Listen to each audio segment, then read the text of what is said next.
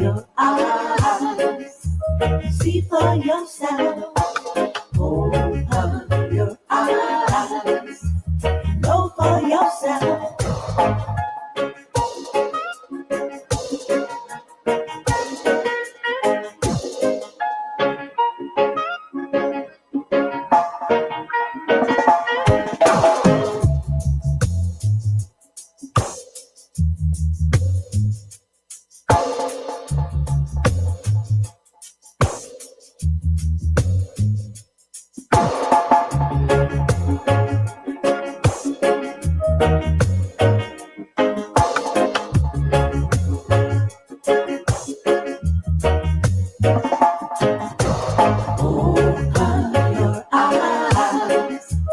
See for yourself.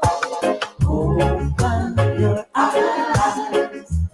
Know for yourself. Open your eyes. See for yourself. Open your eyes.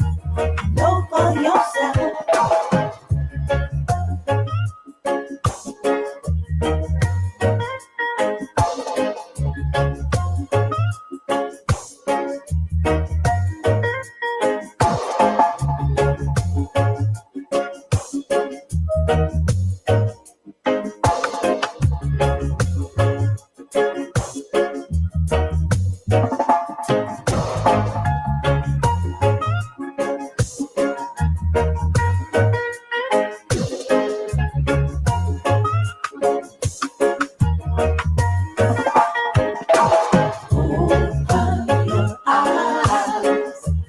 See for yourself. Open your eyes.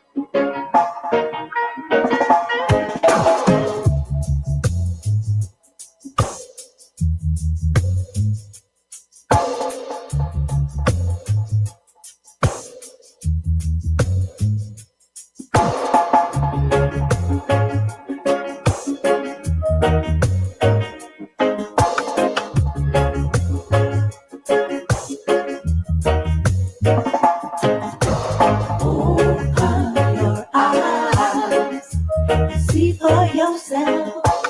Open your eyes. Know for yourself. Open your eyes. See for yourself. Open your eyes. Know for yourself.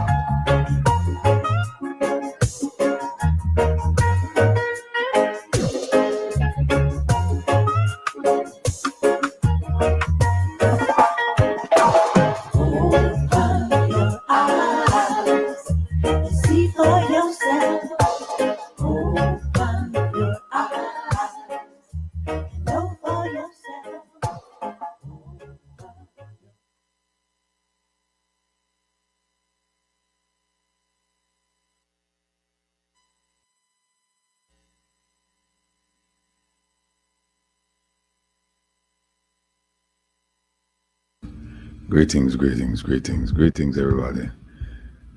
Can everybody hear me? Testing, mic, 1, 2, 3. Testing, testing, testing, testing, testing, testing, testing. Okay, Jeffrey, yeah, good, good, good. We have some technical issues right now.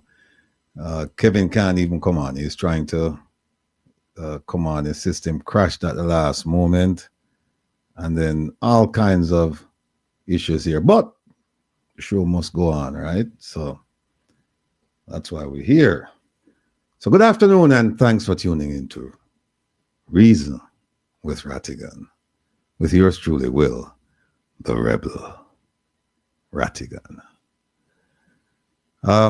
As always, we start with education. We said education is the passport to the future, but tomorrow belongs to those who prepare for it today.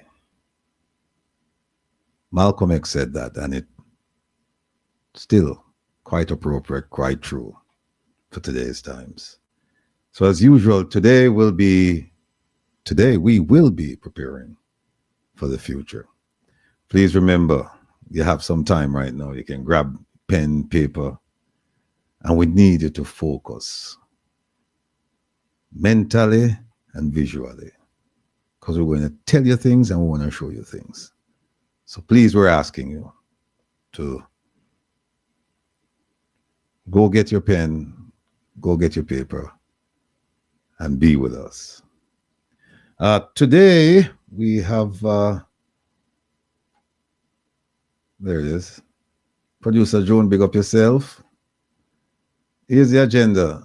Will Secretary of State Rubio beat and teach Prime Minister Holness, and by extension, Ministers Kamina Johnson-Smith and Tufton?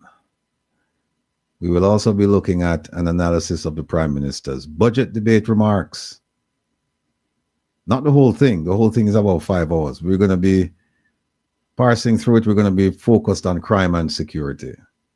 I know a little bit about that topic, so that's where we're going to focus. I have some things to say about that, but I'll wait till we get there. We also want to talk about Ambassador Marks, and we title her segment, Incompetence Laid Bare. What that means is our shortcomings exposed. Everybody can see.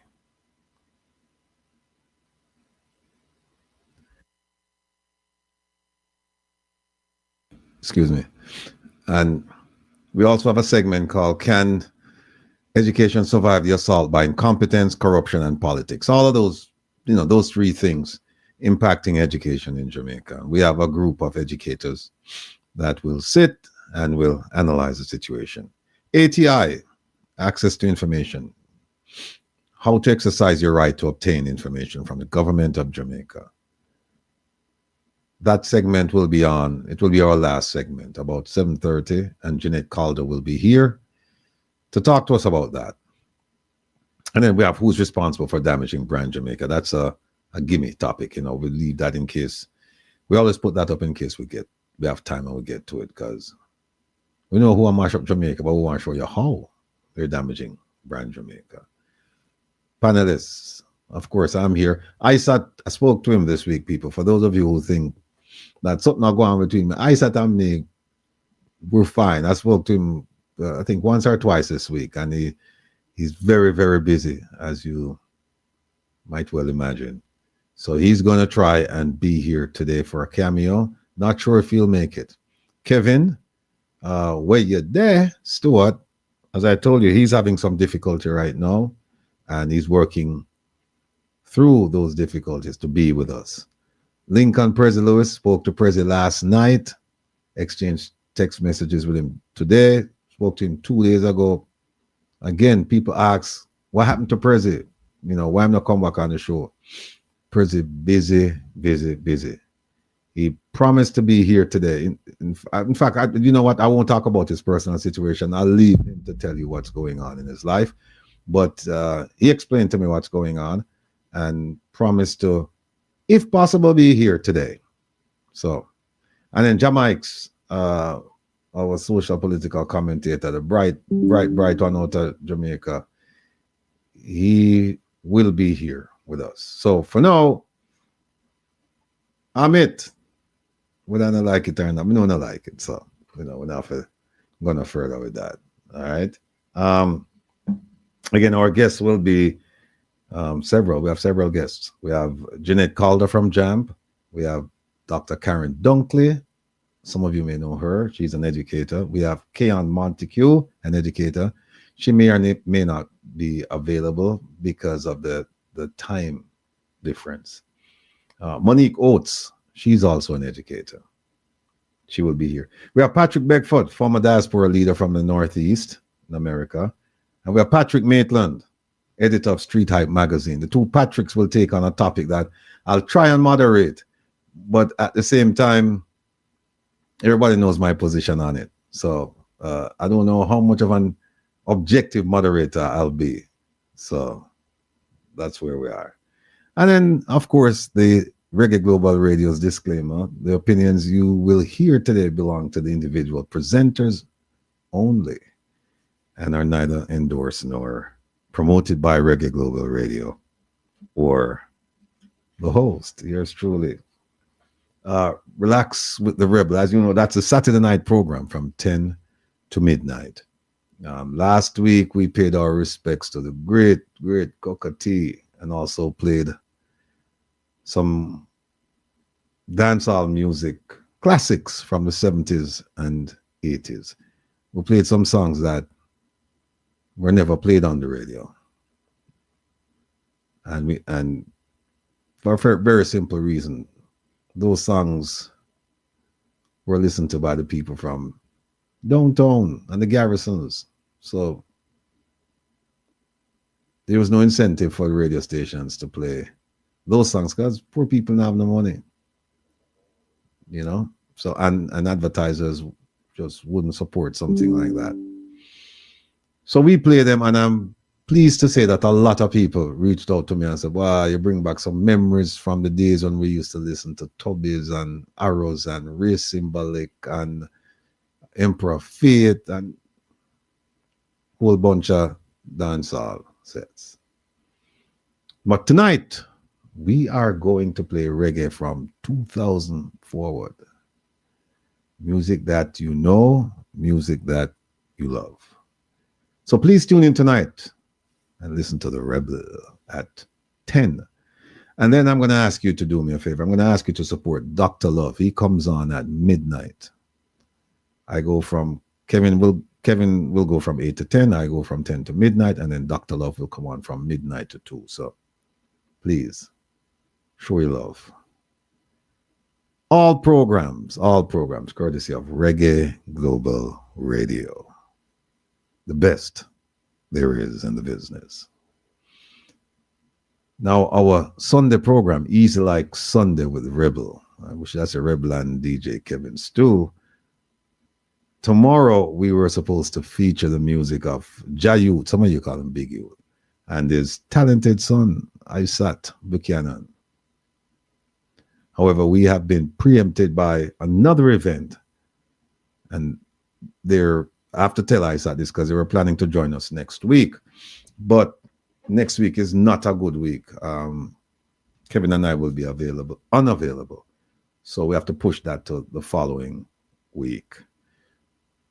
So keep that in mind. Tomorrow we were supposed to have Big Youth, Jayut, and Isaac Buchanan. That has been postponed to the first week. I think it's the first week in April. So what are we going to do for tomorrow? Should we cancel or should we? I raised it with Kevin, and Hold on a second. Raised it with Kevin, and Kevin said, "No, man, we can't let the people who prepare to listen to us on a Sunday be disappointed." And I agreed with him. So tomorrow, Kevin and I, we're going to play some music, and of course, we ask the audience to participate. So we don't know what we're going to play. We're just going to play a whole bunch of songs, but we know you're going to love whatever we play. And whatever you tell us to play, we are going to love it equally. So we're just going to play music tomorrow. The next program, Come Reason with Rattigan, that's on Wednesdays from 8:30 until you say when, because producer OT and we said, all right, we're going to go from 8:30 to 10, but there was so much interaction that we couldn't end the program at 10:30. There was a segment. Look, there was a segment where we did role playing with the callers, and they peppered me with questions as I played the role of the Prime Minister. It's an unenviable role. It's a role nobody should relish, but the caller said, we want you to sit in that chair and we want to ask you questions just to see what your answers are going to be. And especially Madam P from the North Coast there. Yeah. But again, folks, it's an exercise to let you know that politicians will always try to skirt the issue, obfuscate, hide, distract, do anything but answer a direct question. And so I hope that it was intended to be a learning experience. So you can sharpen your critical skills. You can see when a question is being asked. You can actually, when a question is asked, you can analyze that question to see if it's a good question. And what is the question trying to elicit from the politician? What are you trying to get him to say? Right? So you listen to the question, you analyze the question, and then you listen to the answer. And this is all in the course of sharpening your skills, your listening skills, and your analytical skills. Exactly, Rockwell. You can know when the politicians are lying. And what that does for you is that it sharpens the way you ask questions. So you don't ask if you want an answer about a specific issue, you frame it in such a way that the politician can't run. You can even frame it yes or no. And if him or her can't answer yes or no, you know what's going on. Because you always tell them, when them start trying to answer a question you didn't ask, you tell them, no. Answer my question, yes or no, and then you're free to do whatever you want to do. And then what happens is that once they answer yes or no, you just say thank you and you walk away. You leave them. So the show went on and on and on. And apparently the Prime Minister and or his advisors were watching, because he tried that diversionary tactic during his speech in Parliament this week. And it failed miserably because our people are well attuned to the foolish distractions. I can't begin to tell you how many of you call me and say, boy, did you listen to the speech? Did you listen to his speech? I say, yeah. And they said, my goodness gracious, what a man lie. This is what was said to me. And I said, yes, my people are beginning to get beginning to get track of this. They're figuring out certain things. Not that they couldn't before, but it's just that we didn't use those skills. We have them skills, We have those skills, believe me, people. But it's just that we don't exercise the skills. It's like a muscle. If you don't exercise, what happens? It atrophies, gets smaller, right? And that is what happened. If you don't use those skills, then people will tell you all kinds of things. And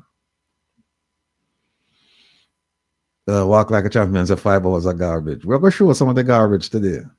We're going to show some of the garbage, Anyway, let's continue to pray for Papa Trevor, Ma P, Ma Jean, Desmond, Paul, Bunny Jump, Jonah Marie, Fittest, this dread. Brethren, me send you the thing and I hear fact from you. So you need to link me, let me know if the information is good. Big up Mrs. Nelson, Bobby De Souza, Barry, it's a Baxter, Sassy Diva, Raleigh. Yeah, I forgot. Raleigh, you have to remind me tonight to play a Dread Eye Dread tune. I have to play a Dread Eye Dread tune every time I come on the air or come on online. Danny Gopes, big up yourself. And Roland, the valiant one out of the UK. Big up, big up, big up. And all of the other people we miss who is in need of prayer are a big up. Big up on yourself and we'll keep on in our prayers. We can do a generic prayer for everybody, But if you make one know, then we include in the specific prayer. And of course, people, we have to big up our ambassadors, the hard-working crew, working on not a whole bunch, but working on some initiatives that we're going to talk about today. And of course, last but not least, our hard-working, always faithful, always present producer, Joan. Big up yourself. Big up yourself. Tigos, TSO, Jeffrey Tavares. Yes, yes, yes. All right. What we'll talk about today now? We'll just get a list of all of the things we want to talk about. But there's so many. Let me see what else is here before we move on. Everybody knows the engagement norms, Be an active listener, use time effectively, be present, speak and comment to contribute from a constructive standpoint. Let me talk a little bit about that. Speak and comment to contribute from a constructive standpoint. What do I mean by that? Let me tell you a story. And let me preface it by saying, sometimes you will hear things and then I saw them go. Don't believe everything you hear. Sometimes you will see things and then I saw them go. Don't believe everything you say. And I'll tell you why. When I was assigned to the airport at JFK, there's an FBI office out there, and that office covers two major airports, LaGuardia and JFK. So anything happens at the airport, we're there, along with PAPD, Port Authority Police Department. They're usually first on the scene, so they'll call and then we respond. At the airport, after hours, we have an off-duty list. So somebody is always on duty after the office is closed. So anything happens midnight, that person has to respond. And I'll never forget, one Sunday night, I was home.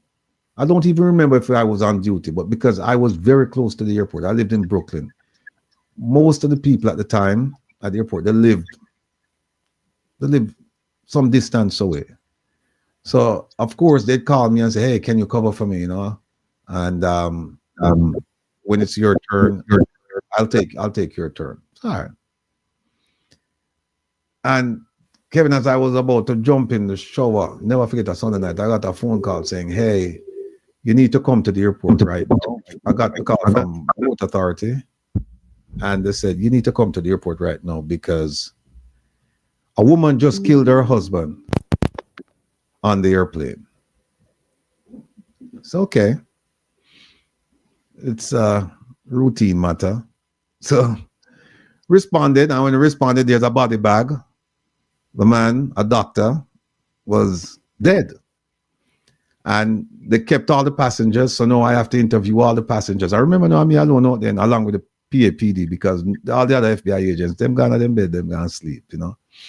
So when I started interviewing everybody, they said, "Oh yeah, she killed her husband." It's just me, or did Rubio just freeze? You can see me? You're unfreeze now. You're unfreeze now. Okay. So they said, I get the feedback. They said the woman killed her husband. And I have several witnesses who gave statements saying that they watched her and she stabbed him on the aircraft. She stabbed him with an hypodermic needle, right? And the man dead. So, okay. Almost all of the witnesses who saw what happened. In fact, here's what they said happened. The guy got up, went to use the bathroom, and then his wife got up shortly thereafter, followed him, and you know, sometimes you have to wait to use the bathroom, right? And apparently someone was using the bathroom. He was standing outside waiting, and his wife walked up to him, stabbed him, and shortly thereafter, they believe he expired. But when they landed and when the paramedics and everybody reported, the guy was dead. Here's what happened. You start looking into insurance policies. Oh, they were traveling with their children too. So you start looking into insurance policies. You start looking into if there are any arguments, what was the relationship like, all of that.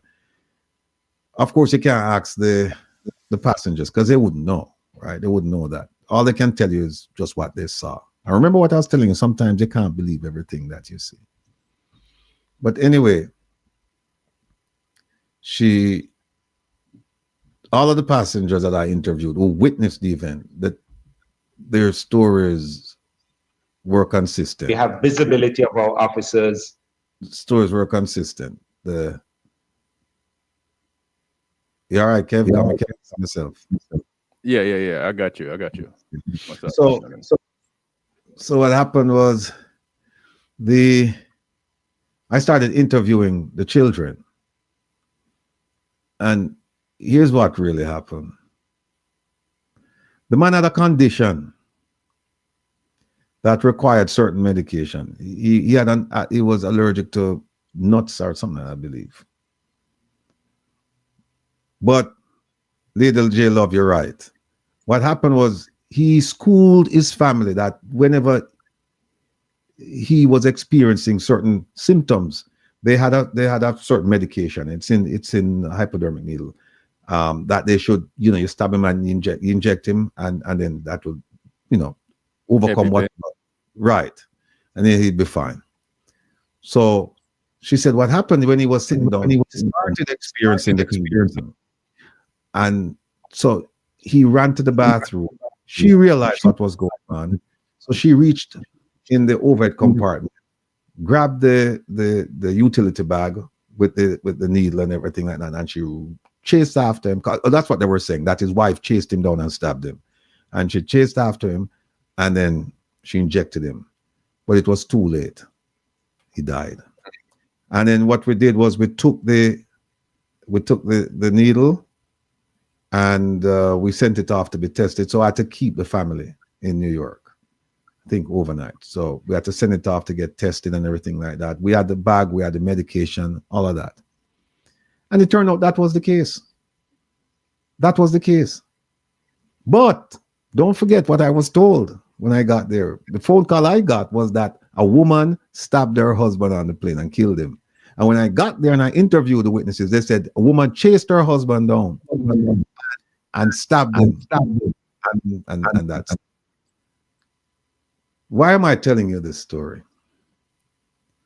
I'm telling you this story with reference to the Prime Minister's speech this week. Don't believe everything you heard. Here. Mhm.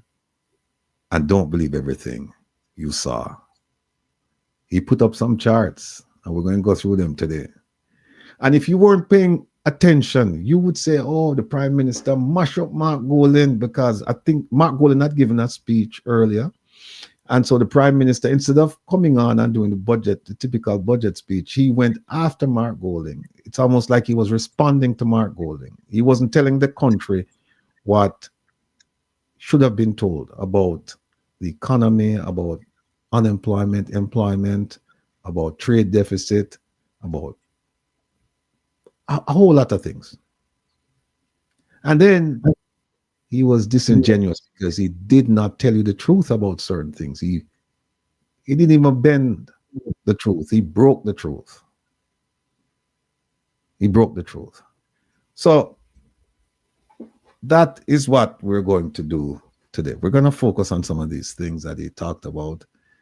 We're going to play the video, and it's I don't know if I'll be able to get through all of these things because we have a late start, but the best way to go about the Prime Minister's speech, and I was trying to compare his speech to the leader of the opposition speech, and there's a lot in both speeches. And as I was reading, I read the opposition speech, didn't listen to it, I read it. And then I listened to the Prime Minister's speech, didn't listen to it live. And as I'm trying to make comparisons, I realized that it's a gargantuan task. It's a Herculean task. It's a mammoth task. It just can't be done in 5 hours. Even if I dedicated all 5 hours, it just wouldn't. I wouldn't be able to do the topic justice. So what we decided to do was to pick one and one that I'm most familiar with, and that is safety and security. And then we decided, no, let's not focus on the opposition, the leader of the opposition's speech. No, first let's focus on the Prime Minister, because he's in power. He has the power of the purse string. He and this party, they can make decisions, a lot of decisions without the opposition. So let's talk about him first. In the weeks to come, we're going to talk about other aspects of his remarks, but for today, we're just going to focus on one. And it's going to take a while. So go get your popcorn, whatever your choice is in terms of a snack. Get your beverage, whether it's an adult beverage or a juvenile beverage. Get your beverage and just sit back, because here's the best way to do it. The best way to do it is to listen to the words coming out of the man's mouth and look at the charts that he's posting, and then we go from there. So, Kevin, the video them ready? What we have there? Hold on a second. Body cams. We have body cams up there, so. Mm-hmm. And we have some videos. Okay, all right. Yeah, even your favorite person in I'm not going for right now. I'm not going for right now. You know that, all right? Is it which one? Should I go to the one today? 322. Okay. Yes. Okay. That's where we are. Yeah. Of course, this one.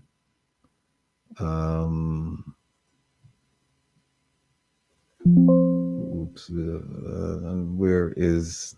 Okay, here it is. Another one that I talked about, Kevin. Yeah. Where am I? Be with us, people. You know, we have Rebel is like a kid in a candy store with some of these videos. videos. We have so many videos to play today. You know, we have we have people coming on too. So you know, I have to kind of hurry.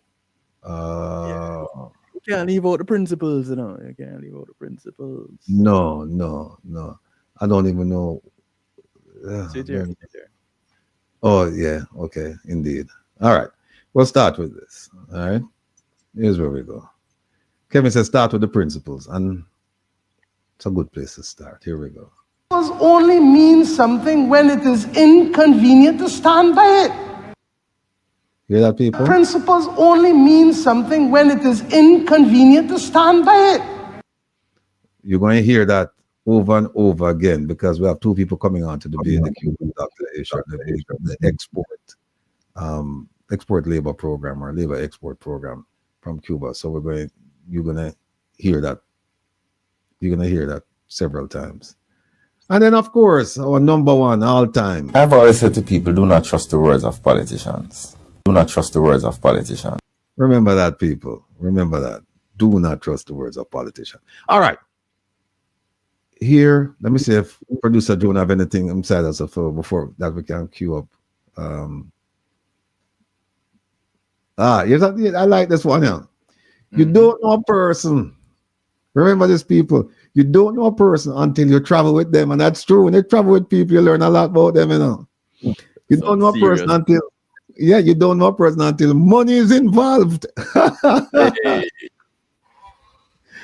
Until money is involved and money missing, and then you know people. You don't know a person until you live with them. We know that because them say, "See me and come live with me" are two different things. You don't know a person until you deal with them when you're angry, right? You see the reaction. You don't know a person until you have nothing to give them. Then you not count.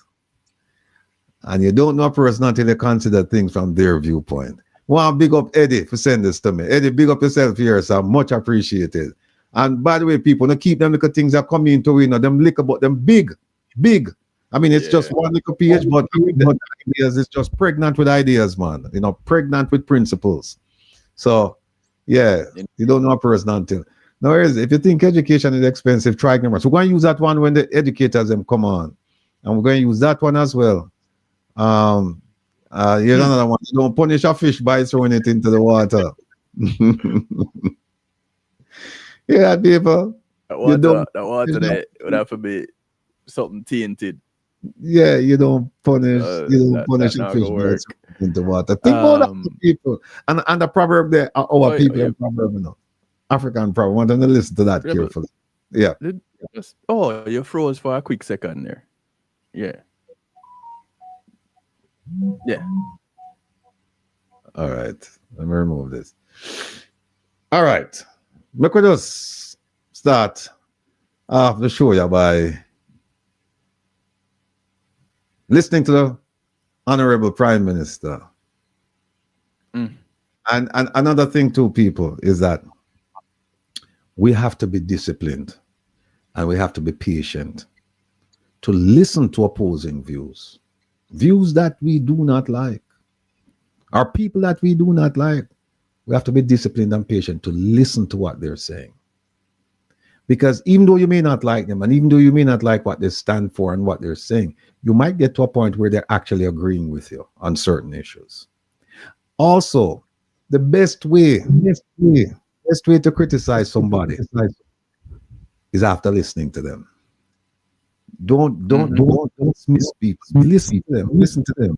Because once you listen, you have the power. When you don't listen, they will more or less say, "Oh, I was going to say this, but you didn't listen." All right? Because you have already prejudged them. It's okay to have judgments about people, but it's also okay to give them a chance. It's also to give them a chance. And people have said to me, "Boy, the soft and boy, I'm too patient." That comes with 30 years of FBI training. I have solved and addressed so many cases just by listening. Whereas if I went in and done like a bull in a China shop and the people that clam up.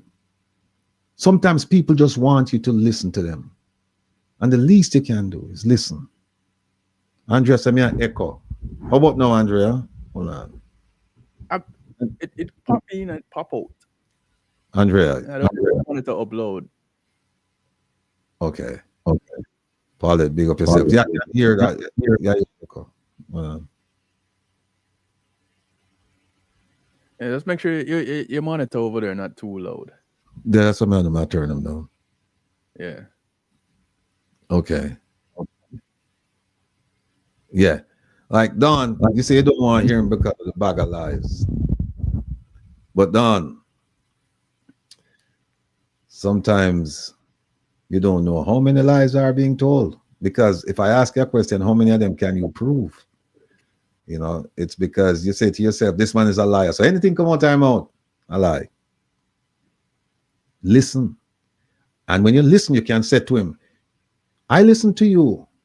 And this point you raised, that was a lie. Here is why. And this point you raised, that was a lie. Here's why. This point you raised, you're a liar. But when you just say, oh, you're a liar, anything you say, a lie, you're a liar. What you've done is you've done a disservice to yourself. Yes. Joe Block said you can't listen too long to a liar. The length of it might be a problem. Yes, indeed. But in this case, we're going to go through the way we'll go through with the Prime Minister. It's a bit lengthy, but we need to point them out. We need to point out the things. And the good thing about it is that these words are coming from his mouth. It's not coming from a newspaper reporter. It's not coming from someone in his inner circle. It's not coming from my neighbor. It's not coming from Kevin. It's coming from him. He's saying these things. So I'll be honest with you. I listen to a lot of things I don't particularly care about, coming from some people that I don't particularly care about either. But I listen because once I finish listening, I can then approach the conversation intelligently because I'm trying to suspend my emotions from it. Yes, I don't like the person. And yes, I me just say, but I try to suspend that and say, no, put that aside and just listen. Become a sponge. Just listen and suck up everything. And while you're sucking it up, you're also analyzing. And you can say, yeah. Because look, when I was listening to the Prime Minister, we start dead with laugh. Because some of the things to contradict what he's saying and prove that he was lying, that he was disingenuous, I already knew them, some of them. But I said, let me listen to the whole thing. So, without further ado, and to kind of speed through this, we're going to play it and then I'll make my commentary. And Kevin, I'm going to join into and make some comments. All right, so here we go. There can be no real economic growth. No wait a minute. Labour Party administration. No, it's not this one. It's one when start off with saying that the S for in Aspire is for safety and security. Yeah, it's none of these. Really? Yep, it's none of these. This one says 14 minutes. Let me see. Okay, so here's what we'll do.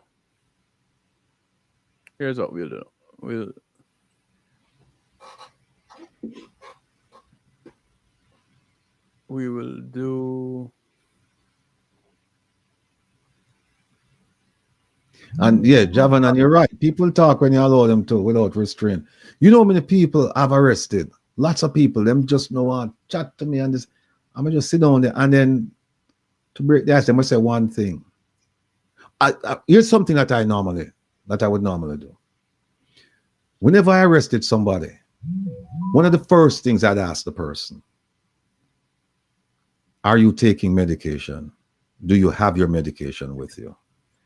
Would you like something to eat? Do you want to call your family members? Those are some of the first things I ask. Because when you put on the handcuffs, them start cuss you out and carry on and da. And then once we reach, we're now after the interview, ask him. And you'd be surprised how many of them open up after that. I have people congratulate me and say, man, it was a pleasure talking to you, you know. I don't mind being arrested by you because you treated me like a human. You never treat me like an animal, you know. And I said to them, because my mother taught me, always treat people the way you would like to be treated. No matter what them are doing, just treat them the way you would like to be treated.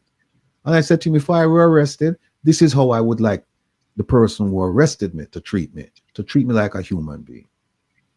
So this is how you get a lot of things. out of people by just being a listening post and being kind. And you know what, Lady J Love? A lot of times we never have to play good cop, bad cop, because, especially at the airport, because I'm me alone. I'm me alone. The police would just grab him off of the plane or tell me, say, hey, the guy sit down on seat 34. And I would just go on the aircraft and say, okay, everybody, keep your seats. Person sitting in seat 34, step to the front. Or person seated in seat 34, get up, go to the back, go inside the bathroom, and when we empty the plane. And then we'll take him off. And them usually leave me alone. And I'm just me alone. I do my interview. And the reason why, and believe me, I got a ton of experience from doing that. And one of the reasons why I really didn't particularly like it, though, I loved it, but one of the drawbacks was this. Because I live so close to the airport, they would always call on me. You know, whoever was on duty, they would get the call from the police, and they'd call me and say, hey, well, I can't make it, I'm doing this with my wife, blah, blah, blah. Can you just take care of it for me? And of course I say yes. The problem with that is when you sit down with that person and then you have to go through the interview and then you have to collect them belongings and then you have to do the search and all that stuff. By the time, and then when all is said and done, you have to take them to the lockup, right, and turn them over to the marshals. And sometimes you're finished, like, depending on when the flight came in, because most of the international flights, they come in between 4 and 8. So if you catch a flight or come in at 7, you know by the time you finish that it's 11, 12 o'clock by the time you turn in that person. So then you have to drive home. And then guess what? First thing in the morning, you have to get up and go take the person out of the marshal's custody and carry him for initial hearing before a judge. So me not finish till sometimes, depending on when the judge come on out, how many cases I mean, sometimes me not finish till lunchtime the next day. Tired. Was on duty. Yeah. And guess what? I me no grab that case there, you know, because if the person say, oh, you know, you did the interview, just finish up the whole thing for me now, and just say, okay, all right, fine, no problem, you know. So that's how it used to go. But you get it, Kevin? Yeah. Right, it's gonna be a bit move. Here we go. This one. Okay, all right, cool. And then also, people, you know, I hope the opposition, when I say opposition, not just the leader of the opposition, because I know he's on another show right now, but I hope people from the opposition, they're watching this program, because this is how they should analyze what the Prime Minister is saying. And they should have somebody come on these things. Far too often the Prime Minister says things and him just get away with it because, you know, the opposition, we don't hear, or sometimes we don't hear enough, or sometimes we don't hear because they move on to something else. But they need to bring this to the attention of the people. You cannot make the man come out and talk all of this garbage and we just eat it. We just eat it. Here we go. I want to turn quickly to the S in Aspire. And that S stands for safety and security. Madam Speaker, there can be no real economic growth, no true inclusion without security. For too long, violent crime has cast a shadow over our progress, stealing the potential of young lives and holding back our economic transformation. Thankfully, we can now say the tide is turning. That is not true.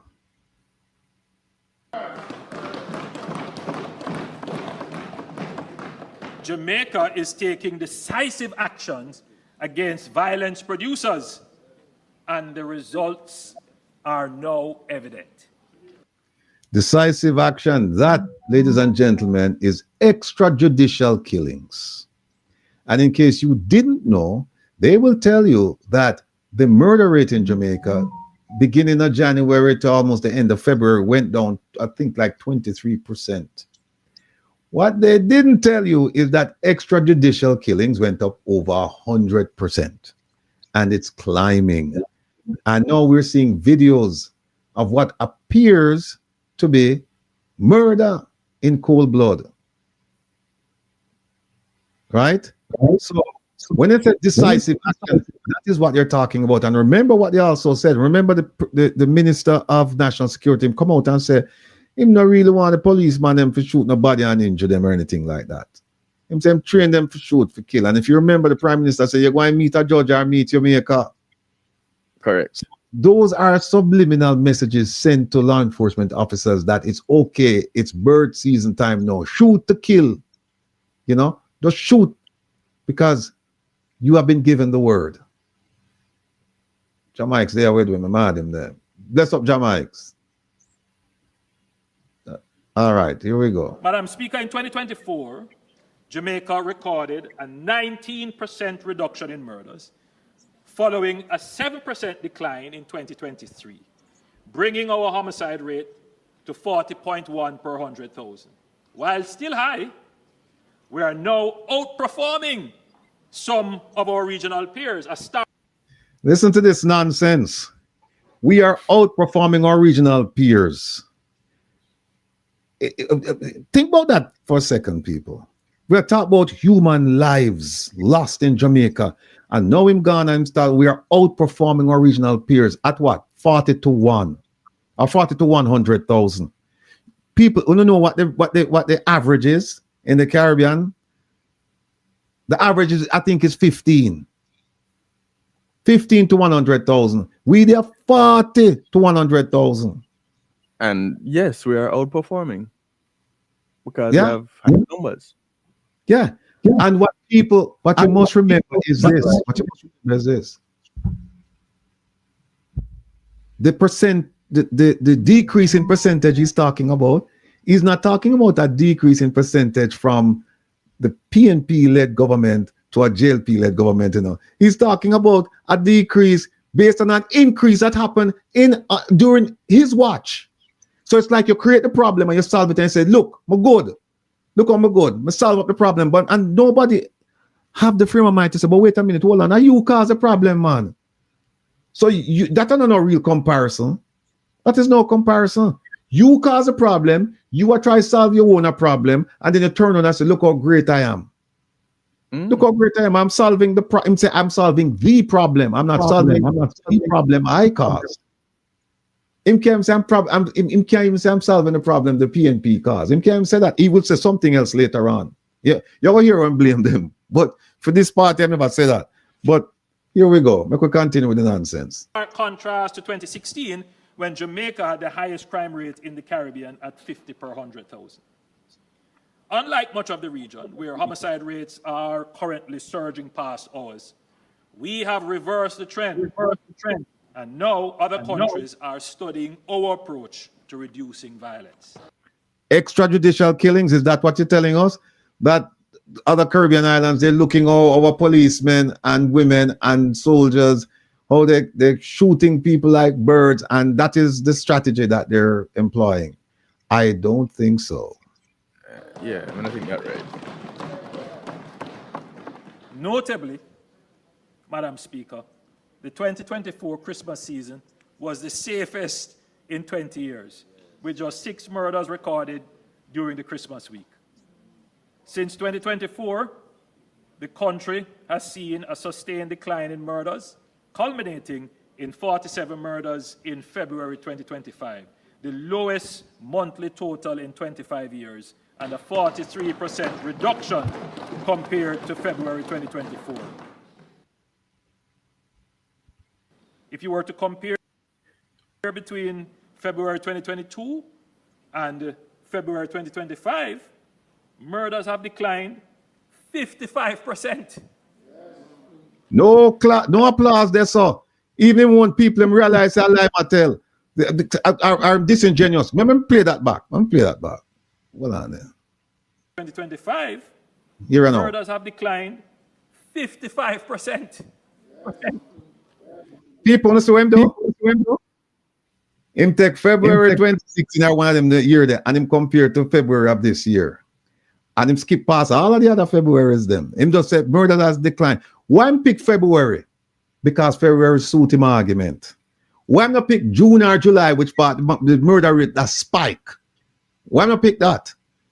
It better never even talk about this. Better never even give no statistics about this, because look at 12 months in a year. I don't know if it changed, but like the last time I checked, it's 12 months in a year.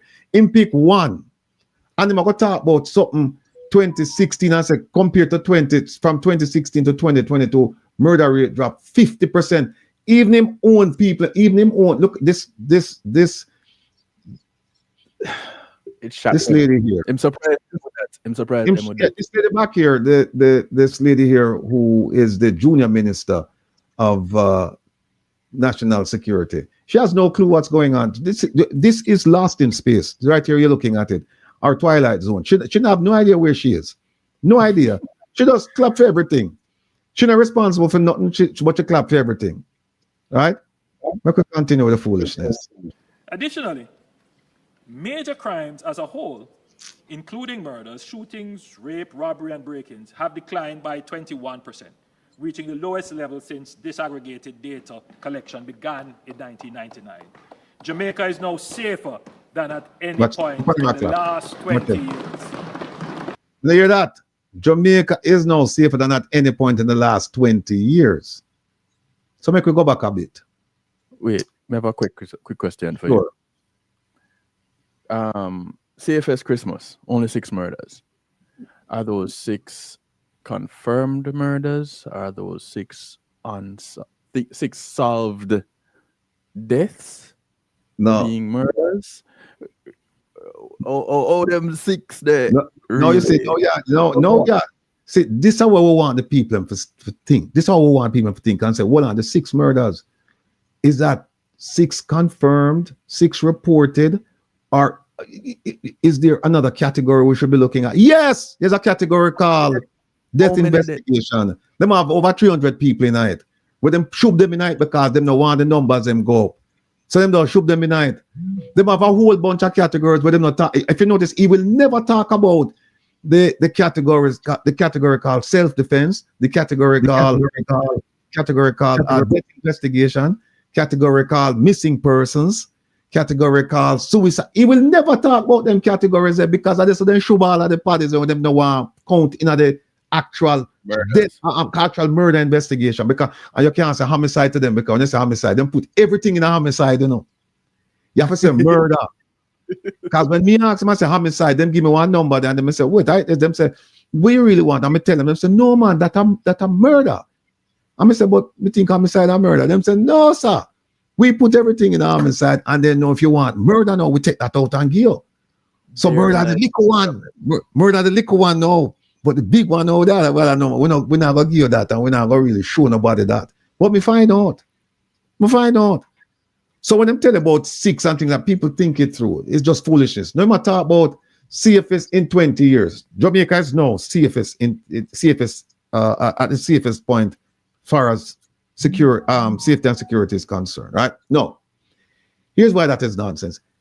If you go back and you look at, let's say 2015, at 1,209 people dead in a 2015. In a 2012, 1,102. How much people them count using the bogus method last year? How much it was? It was about what? 1,100, 1,200, I don't remember. But for him, God come out now and say Jamaica is safer now than it was 20 years ago. This man is absolutely mad. No. This one is absolutely mad. Because here's a factor that they're not counting. It's the fear factor. Remember now, him tell people say you can sleep with your doors and your windows open. Now that the Prime Minister has cleared Jamaica to be at its safest point in 20 years as far as safety and security, how many of you will now sleep with your windows and doors open? If you notice, him never said to them, you can't go now and sleep with the windows and doors open, like I promise, because it is the safest point. We're at the safest point as far as crime is concerned in the last 20 years. You notice him never said that. He can't say that. He cannot say that. If him said that, many of my shoes, he cannot say that. Because him knows him disingenuous, but make we go on. I said the windows and doors. Well, at the grill. On our current trajectory, Jamaica is on track to record fewer than 1,000 murders in a single year. We in a February, we in a March. Every time them say this, no, it's like the gunman them say, hey, we now make it go this, we'll make it go past this. Every time the police commissioner or somebody come out and say, we're on track to record the loaders, boom, boom, boom, boom, boom, boom, 6 dead, 10 dead, 20 dead, 30 dead, you know. You know, this is not talk about the most murders committed in a week where we have last year. I'm not talking about some of the mass shootings where we have. I'm not talking about none of them there. None of them there. And believe me, people, sad to say, more of that to come. For the first time since 2003. Nobody now We are clap. confident that this downward trajectory will persist as these results stem from our deliberate planning, strategic investments, and targeted efforts to dismantle organized criminal gangs. Look on the robot behind him and My slap the government table. has recognized violence as a national emergency. And as such, we have made the strongest sustained investment in national security in Jamaica's history. In 2015, before my administration took office, capital expenditure for national security was $2.67 billion. Mm-hmm. $2.67 billion. Yes, there were times in the 90s and early 2000s where the capital budget was non-existent. So when we wonder why we have the security problem, just trace it back to poor economic policies, where you had to spend 70% of your tax revenues on repaying debt caused by poor economic decisions. Mm-hmm. By 2018, we increased the spending on security to $12.7 billion. Mm-hmm.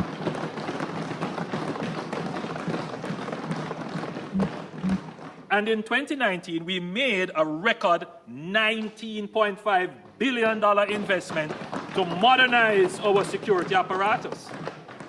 This substantial increase in our first term was necessary to compensate for years of underinvestment. And you can just look at the years of underinvestment.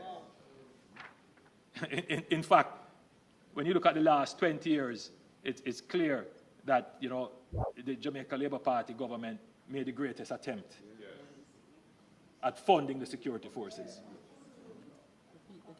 These funds have strengthened our security forces through investments in equipment, vehicles, intelligence, forensic technology, and advanced training in cybercrime, counter-trafficking, and financial intelligence. Yes. We have enhanced the operational capability of the Jamaica Constabulary Force and Jamaica Defense Force, rearming them with modern tools to dismantle criminal networks. In the case of the JCF, we have invested in building one of the most advanced law enforcement agencies in the hemisphere. Yeah. Kevin, give me a view upon that. Wait, and what he's talking about is this currently implemented? That's what he's saying. So I'm talking about right now, Jamaica is top tier when it comes to security, as in police. Yes. The same police that don't have any protective gear, the same police that don't have any vehicles to attend to an emergency, the same police that have to use umbrellas and ponchos inside the building when it's raining. Same police. Oh, okay. I just wanted to know, because I can't be right. It must be some different police. And where is this modernization of our law enforcement that he's talking about? And where this- that money that's spent, how much billion? him saying 2024. Sorry, in where is it? Hold on. That's coming. Sorry, in 2015 they spent 2.67 billion. 2015, 2016, 2018 they spent 12.7, and 2019 19.5. Okay, Jamaica, so you just say what ago? Yes, man, the 1955 I was talking about, and I really look at it. Is it new clothes policing talking about? And let me just read because they're in Good afternoon to everybody. It's always a great pleasure to be here. Don't mind my garment. Wearing green today, but it never changed my mind how this government is incompetent. Cockistocracy, where we are being led by the least among us. And when we hear people shout in the House of Parliament, we shouldn't be amused by it. We need to have information that makes sense and not just information to make people laugh. But when you look at the investment that they talk about police here in Jamaica, the same police them where tell left and right now get money in Jamaica, not getting sufficient pay. I'm wondering if it's the same police. And are we in the business of crime fighting or crime prevention? Which is it? Because you have to wait till somebody gets sick, then we treat them. That is what we see. And what about apprehension? So that we can kill the criminal network. We're killing the killers, but we're not killing the mentality. It shows how the government is willing to invest all of this inside in the security force. All type of money inside the security force. Yet still $902 billion is unaccounted for in the Ministry of Education.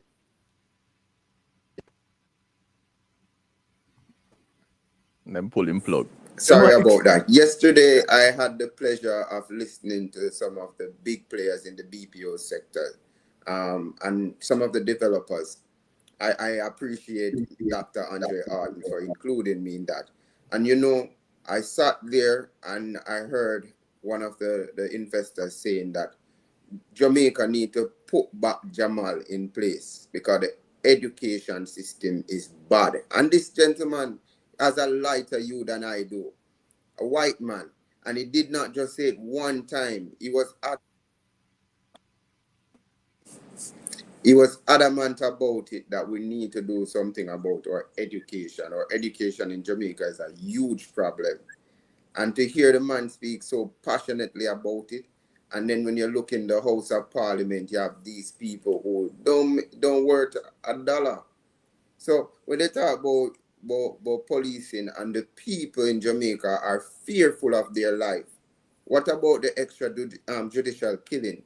The Jamaican people are worried, sick, even if they're inside their houses. Police are drag them out and take them life just like that. It is a shame, and to hear him speak about policing and about they're doing so good. I wonder, where is it? Right. Okay, continue. To this end, significant progress is being made on the development of a C5 center, that is a state-of-the-art command and control center. No, C5 Center, Command and Control Center. Now, Mr. Prime Minister, you have to give credit where credit is due. Me sit down and tell you about this. In 2018, me and you sit down for hours at Vale Royal, and me I tell you about Fusion Center and Intelligence Center. You call it Command and Control. It's the same thing. Me and you never have a clue, Mr. Prime Minister. Never have a clue. And me sit down and explain to you how them things are work. You know why I could explain to you? Because me run them. Me used to run the biggest one in New York. Me used to run one in New York. Me used to run one in Mississippi. Then we go South Africa. We had one for the World Cup. And me used to run them things. I mean, I explain to you how them things work. And you have the deer in the headlights. Look, when me I tell you. Don't forget that when me and you talk about license plate readers, you never have a clue how them work. Because you talk about put them up on light posts and on traffic signals. And me I tell you, say, no, I the wrong way you use them. I the wrong way you use them. Give credit where credit is due. And no, your police commissioner tell you about this. And me plant a seed in your head in 2018. Me plant that na head. And up to now, you still don't know how it works. Because I guarantee you right now, you know, if we go and look on where we don't have right now is nothing near what it should be. But you see what you take people ideas and run with them, and I'm not the first person. Because me sure say all Patrick was sitting in the waiting room. I mean, also Patrick come up with ideas about agriculture where on a thief to and no give him credit for it.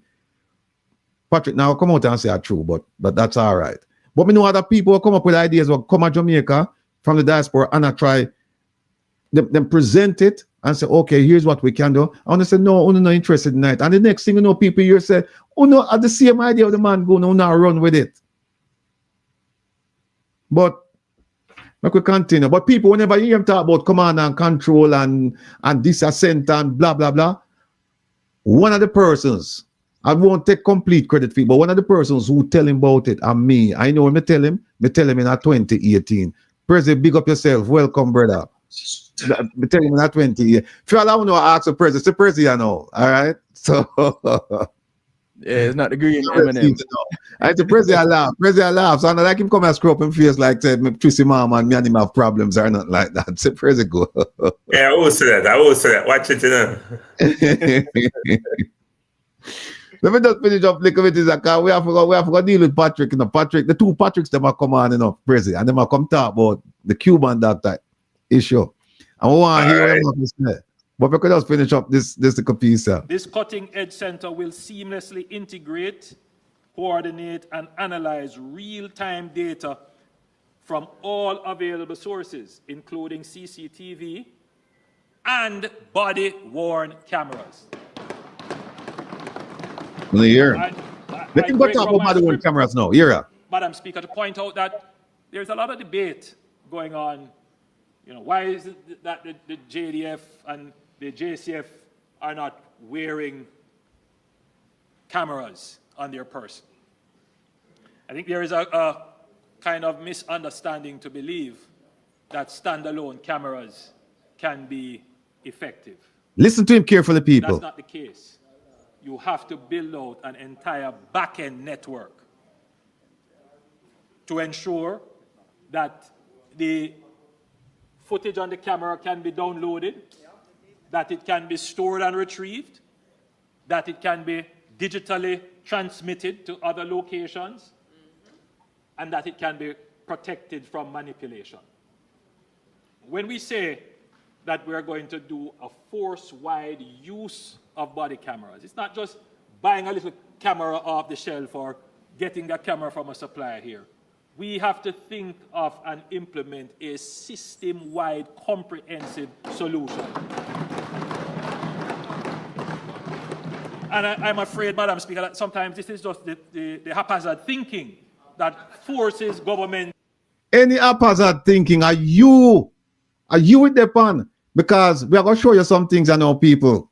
Kevin, line me up good, you know, with the body camera thing. All right, watch out. Remember now, you know, at 2025, you know. And you hear what I'm saying?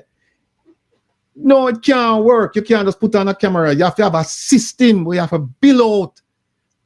And so you have to be able to store it and prevent it from being manipulated and this and that and that. And 2025, I'm going to tell you that, you know. 2025. Now, let me show you something what's happening in 2016. 2016, you know, who was in power in 2016? Who was in power August of 2016? This same man. See what I'm saying about body. See what I'm put up over the camera. Hold on there. Let me put up this just so I can see it. I want me there, Kevin. Yeah, so hold on there. Share screen.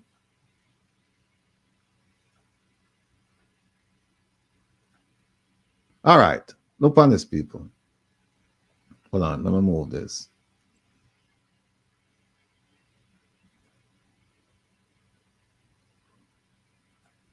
All right. Where is it?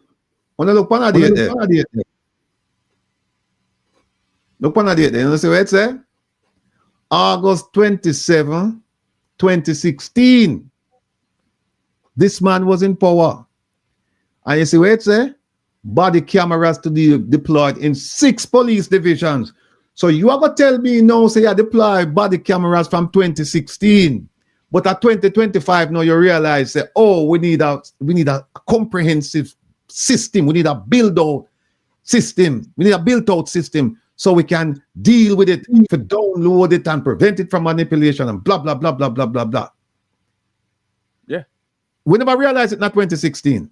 So what did we do in 2016 then? See there now. 100 and, no, in all fairness though, in all fairness, right? The person who started this thing about body camera, president, person who started this thing about body camera was actually Peter Bunting when he was Minister of National Security. And he promised the people of Jamaica that they were going to get, I think it was 400, the US government was going to provide them. They provided them at a later date. So it actually started with him. So somebody might say, well, you know, him start the issues and think, all right, fine. He never have the build-out system if one was necessary. But guess what? Somebody else took over in 2016 and must have realized that, okay, Peter Bunting never did it, so we are going to do it. And at 2025, 16, 17, 18, 19, 20, 21, 22, 23, 24, 9 years later, remember, no, they took power in March of 2016. This thing here, and look where it come from, Jamaica Information Service. It's a government entity. So them can't go talk about, say, some obscure publication. 9 years later, he might say, oh, we need a big system. All right, we could go down there. 120. See them here now. See how them look there? Right? And at the time, the Minister of National Security was Robert Montague. And see them say they are supposed to be deployed in 6 police divisions across Kingston and St. Andrew. And them tell you where. And them say, them top on the U.S. Embassy. These are the ones that the U.S. Embassy gave. And Minister Montague said that it's an element to be used to build trust between the citizens and the police. You hear him say? The minister is expecting that the cameras which are to be worn on the pockets or vests of the police will aid in safeguarding the rights of the police and citizens. And him talk about the ambassador who gave them let me see where it's inside us. So it's all about, oh, look at this. He said the devices would enable the building of public trust between police and citizens and provide protection against false accusations. So if them say you kill somebody unlawfully, then them can go to the cameras, right? The commissioner at the time, Dr. Williams, noted that the persons using the cameras will be trained and certified. So you got to train and certify them, but you know no system. Yeah, people want this make sense to you know. That's why I'm saying we have to be critical thinkers around here. You know. Want this make sense to you. We don't have no system. Them say we don't have no system. We don't have no system. That's what I'm saying at 2025. But not 2016, them said, no, we are going to train them people and certify them and we are going to monitor the cameras them too. See, he said right here, and that those given cameras will be monitored. So how you going to monitor if you don't have a system? We never realize we don't need a full system. 2025, we don't believe that. We're not going to believe at the point. And him say right now, look right here. Each camera carry a serial number, which will be assigned to the police officer, adding that they're equipped with capabilities for recording night and day footage up to 10 hours. Up to 5 to 10 hours can be kept for a period of time. Up to 5 to 10 hours can be kept for a period of time. We don't know what that time period is. But, what you say? Where are the body cameras?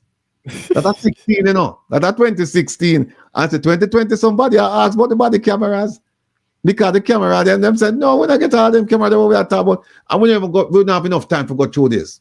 But note the title of this report here. On the can go look feet. Katrina Dabdoob. Where are the body cameras? Right? Should pose that question. Well, on that one, Kevin. What was it again, Kevin? 156? What was it? 116? You remember? Sita. All right, Sita. Wait. We have to not use that one.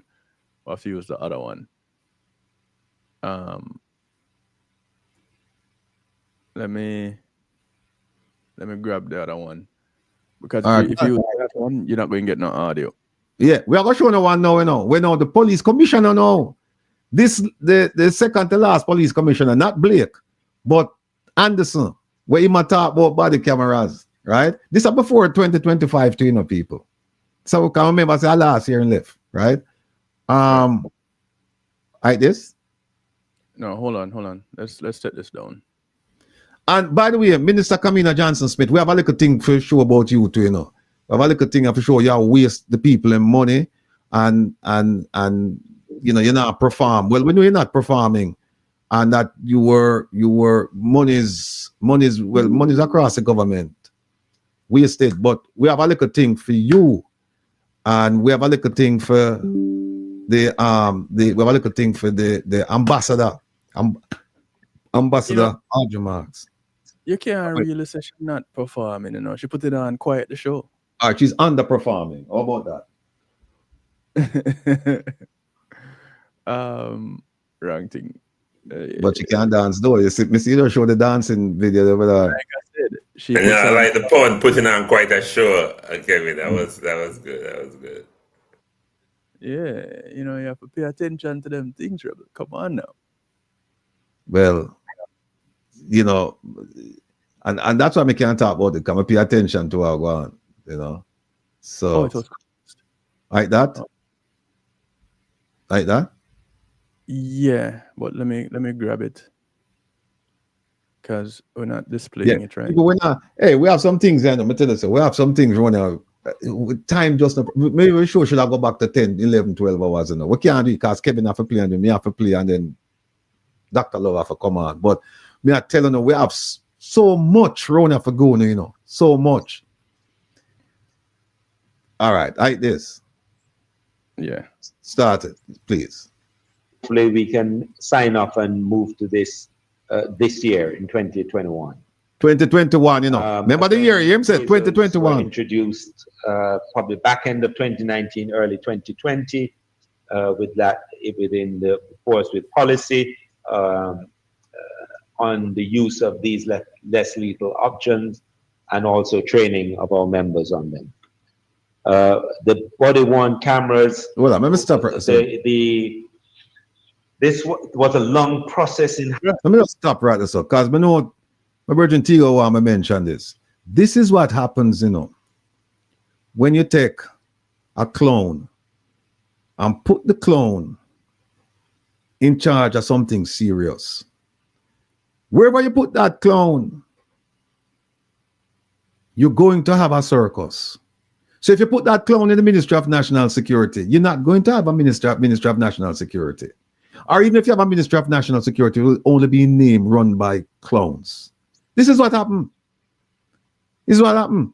You have a circus when you put these people here. You hear them talk about year 2025, and you notice we start with 2025, the latest. Prime Minister talk about, oh, if they take camera off a shelf and they have to build out system and blah. Then we go back to 2016. Them tell us, say, yeah, we are giving cameras to the police and we are going to monitor them, right? Listen to this. Listen to this.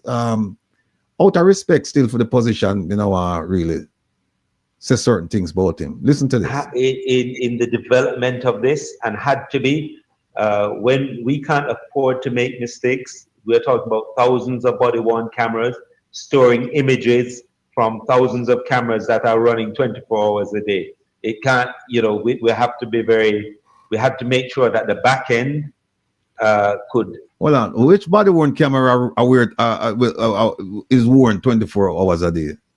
Well, when I find them people are from, man? Who running 24 hours straight on one shift? Camera run 24 hours a day. Where will find them people here? Because remember now, what I'm saying now, the camera will be assigned to one person. Each camera, yes. Yeah, each camera will be assigned to one person. So tell me now, so what I'm tell you is that the police might work 24 hours a day now. The one who I wear the camera, might work 24 hours a day. How you gonna run? However, it records 5 to 10 hours. But it run 24 hours, Kevin.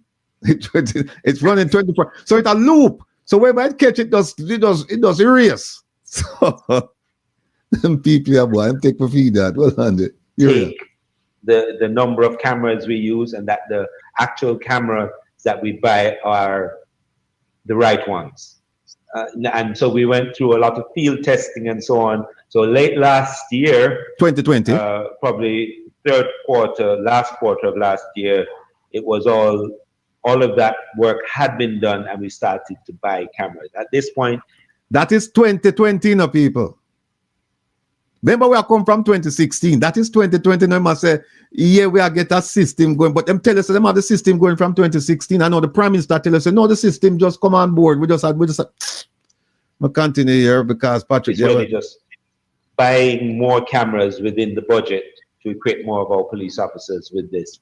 We see it as a big thing for accountability, but also for protection of our officers against malicious statements and so on. It helps everybody. The public is helped, and our officers are helped, and our officers are on board with this. And I think it's important to note that, because nowadays, if you don't have a body-worn camera, you're the only one at the scene that doesn't have a camera going. Every scene we have, there are people around with cameras filming. So, there's no actually. Right. Again, this is just one example. We don't have time for you to go touch the car then, because safety and traffic enforcement are cameras that monitor license plates. There's automatic license plate recognition, and this is how it's set up. This setup is going to be. That's right. It's a setup. Hold on. Let me get back to our learned Prime Minister. Hold on there. We're not done with body cam, Kevin. You never tell me, man. Hold on there, Kevin. Here's another editorial asking, where are the body cameras? And it's a 2023, no? Remember 2021, him just a talk about, wait, like this? Hold on. Well, I get excited, You have to hold my back, Kevin. I have so much things on president. I mean, me want hear from president, want hear from Jamaica. And we have Patrick. Well, yeah. One of the Patricks was there. I don't know. I know none of them is there. And that's sure? Yes. Oh, Don't worry about that. Just back. Yeah.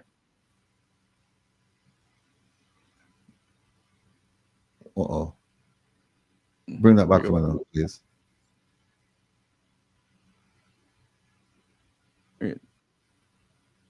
People have to be aware, because Pegasus in full effect. We all know that. So we just have to work with Pegasus, We have to work with Pegasus, and you work with Pegasus. And we have to come in like the Phoenix. We just rise, you know what I'm saying? So, okay. Like you that. need to share it. Yeah. See another one there. Wait. See, remember, 2021 that him say, them have system and them have below. And here's another one, 2023. See the date, November 6, 2023. People must say, where the camera? Still I ask, where are the body cams? Now, look on this one, That's 2023. Look on that one, We're going to 2024. 1,000 body cams coming. I know they can't reach. At 2016, we are talking about this body cam business and the people. 2016. We never go to. We have so much things in the article we want to point out, but we don't have the time. 1200 in 2016. 2016. Yeah. 1200. Yeah. And look on that one. Already? Kevin, them, I don't think them know them though. Look on that one, I know people. Now our learned Minister of National Security said, body one can have a little value in our shootout. Because I'm saying when I'm on a shootout and you have to dive and duck, the camera go mash up. Even though them tell me that 2016 said the camera them durable and them this and them that and them that. Right? And that's what you really want. You really want a camera for something like shootout. Him said, no, you should only use a camera for traffic offenses. Right? So hold on, say another one here now. That at 2023 for the body cameras. Hold on, what I want to know. This is the 2024 one. And what this one? Then him come in and say the cameras them not really good. See me? Chang insists that cops are wearing body cameras, but says them have very little value. Wanna believe that? No. So basically I said them only wear it for traffic offenses. Then look on that one, I know. This one is 2024, almost the end of last year. He affirms government's commitment. You don't notice the difference, people. That's why I'm telling the sound for come around, so come listen. I don't know what think critical because we don't know what sharp no skills because we don't have them skills, you know. We just need a place which part we can sharp them because like Jamaica said one time, my paraphrase, him said, listen, if me dunce and me hang around 4 bright people, there's a chance that never come the 5th. If me dunce and me hang around 4 people with dunce on me, there's a chance that never come the 5th. Dunce than dunce, right? Listen to look on the word what I'm saying now. Is a commitment. We should not have a commitment. They might do it from 2016. A commitment is saying, well, yeah, we're going to. Essentially, that's what it's saying. Him shall say, we affirm that we're wearing these cameras. But, which year is this that he's affirming the body-worn cameras? November 14, 2024. Thank you. November 14, 2024. And look what him say.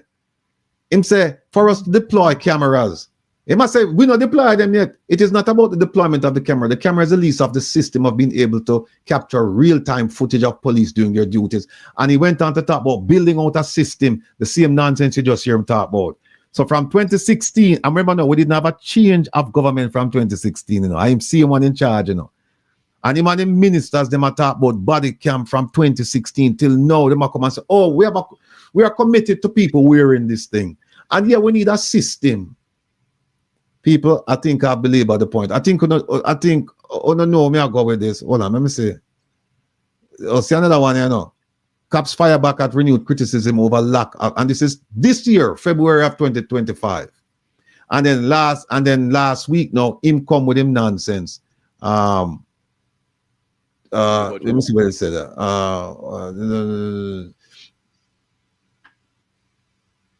See this? For the first month of 2025, which ended yesterday. This 1 month is this. This is February, right? For the first month of 2025, it's January that I talk about.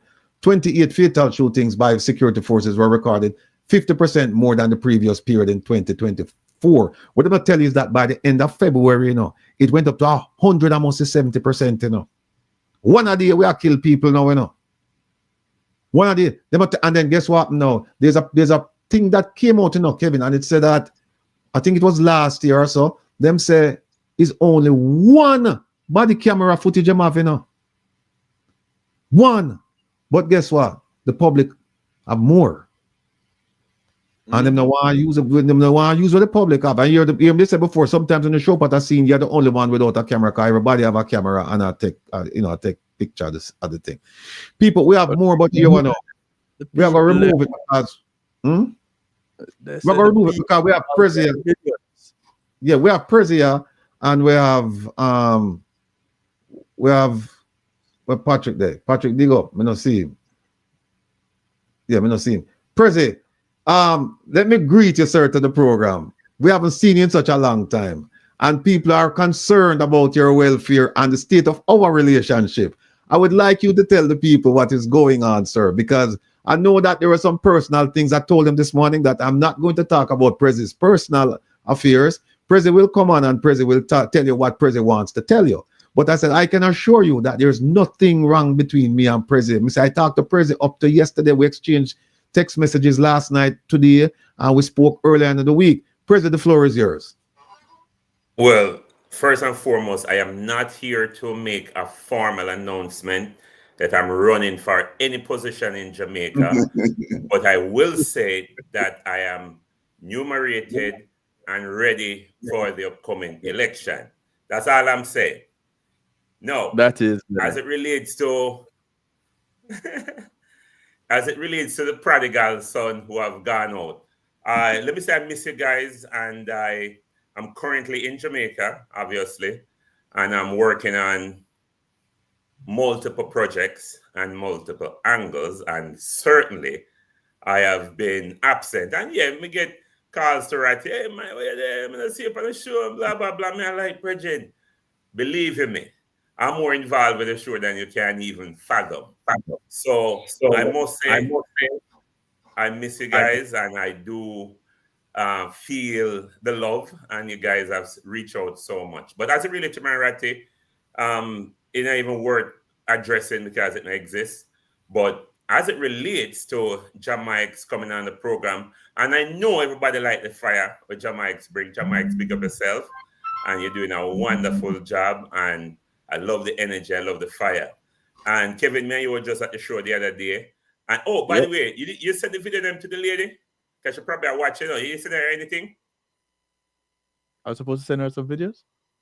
You know, did I take picture with her? You the marks, you know.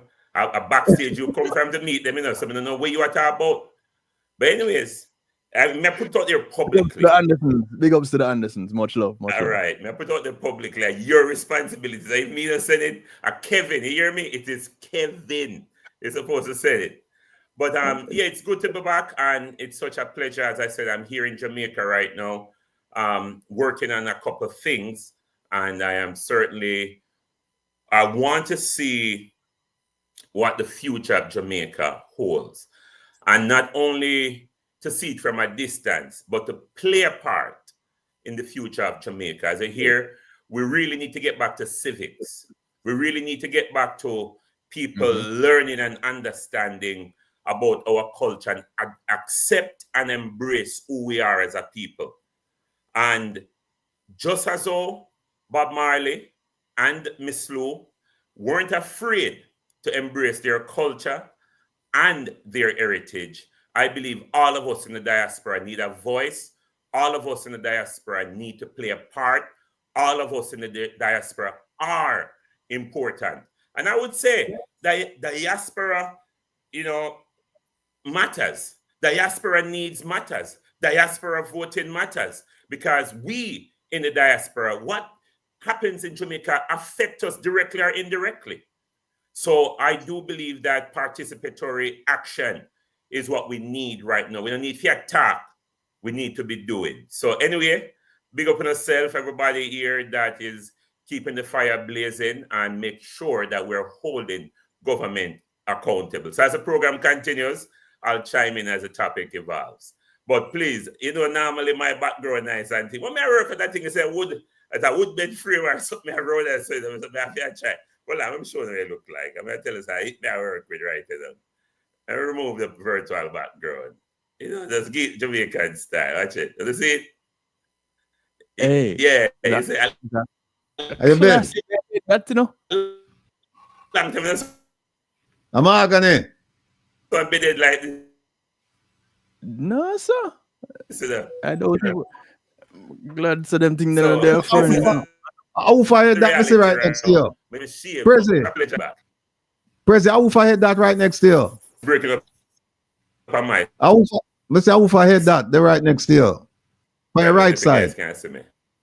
Signal gone bad. No. Yeah. Your fault, Rebel. You start call out the man with people's. No, me just want to know if him. No, sometimes people are hostage, and them say all kind of things, Yesterday, hostage, and we say we're being treated, that everything is fine, and don't come looking for us. We're okay. So we want to know. We don't know if them hold President hostage. So that's why I try to figure out if him can talk, who they behind him. He can, see him look somewhere else. He's looking at you. See. Prezi, are you held hostage, sir? You see, they might tell him said no. They might tell him said don't answer that question. Blink once, twice,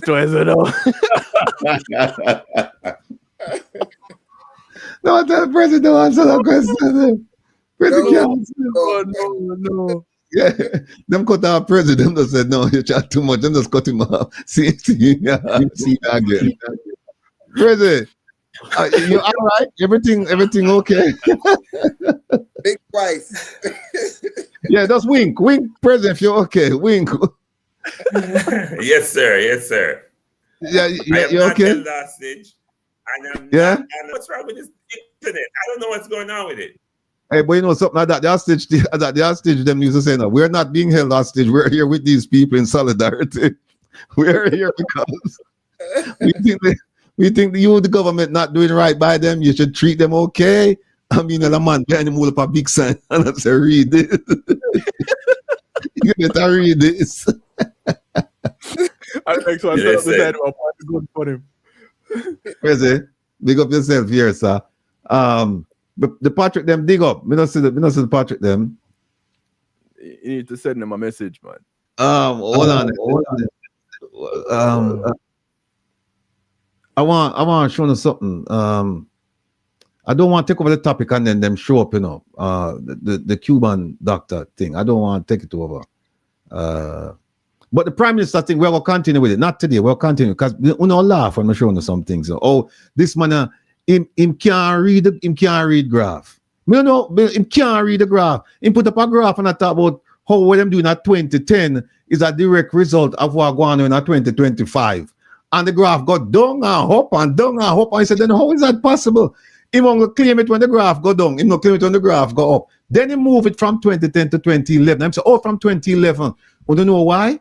Because 2010, I believe it was Bruce Golding who was Prime Minister.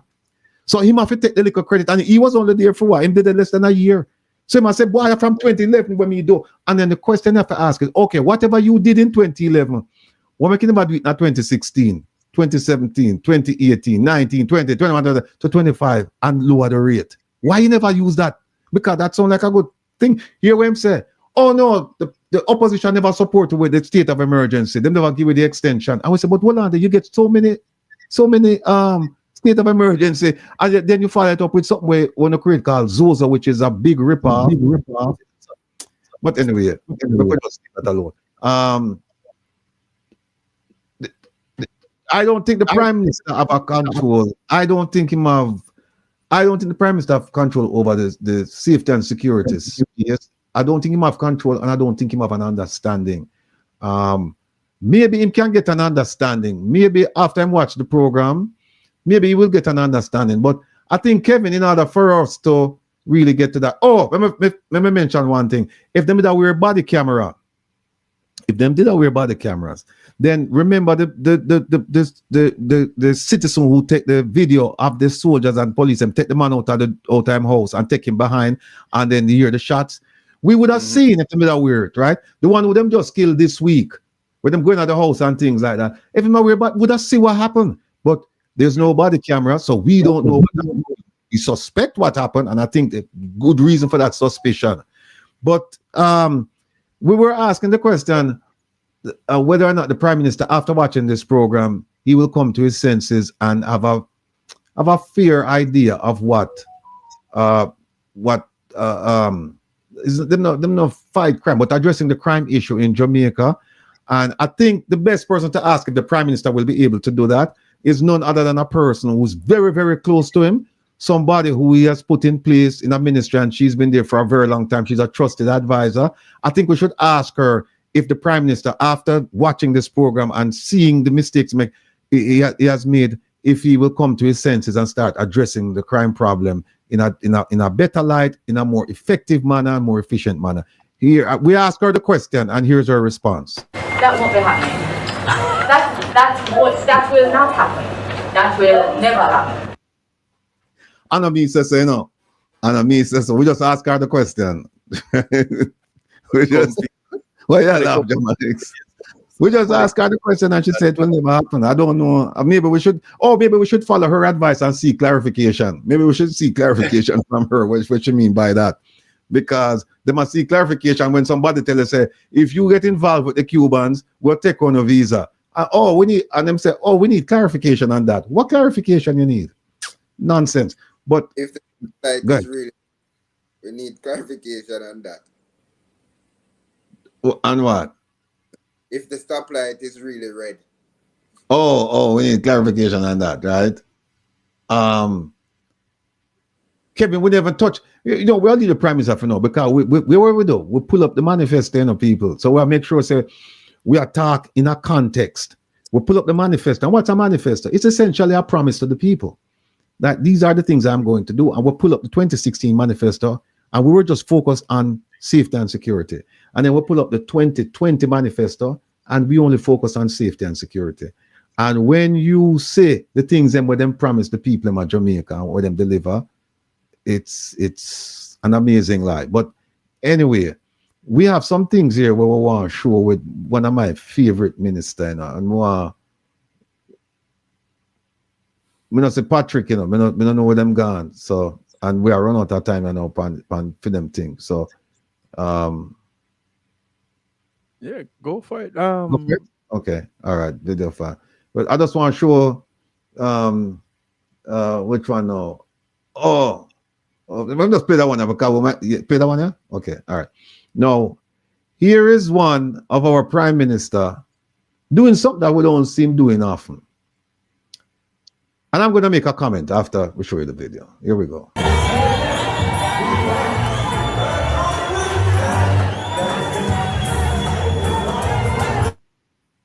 Now, I want to say something to him.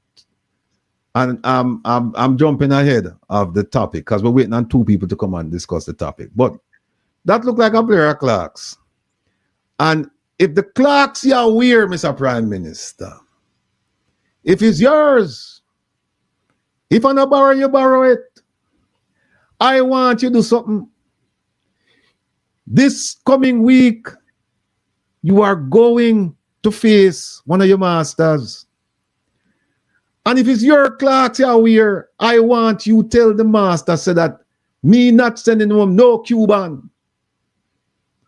I think it's your clocks, you know. I don't think you borrow people's shoes. I mean, me borrow people's shoes. I borrow Wally Dread clocks. I openly admit that. But me have enough clocks now. See the one, I want like this, the bank robber, I know. See it, I know. Never wear yet. Look at that. Bank robber. Yeah, man. I might choose that, Mr. Prime Minister. But if you want where you wear your shoes, tell Marco Rubio when him come next week. Tell him, say, we not sending home no Cubans. Go to hell. And then guess what happened? You will be true to this lady statement. Principles only mean something when it is inconvenient to stand by it. Principles only mean something when it is inconvenient to stand by it. No, it's going to be inconvenient for you to stand in those clocks and tell Mr. Rubio that you don't want the Cubans there. That would be principled. But you're not going to do that. You're not going to do that. If you do that, I'm going to put in that context. If you come publicly and say to the Jamaican people, the Secretary of State of the United States wanted me and my government to stop doing business with the Cubans, and I told him, no, I am not going to do that. If you do that, I'll let that this, Kowskin. If you do that, me name this. Me name it. Me cook up this and name it. If you do that. If you come out and tell the Jamaican people that, if you bad, in fact, when me do, me name the one where you have to, me name half a shoes there and name the one here. If you come out and say it. Because guess what, people, no one can make a bet like that because he will never do that. Because you know what's going to happen next week when Marco Rubio reach? Marco Rubio going to mention 2 C's to him. 3 C's. 3 C's. Marco Rubio is going to say, Mr. Holness, China, as president, as go ahead, sir. No, I can't just see them. Oh, yeah. See number 1, yeah. China. China. Economic colonization. Continue, sir. Second one, Cuba. Third one, and probably the biggest one, corruption. And him going, when him tell him corruption, him going bring out, him going have, because the meeting that now going to take place at Jamaica House or Ville Royal or the Prime Minister's mansion, you know. The meeting that going to take place more than likely at the embassy. A special meeting. Oh, by the way, don't think for one moment that meeting going to take place down at the Foreign Affairs Ministry, because them know said that ministry there. All of the censors them are gonna go off when them go. If Marco Rubio go there, I am telling you, it will be disinformation. Him are gonna go say things because him knows that the Chinese are listening. Exactly. Have something them called tickle the wire, where you go, you put yourself in a position and say certain things, and then where you listen to the phone calls them. and then you watch the action. When you want to guide people for the certain things, you just say what you think them want you say, and then you just start listening to the phone calls them, and you say, okay, all right, fine, I'm getting the message. Otherwise, they're not going there.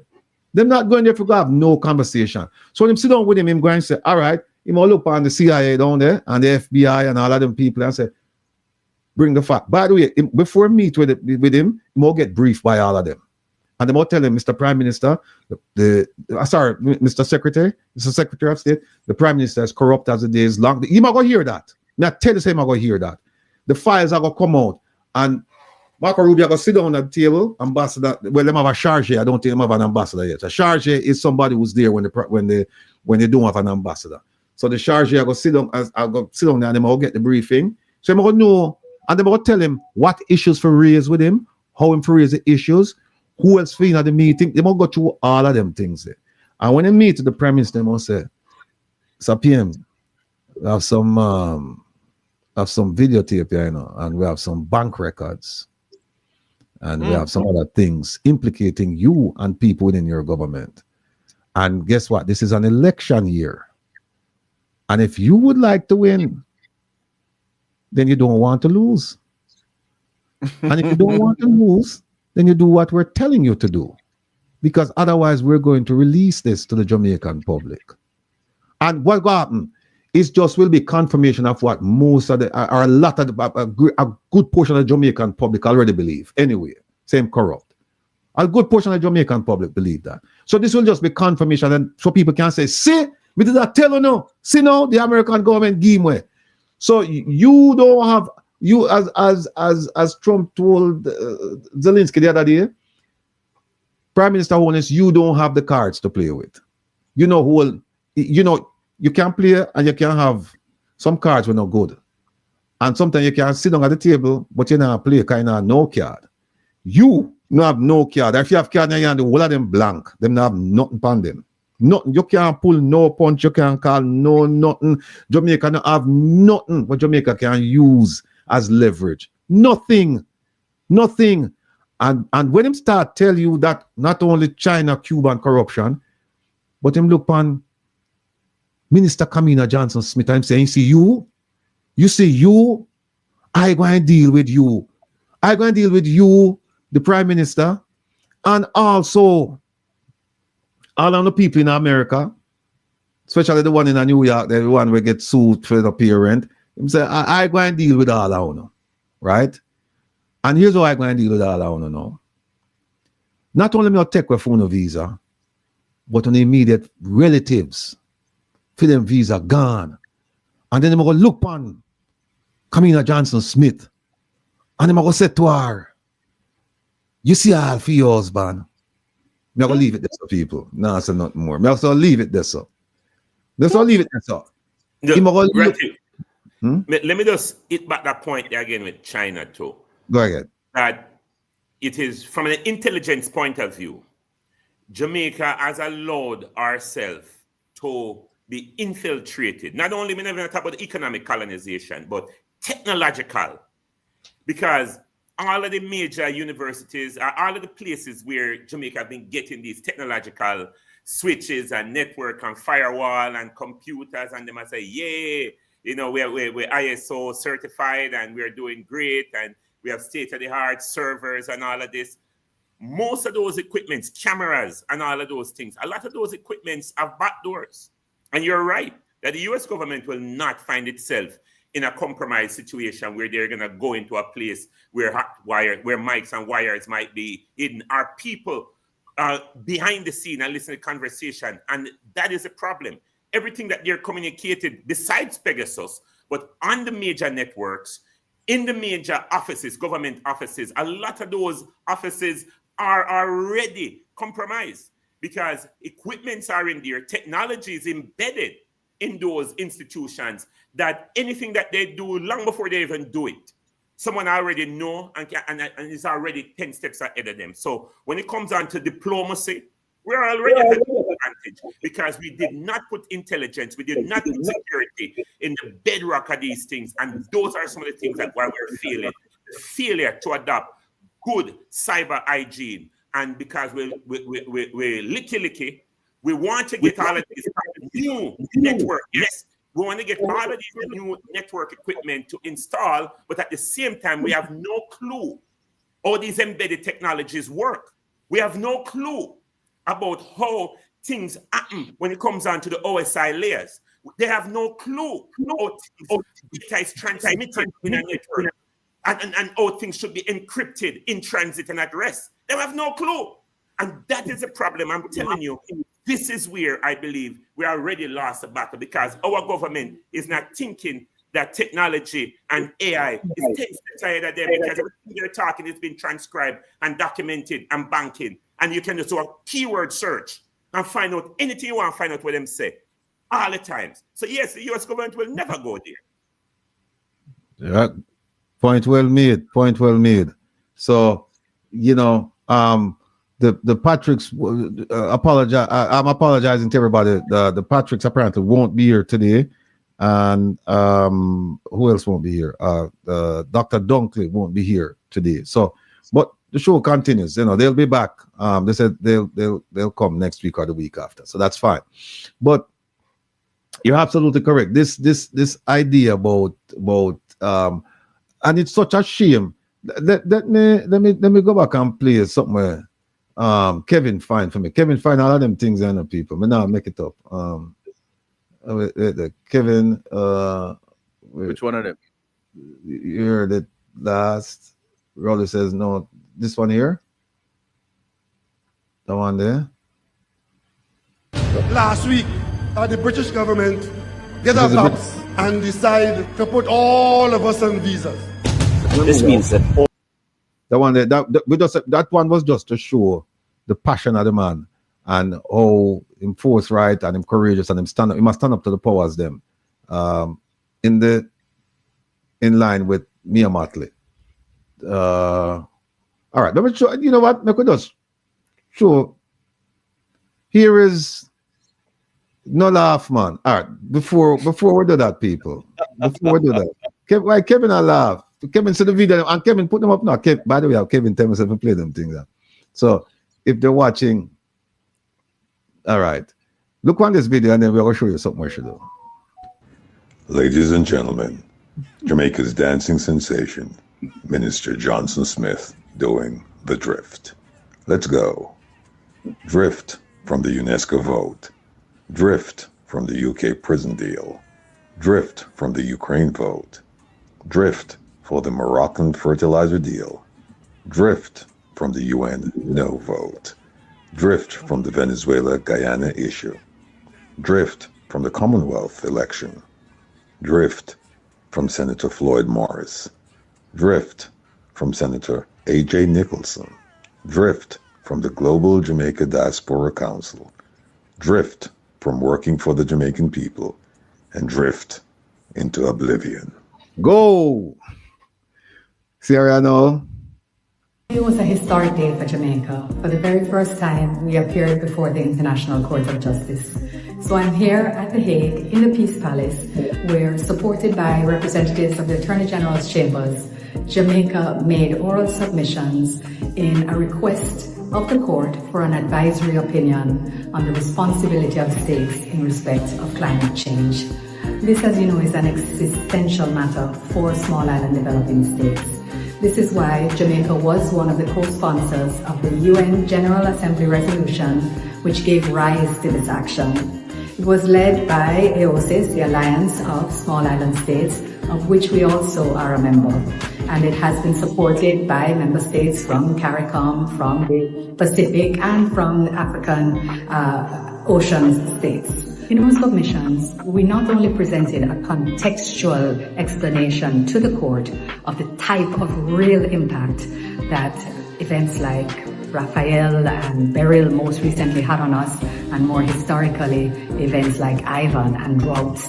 But we also sought to ensure that the cost of impacts, the cost of damage and injury to Jamaica by these events and others across sectors, including our agriculture and fisheries, mining and tourism sectors, which of course are extremely vulnerable to climate change, and our primary productive sectors. We also, from a broader legal perspective, argued that the obligations of states include the obligations to prevent, mitigate, and adapt, to provide financing, therefore, to also provide for capacity building, support, and assistance to affected states to respond and recover from, and an obligation to provide reparation. Jamaica joined several states in making submissions today. Each state has half an hour to make their arguments.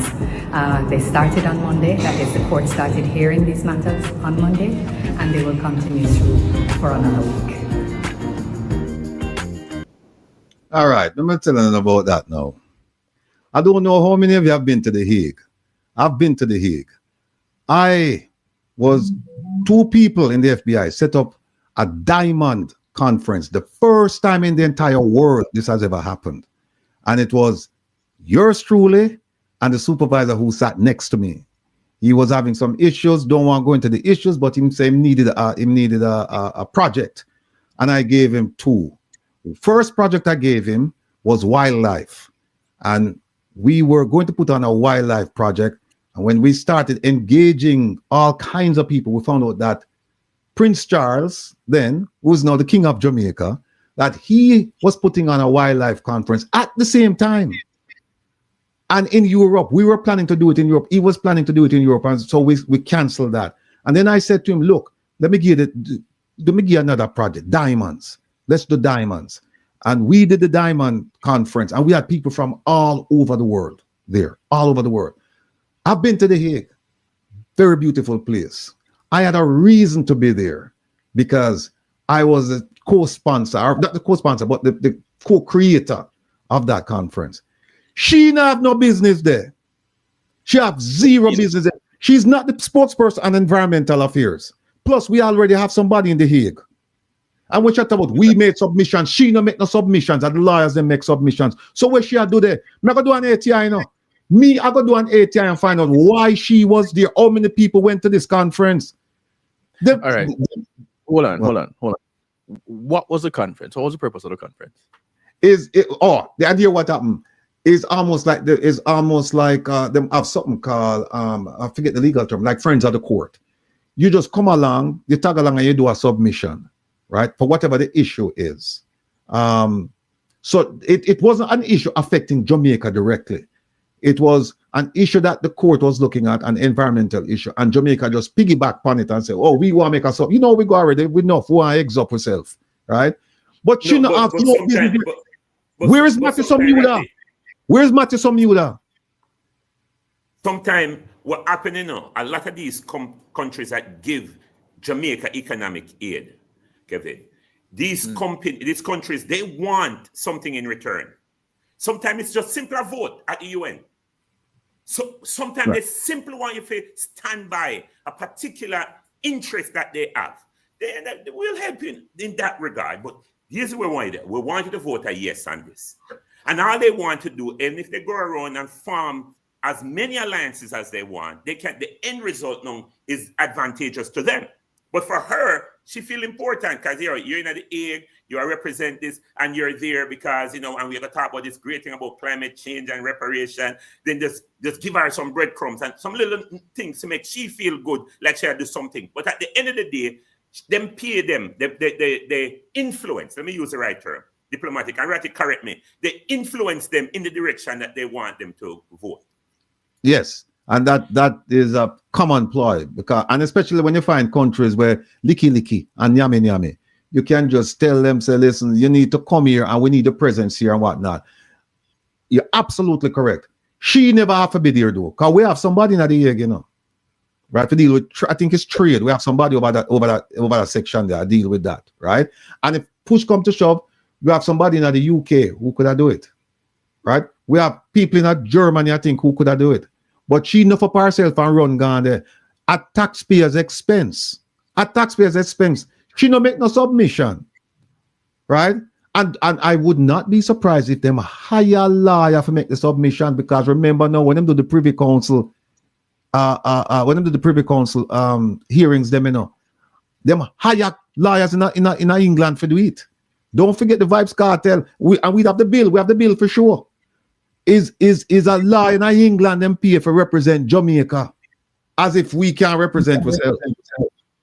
So people, here it is. When we are telling us, and you know what? She just give me the idea. I said, file another ATI. I'm gonna file it. I don't care what them tell me, but I'm gonna file it because them need to know. Say people out here are asking questions about Jamaican taxpayers' money.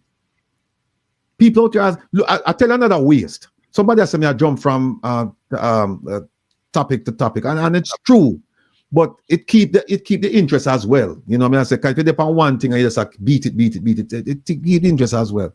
Look at what them do with Anthony Anderson. I try to find a title or an adjective to describe him. So I just call him name, Anthony Anderson. Look at what them do with him and Ambassador Audrey Marks. 6 months before an election, maximum. They move she without any fanfare. We don't see nothing with no big party. And you know, when the ambassador leave, you know, ambassador have big party, you know, and invite all of the friends them and put out flyer and thing. Like, we don't see that. We're going to see when she gets sworn in at the Senate. She left under the cover of darkness. And then now him for come. Now, based on the polls, them are going to lose. PNP win. You know what PNP are going to do with him? Him not for wait. Once him see the results, if I me like him, I pack my bags, right? Well, my bags and pack anyway. And I book my ticket. And then the next day, when after the results come out, the day after the results, me just leave. Because him gone. Now, why am I saying that? To say this. Taxpayers want to lose again. Them just don't pay for Ambassador Marks, pack up and leave and go home. And then pay for him now for come take our position. And within another 3-4 months, him going to leave. I'm going to pay for him to go back and pay for somebody for come. I don't feed them money. And that's why them spend it. So when it's your money, you know, you get big J64 might still be in Jamaica, but them have to go pay for him for come because them announce him a come. Oh, by the way, them announce him a come. Hold on there. I wish part of the Kevin. I wait the Kevin where him say. Oh, show you the people as this. Watch out, watch out, people. Watch out. Commissioner Anderson dismisses rumors of being selected ambassador to the US. This was last year, a year ago. You think he never knows said the plan not works? Uno thinks he don't know the plan not works? He would be a complete jackass if he never know. Because remember, he was the advisor, national security advisor, which means him hear all the phone calls, him see all the text messages, him know where I'm going with everything, him plugged in. There's another question. If he didn't know, and then that would mean that this move by Ambassador Marks was sudden. What brought on such a sudden move? It was sudden. Well, on there, you know, you have me know a jump and hop and skip. Which part? Marks is not. I know. So you put the other one there, Kevin. Yeah. In Marks. This Marks one is CR. No, sir, Rattigan. I wanted to quickly remind the Jamaican people because I hear Prezi talk about cybersecurity. I want to remind the Jamaican people about Nigeria was able to take away $1 million US, yes, from NWC, even though they got it back with the help of the United States. Yes, man, that was a thing. Yes, man. Sometime in 2024, it happened. Please have a look at it. $1 million was taken away from NWC by Nigeria, and US helped them. It was frozen and returned back to Jamaica. But it just further highlight how poor our security system is and that we are way behind the 1950 technological revolution. And yesterday, you hear the businessmen are talking about it. They're actually afraid of doing business here, but you know, they still do business. Because Jamaica, they're way behind. It's poor, very, very poor. Look on this, people. Oh, I want to. Just close. All right. See this? Jamaica's ambassador working for reversal of latest U.S. travel advisory. Now, should they have Washington for so long? Sit down and name off the Jamaican taxpayers' money. And all she care about is cocktail parties. and little tete-a-tetes and little fetes and little function with our Tapanara's people them and our supporters in the diaspora. She don't care about working for you. She couldn't even do this. This is our job, you know. Working to reverse the latest U.S. travel advisory. Remember, no, she come and blame the people them she claims have protesting in Miami. Then she tells the people in the diaspora that they must write to State Department and convince State Department to lift it. And guess what? She left and gone to Jamaica. And guess what, people? The list come out, you know. Jamaica is still at level 3. Still at level 3. So she there waste time. Good riddance. She was here wasting time. And the person who them select for make she come, I want thing me for people who, and I mentioned this last week, people who are going to ask me if I think that this man will make a difference. Just remember this. And you can finish the sentence yourself. Nothing from nothing leaves blank. Not filling the spot. Kevin, which part? All right, look on that one now. Look on this. Ambassador Audrey Marks' response. And I'm going to tell you what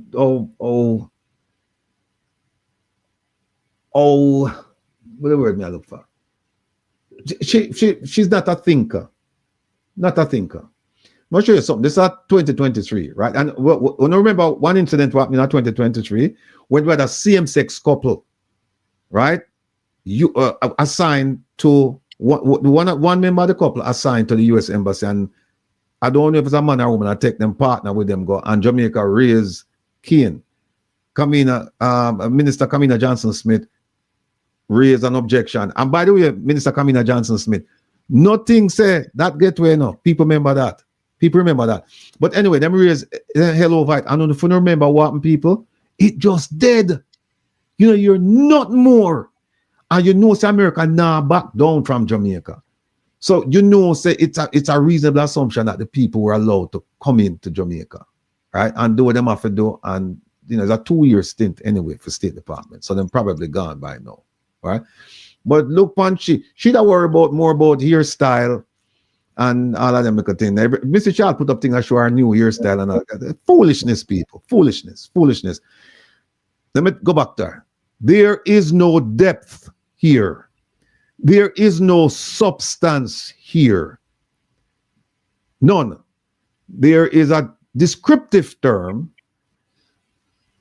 And you remember I said there is no depth here. There is no substance here. It's a descriptive term.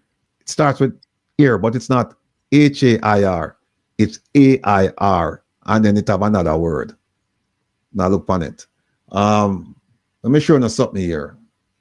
So she talked about the thing, and she said people said that she's leaving America, and she said, you know, the Jamaican government made an objection to it and blah blah blah. And she said, as Jamaica's ambassador to the United States, I shall return home to Jamaica at the appropriate time in keeping with my contract or at the behest of my government. Then she mentioned a policy, and the policy that came into effect August 2021 says diplomats from all over will only be allowed to stay in America for 5 years and then they have to leave. So what she has said, if you read the thing up to that point, you would get the impression that she's saying my 5 years up because she's been here from 2016. So you think, okay, she's leaving. Look on the next sentence right there, sir. It says this policy does not apply to the ambassador, the chargé, or the deputy chief of mission, which means them can stay even longer. So what shall I tell we? She'll get the impression say 5 years up, so she have to leave. And then she said, oh, but the policy not apply to me, so she have to stay longer. I mean, she all confused. All confused. And then we Kevin, what is? What I want to no, that's the one we should talk about us. Them have one where them have one where she there's an announcement about her departure. It's not this one here, but there's one about her departure, which she appointed now to the Senate. And look at this. Prezi, you're gonna find this funny. Them not only make her a member of the Senate, but they make her now Them put her now in charge of efficiency. Yeah, no, that's the one to the Senate. She's now a minister in the office of the Prime Minister for innovation and efficiency and all of them something there. Listen, people. Listen. Think critically when you don't see them things because them things them not mean much. Believe me, they do not mean much. Well, we have dead weight representing us and who represented us, and we have more dead weight coming to represent us. So Jamaican people, you are not being represented well. I am telling you, themselves, it's a political appointee. It's not a career. She's not a career diplomat. She's a political appointee, and she don't have no clue where going. And you see what happened is that you see with the U.S. government, when they put political appointee, they have a whole cast that can bring that person up to speed, right? They have the charge, right? And the charge is somebody who is neck and neck with the ambassador in terms of knowing what the issues are. That's the ambassador's right-hand person. So in America, when they move an ambassador and they have a charge knows everything what's going on, even before the ambassador left. And so when you have a new ambassador, the whole team get around the ambassador and then brief him up to speed. However long it takes, then brief him up to speed, then introduce him, then make the meetings, all of the protocols are followed and all that. Jamaica don't have the luxury of that. Jamaica don't have that luxury there. Jamaica is compared to the US in terms of size, Jamaica want tiki fish, right? In terms of size and resources, Jamaica don't have it. So when an ambassador is leaving, the replacement should have some overlap in time. And now we find out, say, her replacement is still in Jamaica. So the question then is, okay, so when him come here then, who going to take him around? What do they expect? They expect Oliver Meir from Miami to come at DC and take him around? Oliver Meir is a talented person, but his talent doesn't go that far. Him don't know the links them in a DC. Who else? The lady up in New York? No. She don't know nobody in a DC of substance. Or better yet, she don't have no substance. People not going to listen to she. So now this man is going to come here now and it's going to be like a fish out of water. Him going to come here and don't know who to talk to. First of all, he made a very bad impression the last time he came here, when he came claiming that he was bringing names and particulars of dons in America to give to the American government so that them can investigate and get rid of them people. And up to now, we haven't heard anything. We haven't heard anything from the government. What happened to those names that you passed to the U.S. government? You made a public spectacle of it. You came out and said, this is what we are going to do. Well, tell us what happened then. If it was a secret then, and you kept it a secret, no, fine. But you come out and said, this is what we are going to do. And you bring videos. So what's going on now? We don't hear nothing. And this is the person that must send come. Poor thing. Poor thing. Him not have no clue as to what's going on. None whatsoever. Him not have no experience in that area. None. And this is who the government has decided to send. But you know what, people? Don't be surprised, because we have a person who is a junior minister in the Ministry of National Security. The automatic bench clapper or the automatic thing. Yeah, everything. So when things don't say where for clap, she'll clap same way. No clue. That is the epitome of lost in space. She don't have no idea where I'm going. No idea where I'm going. Bench warmer. Well, it's not only him at the bench warmer, but she a bench warmer too. And yes, Angela, we did see that they put him by the fire door. They put the delegation there by the fire door. Yes, indeed. We did say that. You know what? What we are going to do now, because we didn't get through some of them things, because we don't wait for the two Patricks to come on and debate. Will Secretary of State Rubio beat and teach Prime Minister Holness? And we know that will happen next week. And we didn't finish the analysis of the Prime Minister's thing because one Patrick was here waiting. The second Patrick didn't show up. Ambassador Marks, we just start talk about her incompetence. We have a lot more to talk about her. The education piece, we're waiting for the they're not due until 6 o'clock. So in about 15 minutes, the education panel will come up. And then Jeanette Calder's coming on at 7:30 to talk about ATIs. So in the meantime, what I'm going to do, I'm going to turn it over to Jamaics because we have 3 things we want to provide updates on. We have something called a reconnection rally, which Jamaics and some other folks, they're working on that. Then we have something called a solution symposium. I'll talk to you about that. And then we have the Magnitsky project, and we're going to talk about that as well. So without further ado, Jamaics, the floor is yours. Thank you ever so much. And Prezi, it's good to know, it's good to be on the panel with you. It's a great pleasure. I've always admired you from afar, and to be sitting with you, listening to you, most definitely appreciate the time.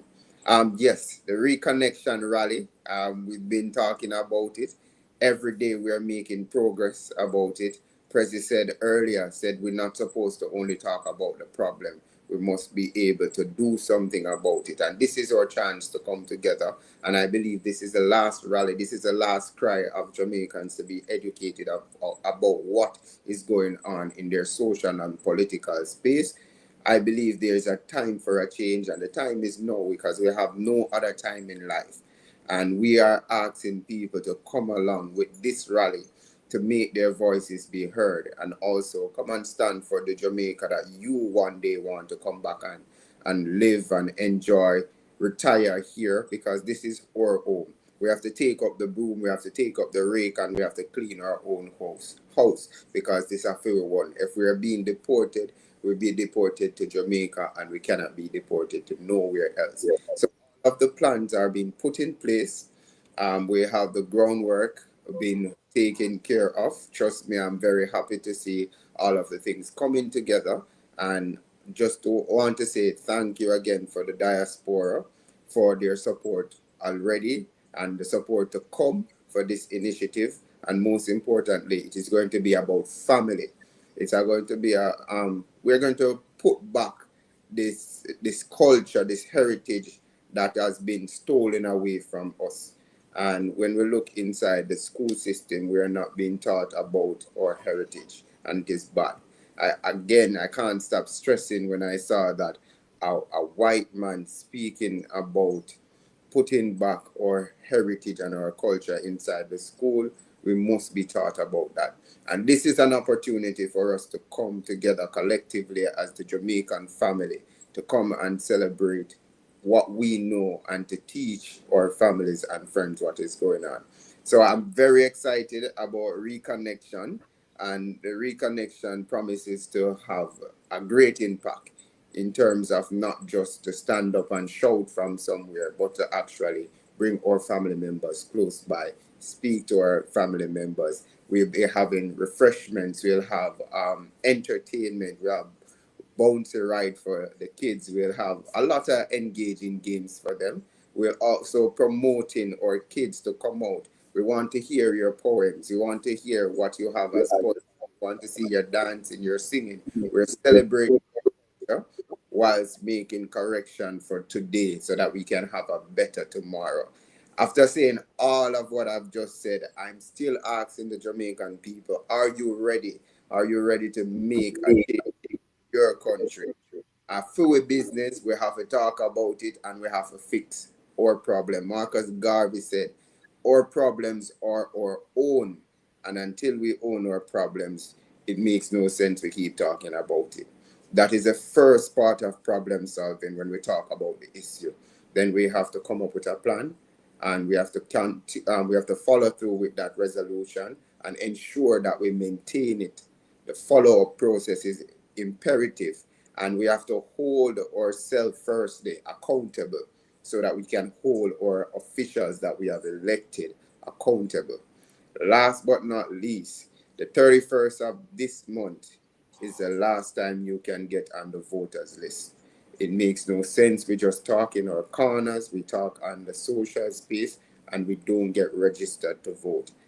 Don't mind the shirt. A color is a color. What is in your mind, what is in your heart? That is what we're most concerned about. And we can't wait to see you at Reconnection. I don't know if I should talk about the datas yet, Uncle Rattigan, but we definitely have things connecting. And we can't tell you everything about it. Right. Folks, what we, as Jamaica said, it's a reconnection thing. Somebody put inside here, when will Narda said, when will the protest? We have decided that it's not a protest, Narda, and here's why. The issues that we're going to raise, they're issues that affect every Jamaican. And when the protest thing, we don't want it to come across as political, because that's not our aim, that's not our goal. So what we're going to be doing essentially is we're going to invite families to come out on that day. Bring your children. Come, don't wear no colors. We are going to even have t-shirts. We plan to have t-shirts out there so that people can wear something that is not representative of any political party. We plan to have entertainment for the children. We plan to feed the children. We plan to feed the adults as well.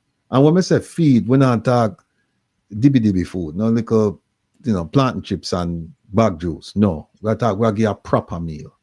We plan to have entertainment out there. We plan to have a sound out there. We plan to play some music, and we plan to give some speeches. The speeches will be focused on teaching the Jamaican people how to become better citizens. If I ask most Jamaicans right now, if I ask them, what does it mean to be a Jamaican citizen? I dare say most of them cannot answer the question, because they've never given it any thought. And the ones who have probably given it some thought, they've never been taught, T-A-U-G-H-T, about what it means to be a Jamaican citizen. Not what it means to be a political operative or supporter, what it means to be a Jamaican citizen. That is what we want to do. We want to teach you about how to become a Jamaican citizen. And how will we do it? We plan to do it through the lens of civics. Thank you. We plan to do it through the lens of civics. So 2 topics that we're going to be talking about: the Constitution, and the other one, another C. Well, we have whole bunch of C's today. Now we have Cuba, we have China, we have corruption. Now we have we have civics. We have civics, right? We have civics, and we have Constitution. We are going to talk about the Constitution, and another C, cost of living, through the lens of civics. What does that mean?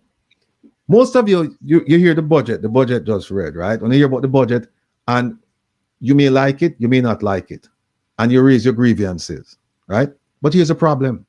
There's something called budget call, and that happens around September through November time frame. And what is that? That is when all the ministry is supposed to submit their budget for the next fiscal year. They submit it to the Ministry of Finance. Now, if you want a road, if you want something done in your neighborhood, the worst time to complain about it is right now. It's the worst time. Right now through September is the worst time, because guess what?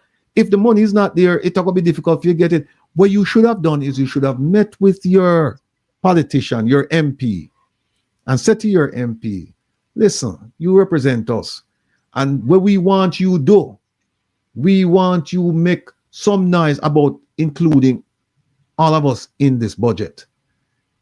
No, you may not get it, but at least we want you, show me as a civics people, we want you to start thinking about it, and then go to your MP and make him know, say, we know about budget call enough.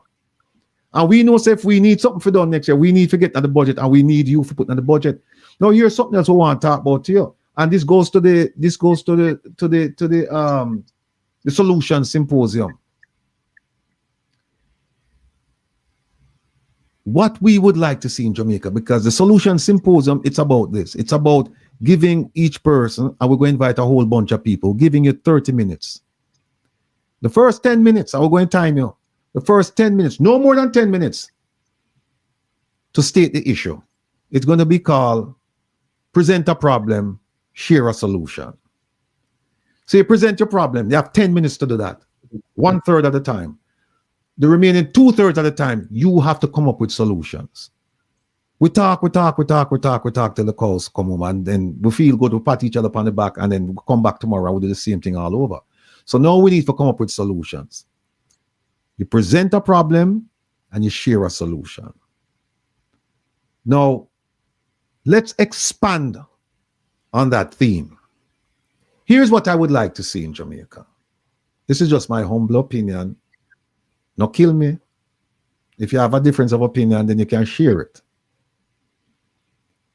We have 63 constituencies in Jamaica. So we have 63 members of parliament. Now, what does the government do? And the opposition, they come out shortly before the election and then give you something called a manifesto. And what that is a plan for going forward. It's saying, we will do this, we will do that, we're going to improve this, we're going to build this, we're going to do that, we're going to do that. And we know, say, that plan is a promise. And you know what I'm saying about promise? Our promises, they're comfort to fools.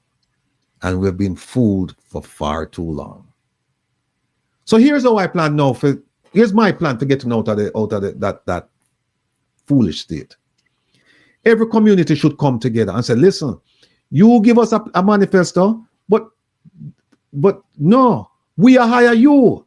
We are going to give you the job description. The Prime Minister say, "I'll give job letter, him not give none." Him come out with one full job description, nobody not follow it. So we say, no. We are hire you, so we are going to tell you what our community needs. Because guess what? A community in Portmore, the issues that they are concerned with are different than the issues that a community in St. Mary is concerned with. One size does not fit all. So when they come with one manifesto and give you said, no, we are going to give you our manifesto. And we want you, and in that manifesto, we'll tell you what we want. And we'll give it to both of you. We'll give it to the opposition and the government. We'll give you our manifesto. And included in that manifesto is a requirement that you come before us. You call a constituency meeting. You come before us. JLP and PNP and UIC alike. You come before us and you tell us every 4 months, 3 times a year. That's not asking too much. 3 times a year you come and you tell us, you pull out our manifesto to you, not the one where your party has given us, the manifesto where we give you as a community, and we're going to hold you accountable. So you're supposed to tell us, what have you done? What have you not done? And the things that you haven't done, you have to tell us why they weren't done. And then we can talk about whether or not you should continue. Whether it's the next election, or we can do a recall, whatever it is. But this is where the community has to take control of its own destiny. You cannot allow politicians to determine your destiny for you. You know, you live in that community. Let me ask you a question. How many politicians live in the community where they represent? Think about that. How many of them living in the community where they represent? Our number one Jamaican politician in the parliament, and we not talk the real bro God. We not talk the governor general. We talk the prime minister. When you see where him live at Beverly Hills. He represent a neighborhood where me grew up in Tower Hill, Olympic Gardens, Cockburn Pen, but the other place, McKinley Crescent to the other side there. Him not live at them place there. Think about that. So you live there and you go and make them come tell you where you need.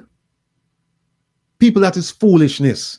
You have to get together. You have to see past this color business and say, listen, we are all in this thing together, you know. The part of Waterhouse to him have now. You have to say, we know all this together. So here what happen? We are going to give you our manifesto and say, we want a road, we want a light, we want this. Make him tell you, say yes, because guess what? You say in a 3 months' time, guess what, bossy? You're going to have to come and account for your actions.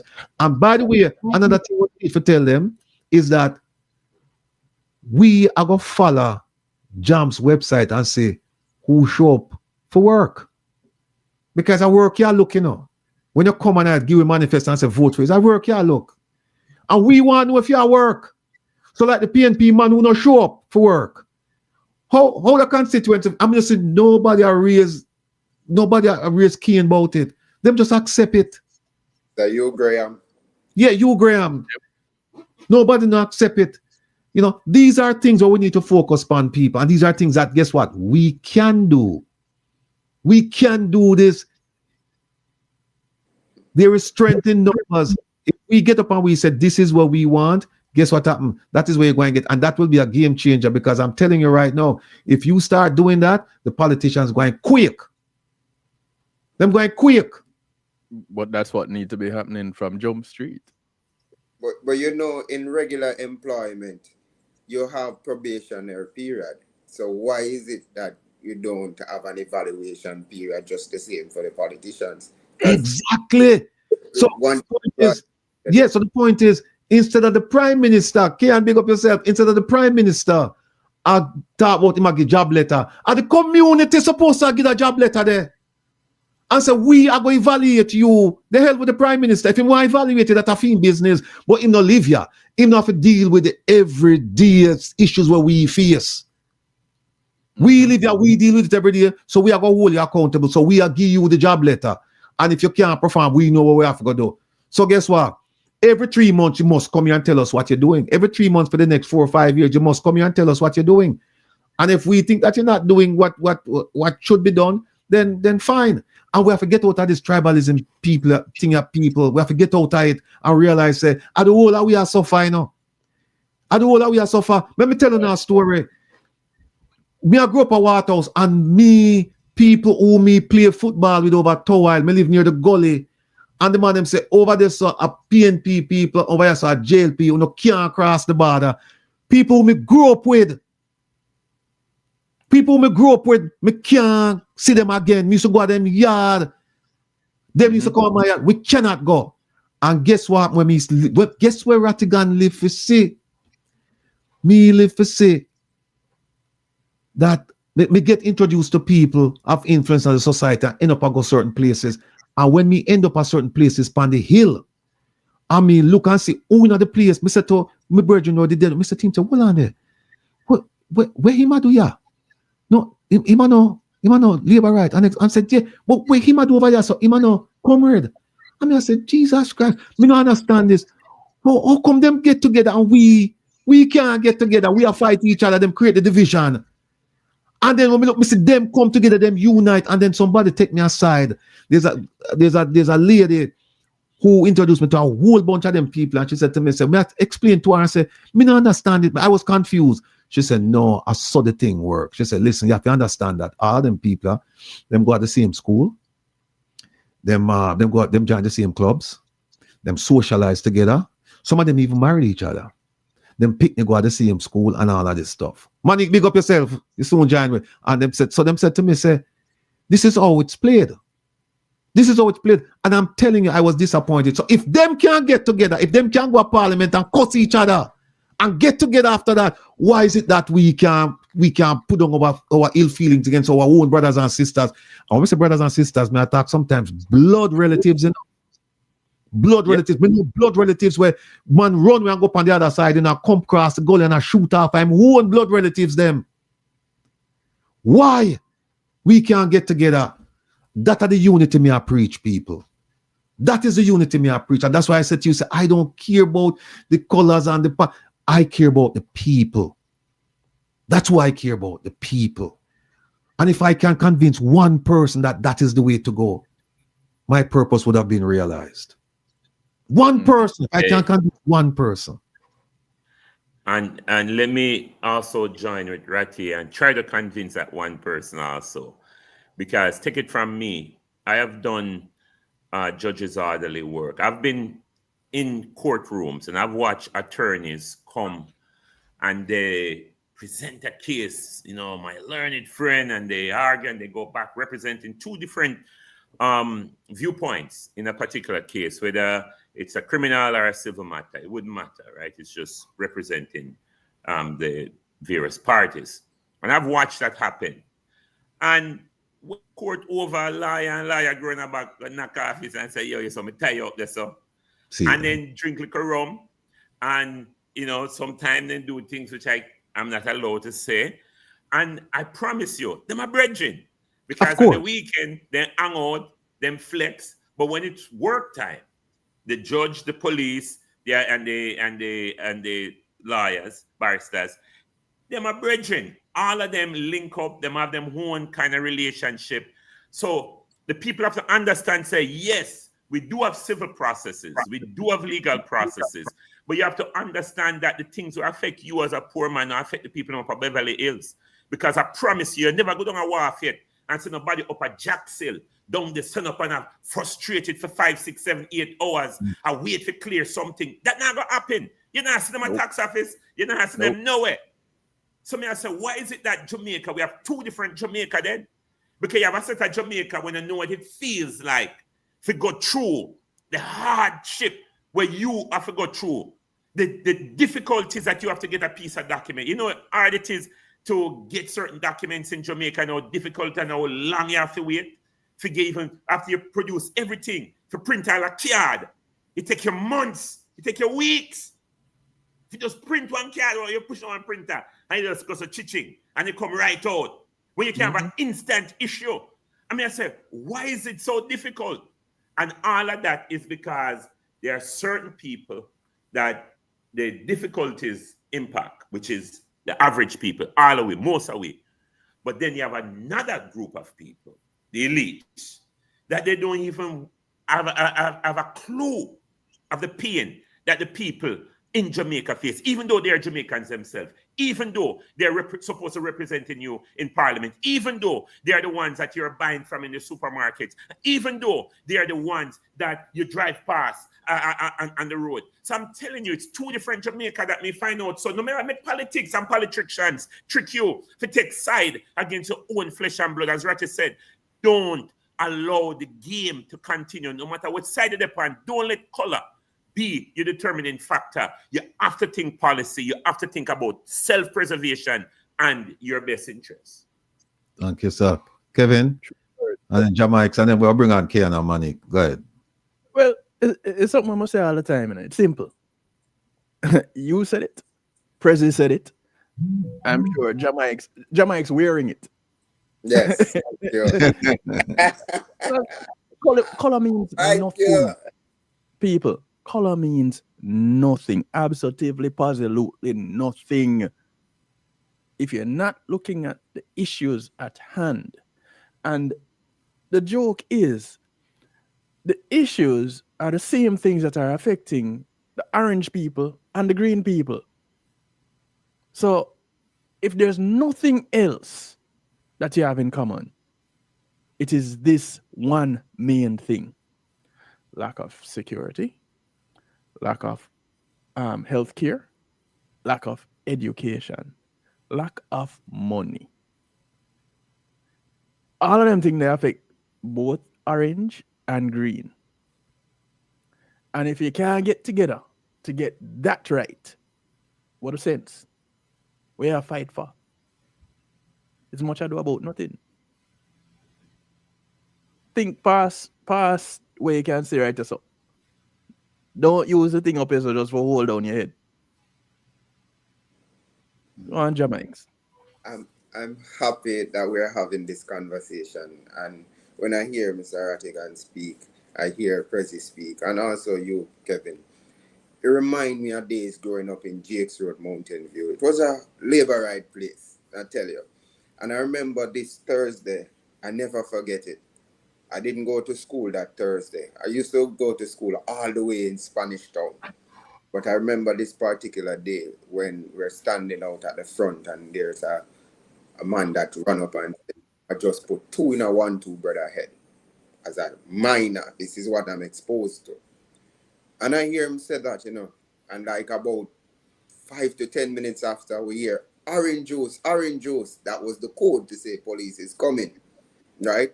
And so the men ran out of the community. And like about a few minutes after that, a barrage of gunshots. and then there was this lady Annie run up to the middle of the community center, and she had urinated all over herself, and she was talking to say that the men came into the house and unfortunately took the life of her disabled stepson. And she ran under the bed and they lift up the bed and say, "Hey girl, Annie, me I go kill you." I'm gonna talk patois like how she said it. "Hey girl, Annie, me I go kill you." And this is somebody where Annie used to be a stepmother to as well. This is a youth who used to come over Jake's Road from Goodrich, and was only because a lady, a police officer, that actually fire shot down in that lane, that when the man look around and he got to run out. And I'm just wanting to remind Jamaican people, that type of thinking, that type of mentality is crazy, very stupid. We have a lane about 5 minutes over here. It is your same brother, sister, stepmother, stepfather that you are willing to take the life of just for one event, of an election, the moment, and just for people who don't live and share the same situation like you do. They don't share the hunger, they don't share the pain, they don't share the lack of access to education, to healthcare, all of these things. They don't face these type of things. So why is it that you're willing to take somebody's life for somebody who don't really care if you eat or not? Them just know, them care about if you dip your finger in the ink after 4 to 5 years time. So Jamaican people, we're better than fear do them thing there. We're smarter than that. Have dignity and pride in ourselves. Have your views. But instead of wanting to fight people, try to educate each other. Because the person who you might be against today might be the same person that you need to take to help you to preserve your life tomorrow. That we speak about these things and we see it in our history, and it is something that should never continue. It is downright stupid. They don't care about you like how you care about fighting for the color. I'm glad we're having this conversation. Yeah, it's one of those things where people have to take a step back and say, again, it goes back to, what does it mean to be a Jamaican citizen? What does it mean to be a Jamaican citizen? Because when you're born a labor right or a comrade, you're born a Jamaican. Mm-hmm. Anything else is people teach you, right? But you're supposed to have the wherewithal. You're supposed to think for yourself. And a lot of us, we're led. We don't think for ourselves. People just say, come do this, and we just do it. It pains me to no end to say people are kill each other. And people them know. People them know and them grow up with and them sometimes related to, and them kill each other. And then when we go up on the hill, me say the same man where we are kill them for. The man them up there drink scotch and the man them carry on and everything is fine. Now, what am I saying? I'm not saying don't vote. All I'm saying to you is just don't vote for color because it's a color. Vote your issues. If you don't have roads, if you don't have jobs, if you don't have medical facilities, if you don't have housing, vote those things. And how do you vote them? You say to the politicians, as a community, come here. Come off of the hill and come sit down with me. Come off on the big house, come sit down with me. We are going to tell them where the problems affect us down here. And we are going to tell them where we want Uno Fedo. And we're going to talk to the two of them who are run in this thing. And we want to hear, when we tell them we want to hear, we want to come back with. We don't want to manifesto. We don't want it. We are going to give them our manifesto. I make them tell you what they're going to do. And in the manifesto, me will help on to write it, people. Me will help on to write the manifesto. Because in the manifesto, we all tell them, say, every 4 months, they have to come and give a report. They have to come and give a report. And woe be unto them if them don't show up. Feet. Woe be unto them. Them are go, and them going to have to go show up. Because you see what happened now, you take the power where you originally have, but you just never realize it. This power is your power. Is you put them up there. But anyway, you know what? Well, we'll come back to that subject here because we have Kiana wait, and we have Monica wait. I want to talk about the education thing, you know. The title is, can education survive the assault by incompetence, corruption, and politics? Some people might say it's an easy question to answer, and the answer is no. But I just don't believe in I know. I just don't believe in I know. I believe that there is a way. We must can find a way. And I tell you, some of the best people I work with, in my 30 years with the FBI, people who said to me, the answer is no. But if you do this and this and this, the answer will be yes. That we are look for. So we not give up on Jamaica now. We not give up on the education. We are going to identify the issues and we are talking about whether it can survive. And I know people are going to say, boy, it can't survive under this regime. And I tell you what, this regime has given us plenty. They've given us plenty to believe that is the case. It can't survive. We have a rural read, you know, that poster child that, you know, for bad behavior over there, you know. We have a Grace McLean, you know. Yeah, we have the next man, I forget his name, or the man who, the permanent secretary who did start giving the money to the tertiary commission or committee, whatever. Him start up, you know, him give you 100 and something, you know. Them keep party for him and him give you 100 and something. And then after them tell Grace McLean and say, Grace, watch here. Grace turn on and give him like another 11 million, you know. And the money there gone. So when I'm telling about no, the more and by the way, people who the most listen, man. If you know look to politicians as a map to success and prosperity, don't look to the ones that don't have no. Look to we,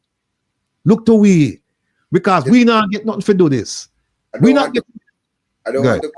I want to quickly remind people that Marlon Morgan used to answer directly to Grace McLean. The same Marlon Morgan that we see today's day. There you go. Right? So that is what we do. No, me no like beg money, you know. People who know me know this, right? My begging day is over. From the left Waterhouse and come out foreign, you know. The begging, it kind of, it go on still, but it kind of slow down and to the point now where me no beg, you know. But me I go beg on now. We are going to do this thing I call the Reconnection Rally at Jamaica. Like me say, no politics business in this. This is about educating our people concerning the issues. And the things that we just don't talk about are them things that we are going to talk about. Right? Mm-hmm. And we need funding for put this thing on. This thing is we are going to invite everybody in Jamaica, even though the venue can only hold 2,500. 2,500, right? We're not going to know the name, but it can hold 2,500, right? And so what we need some money now for start. We have Jamaica next week. I'm going to lay out the whole thing, but we already have some preliminary. We have some estimates, and we're going to need the money. Now, watch out now. We have 1,446 devices tuning. That don't mean 1,446 people, you know, because one device can all have 10 people are watching. I mean, no say Merle and Darrett up in Manchester, them are whole heap of people on them Varan and them also watching thing. I know some people in a bar or Waterhouse, the whole part of them are watching thing, right? All over the place them are watching. Montego Bay, come no call me and tell me, you know. No call me and tell me. When me I say, OT say me I beg. But listen, what me I tell you now is this. We have 1,400 people. And if a third of you can give $50 towards the thing, because we are going to come every week, you know. Because this is something we must go on, because we are going to show the Jamaican government how to unite, how we as a people can unite ourselves. We now wait for them to unite, because they have 9 years to do it and them still can't do it. And instead of them preach unity, what them preach this week in a parliament? Division. Yes. Listen to what the Prime Minister talk about. Pure division, no unity. We are going to bring unity, and we are bringing it at the right time. Some people also say, well, it's a remarkable time. Them use fancy words, you know. It's a remarkable time. Some people say it's a unique time. Some people say, boy, it's a dangerous time, because they must say it's right before election, and so it will be seen as a political event. Well, we tell them, say, we don't care what people want to see it as. It won't be a political event, because the speakers them now come down and say, vote for JLP or vote for no. We're going to come and say, no, here is how you should think now as a citizen, because here them do know. Them rob you of the right to think as a Jamaican when them take out civics out of school. They must say, oh, no need for know this. We would tell you know what it means to be a Jamaican. And we have to no, we can't think. And for this period right now marks the first time in the history of Jamaica that you have people who have come out and teach them people en masse about what is going on in Jamaica. Because prior to this, the government controlled mainstream media and they would have just put out certain things, and then when they put out it gone, and 9 days, you're not more about it. Here we are bringing up things where see, we're still up on the fertilizer thing, and the fertilizer thing are years from in a COVID time fertilizer, and we still say farmers got robbed, them don't get them fertilizer, and so we still have it. So people, long story short, I want to tell Kayan and Monique, I want to thank them in advance for them patience, but we'll give them time. But I want to out here and give at AOJLDF. I said, go, Jonah, give at AOJLDF.net. Give, throw it at the Kevin, throw it at the thing there for me. They did. It was just in the chat. It's in the chat, people. Pin it at the top of the chat so it stays there, please. Yeah. I'm going to start wear one shirt. Come on, I know where it always say give at AOJLDF.net. We are weird, man. And you get like $50. But we shouldn't say get liquor because for some people it's a sacrifice. Some people, but make the sacrifice, people. Make the sacrifice. And $10. And the t-shirt. Thanks for reminding me. We have some t-shirts, where are memorabilia because them t-shirts are the 4 protests last year, 4 protests last year. You have to be a part of this. Historic. You have to be a part of this. And if you get a little bit more than the $50, we're throwing a t-shirt. Right? We have t-shirt, And you can frame it, you can wear it, but guess what? You will become a part of history when you get one of them shirts because you will say, I have a connection to what took place in Miami. I have a connection to what took place in New York. I have a connection to what took place in Washington, D.C. And then you can look on your friend and say, and you don't. And that will force them to come now and get a shirt now to become part of the movement. So that is what we are talking about, people. Give $50. If you can give more, it's fine. We'll accept it. But this thing have to go on. It have to go on because this is about us as a people. It's about us as a community. It's about us as a nation. And if we are going to wait for the politicians to do something like this, it will. Hold on there. If you don't think that the politicians, let me ask a question. Do you think that the politicians in Jamaica will do what AOJLDF is planning to do and have a reconnection rally to reconnect the people of Jamaica from all over the globe? Do you think that the politicians will do it? I'm going to ask one of my favorite ministers, Minister Kamina Johnson-Smith, to answer this question. Minister, answer the question. Do you think it's going to happen? That will not happen. That will never happen. People, as she said, I know me. She said that will never happen. So we have to do it for ourselves, right? You hear I know me say it. As she said that will never happen. That is not going to happen. She said first uptown thing, and then but she try to appeal now to everybody. So she said that is not going to happen. That won't happen. And the last thing, that will never happen. So, all right, people, hear what now? Give and give generously. Give and give generously. And here's what happened. Jamaica will come next week with the announcement, but this event is taking place in May, and we need to secure the place right now. We need to put on a down payment. So, on the put up on a change. We're going to tell you our goal later on, but we don't want. There's a part of me that says don't do it because people are going to say, well, then them other people can't get things. No, we want you to forget. And remember, you know who we want to forget? Especially the people who say, I don't do a talk, I don't do nothing. We want to put 100. When everybody put 50, we want to put 100. For sure, so not serious. Eh? Yeah, we have to call them out. Yeah, folks, listen. We're having fun discussing some serious issues, and that's the way it should be, because if you take them things as seriously, you probably have a heart attack or something. You know what I mean? So you have to look on this with some levity because you and that exactly. So to some degree, you have to have some levity in this thing, and make people know that we know where we're going, and have a laugh about it. But it is no laughing matter. Like my mother used to say sometime when she want to whip me, she does, and she say, "And a good laugh that."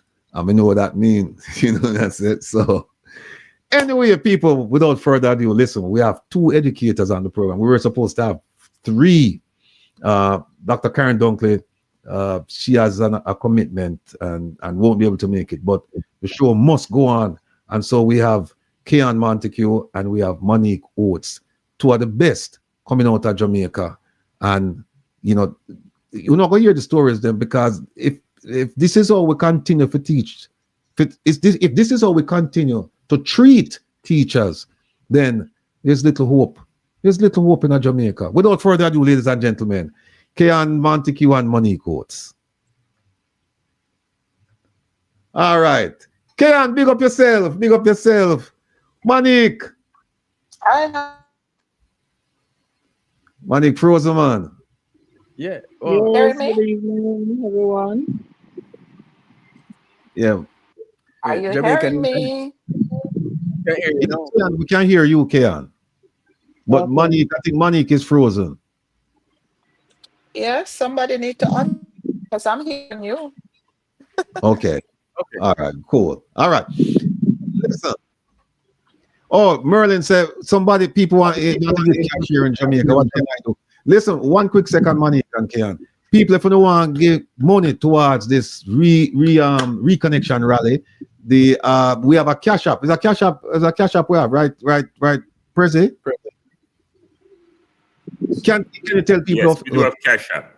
It's hashtag OJLDF. That's pretty much it. That's a $sign OJLDF. If you're in Jamaica and you want to give, I know in Jamaica normally they give like a bank account and things like that, but you have to do it through your card on the website. If you want to do a transfer and you are unable to donate in that way, OT is going to put up the number. You can text the number and then we'll direct you through a means where we can get those funds from Jamaica. If you're in Jamaica and you want to transfer, let's say from Scotia or NCB to the cause, just text the number or call the number or send a WhatsApp to Ratty, and we will find a way to show you how you can donate from Jamaica. Okay. Or you can always, another alternative is to send us your queries to Rattiganwill at Gmail. Rattiganwil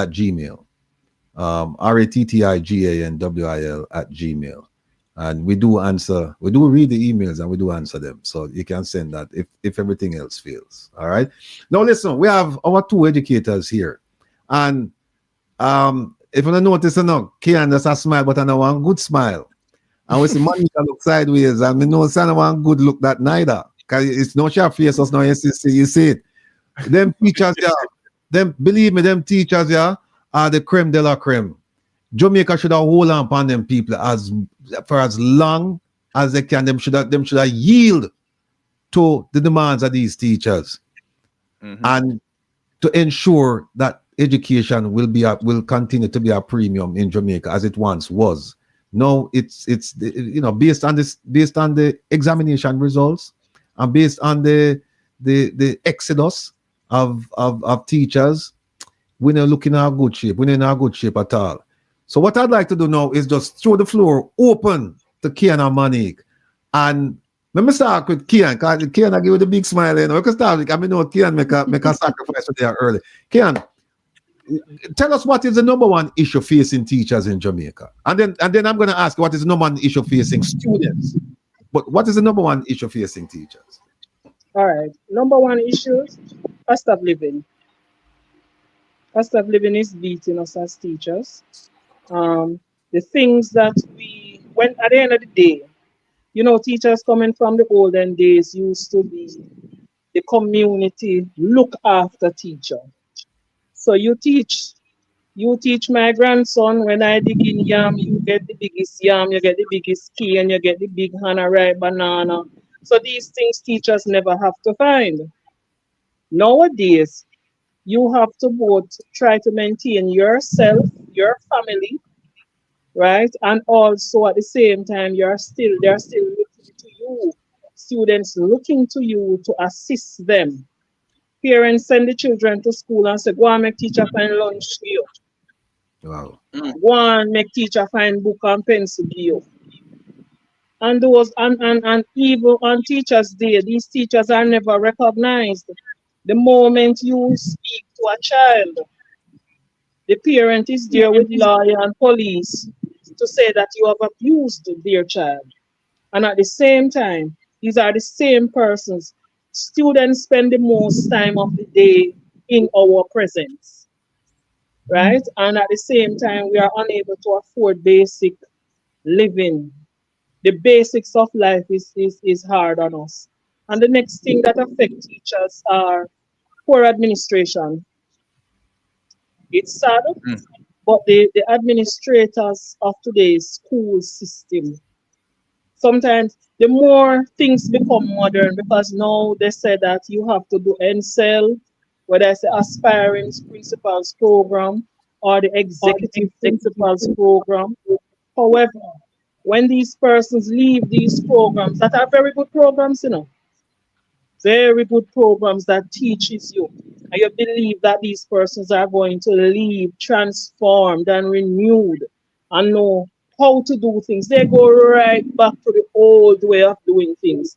In 2025, you see administrators still walking around checking teachers' skirt length, while concrete blocks falling out of the roof and hitting teacher.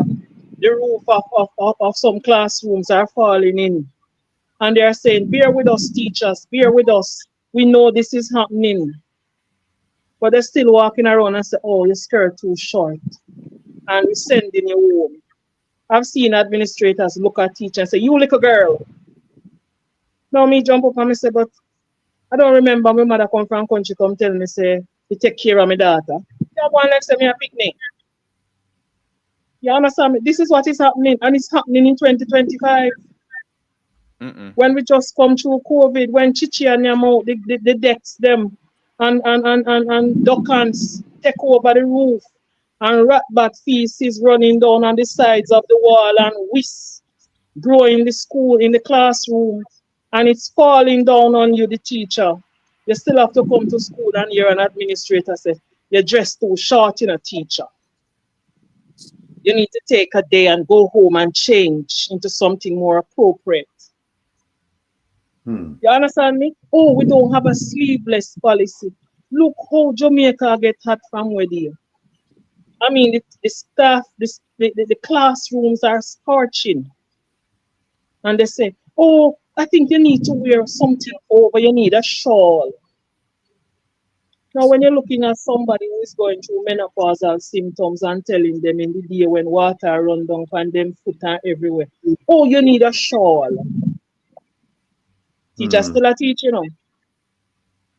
But at the same time, so the whole management system, people are just there, and the more they come up with something to govern the education system, all people do is to tick a box. There's no real education taking place. Teachers are now frustrated, and we are just going through the motion. And that's where we are right now. All right, before I bring in Monique, let me just ask you a quick question, because of course you're teaching students and you interact with them a lot. What have they told you, if anything, that's of concern to them? No structure. The children are saying, Miss, the couple bad picking them around the school. And the good children who are obedient and doing the work and getting the good grades are not being recognized. Every day, football and tracksman get to with blue murder. You see these sports teams? These sports team, people take school, children who not even did matriculate to be in that institution based on average. And they take these students, what them call it, locally them say them buy the picnic them.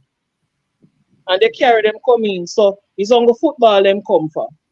It's only basketball them come for. It's only tracks them come for. So at the end of the day, them just, I have students that come to school just in time, just for training. And when there is a track meet, that's only time they come. And then I say them perform exceptionally well. But sports teams, they're allowed to do just about anything. Them this any teacher. Them this from principal come straight down. And when other students who are doing well have to meet, even if them not make the grade,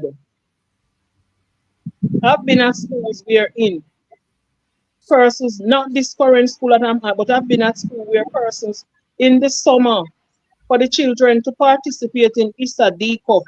They went on the system of the report and changed the report grades. Wow.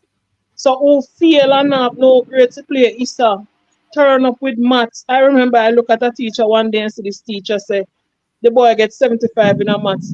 I say, sir, you lie. Him say, what do you? You don't know you can say A, B, C. But you make sure say A are the correct answer, you write by the same thing as C. So he must get one right. And I saw one little common test couple days before the competition, and then them put in the grades and say, yes, him get 75 in a maths and him get 55 in a social studies and him get 80 in a English. And the child don't know how to write them name or when you tie them finger up on the line.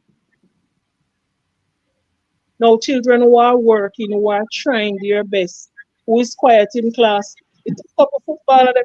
I've been to classes wherein all of the sports people them with them put to repeat in at the back of the teacher class and then just relax, cock up foot, dip on phone while the teacher is there talking. You know what happened? The VP go ahead and teacher class and said, "Oh, miss, your presence is not being felt." Oh. No teacher no want them picking them in class, you know.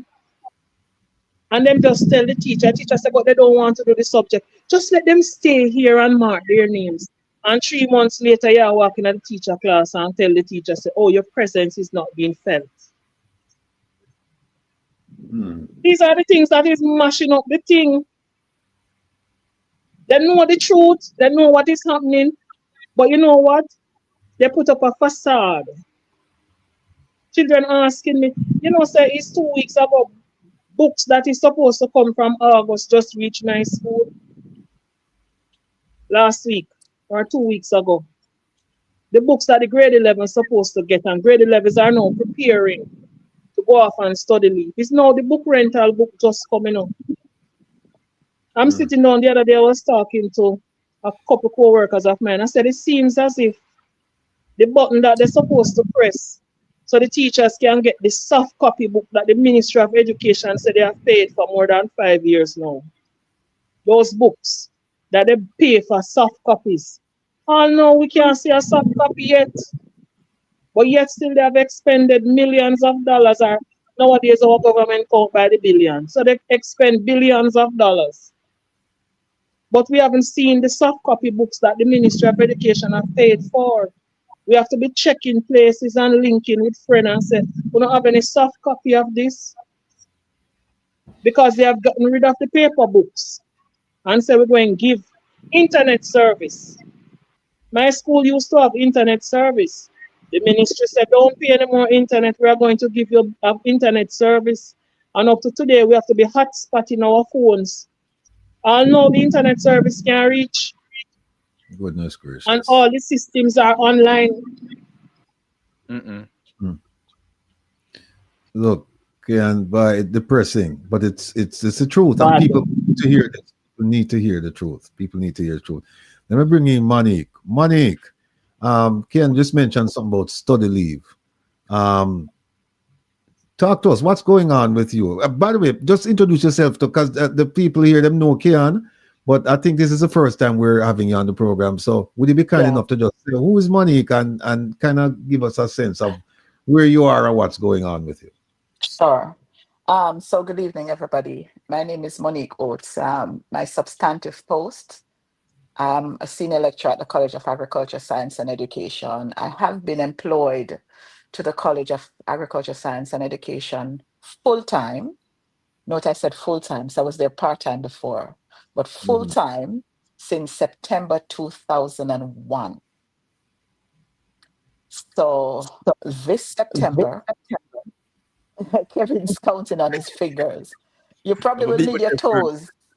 This September is going to be my 24th year employed in the system.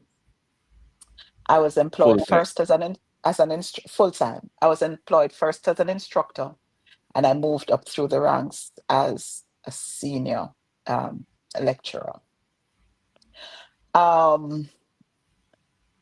So 24 years in the system. I did my master's, all funded by me, took no study leave, work full-time, study part-time. And during that time, I was raising 2 young children. So at this point now, last year, I decided to do my PhD. A couple of things happened, and I said, you know, this is my time to go do my PhD. And I'll share with you something that happened. I had some intellectual property, which my supervisor took and passed on as his own. And now we know that in the field of academia, that's serious business. Yeah. I know people years after they've gotten their PhD, somebody dug up that they plagiarized information and the PhD was withdrawn. And when I said to him, I said, but okay, so you've taken my intellectual property, you've put it in the course, you've put it in the routine to be taught. At least you could have allowed me to teach it because it's mine. Right. He said, oh, you can't teach it because you don't have a PhD. And at that point, I realized the mental or the thinking of persons. And I said, you know what? This is going to be the first and the last time that I'm denied what is rightfully mine because I don't have a PhD. And so I went ahead. A critical part of my tenure is that I have a mentor. I have multiple mentors. I don't go around, I don't brag about it, but I have multiple mentors.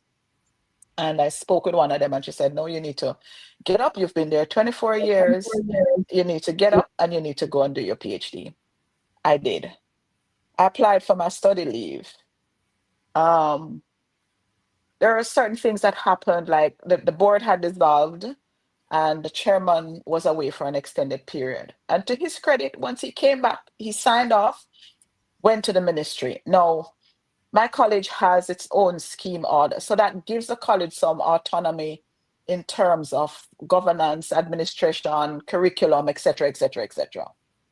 So, convention that when we apply for study leave, we go through the chairman, and the leave is granted basically, and then it goes to the ministry who then do what they have to do. So I have a letter from my college, and that letter was copied to me. It was written to my university here that I'm on study leave for how many years and the amount of money that I will earn while on paid study leave.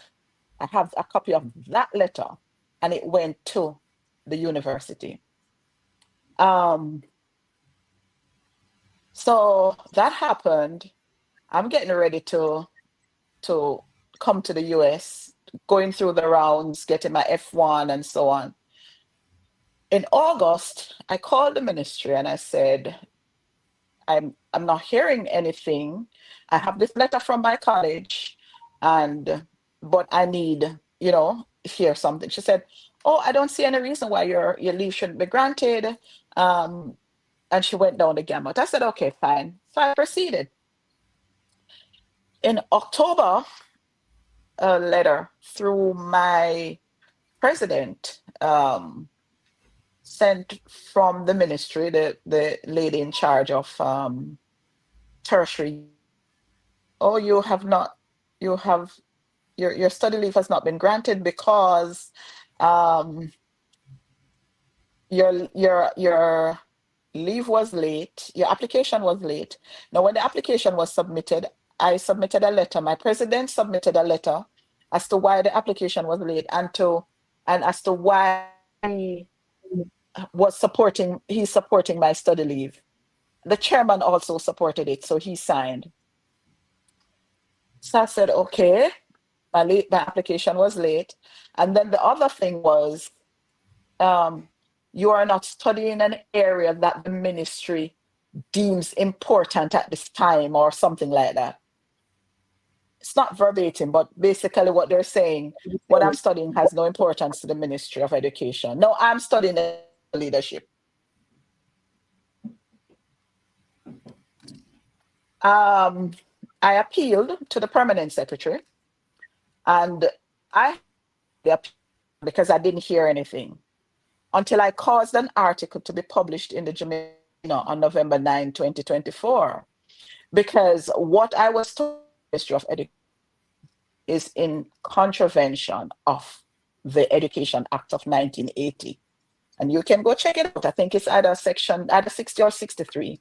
It tells you the stipulations. It gives you the stipulations as to how you're granted study leave. So you have to be employed for more than 2 years.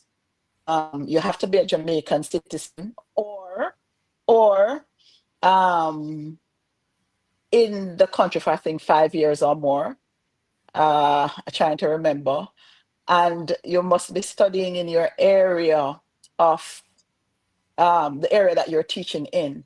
Now, I'm a senior manager at CASE. I'm in the Faculty of Education and Management.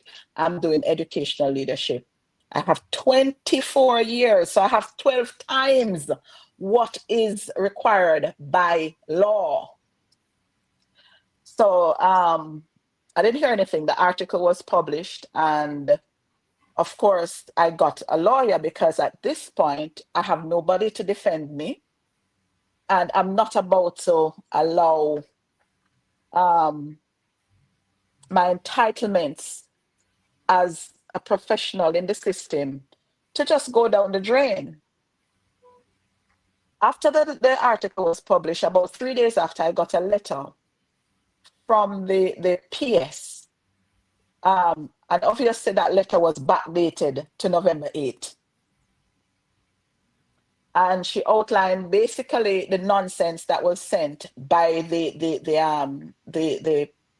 lady in charge of tertiary unit, and to say that I had been on vacation leave and my vacation leave ended in May. Vacation leave has nothing, absolutely nothing to do with your study leave.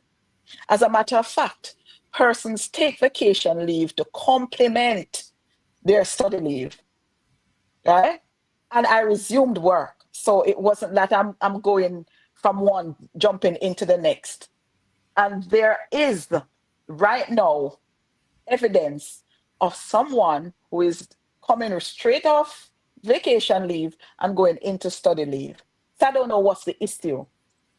So I've left it in the hands of a lawyer that has since been switched up now. But I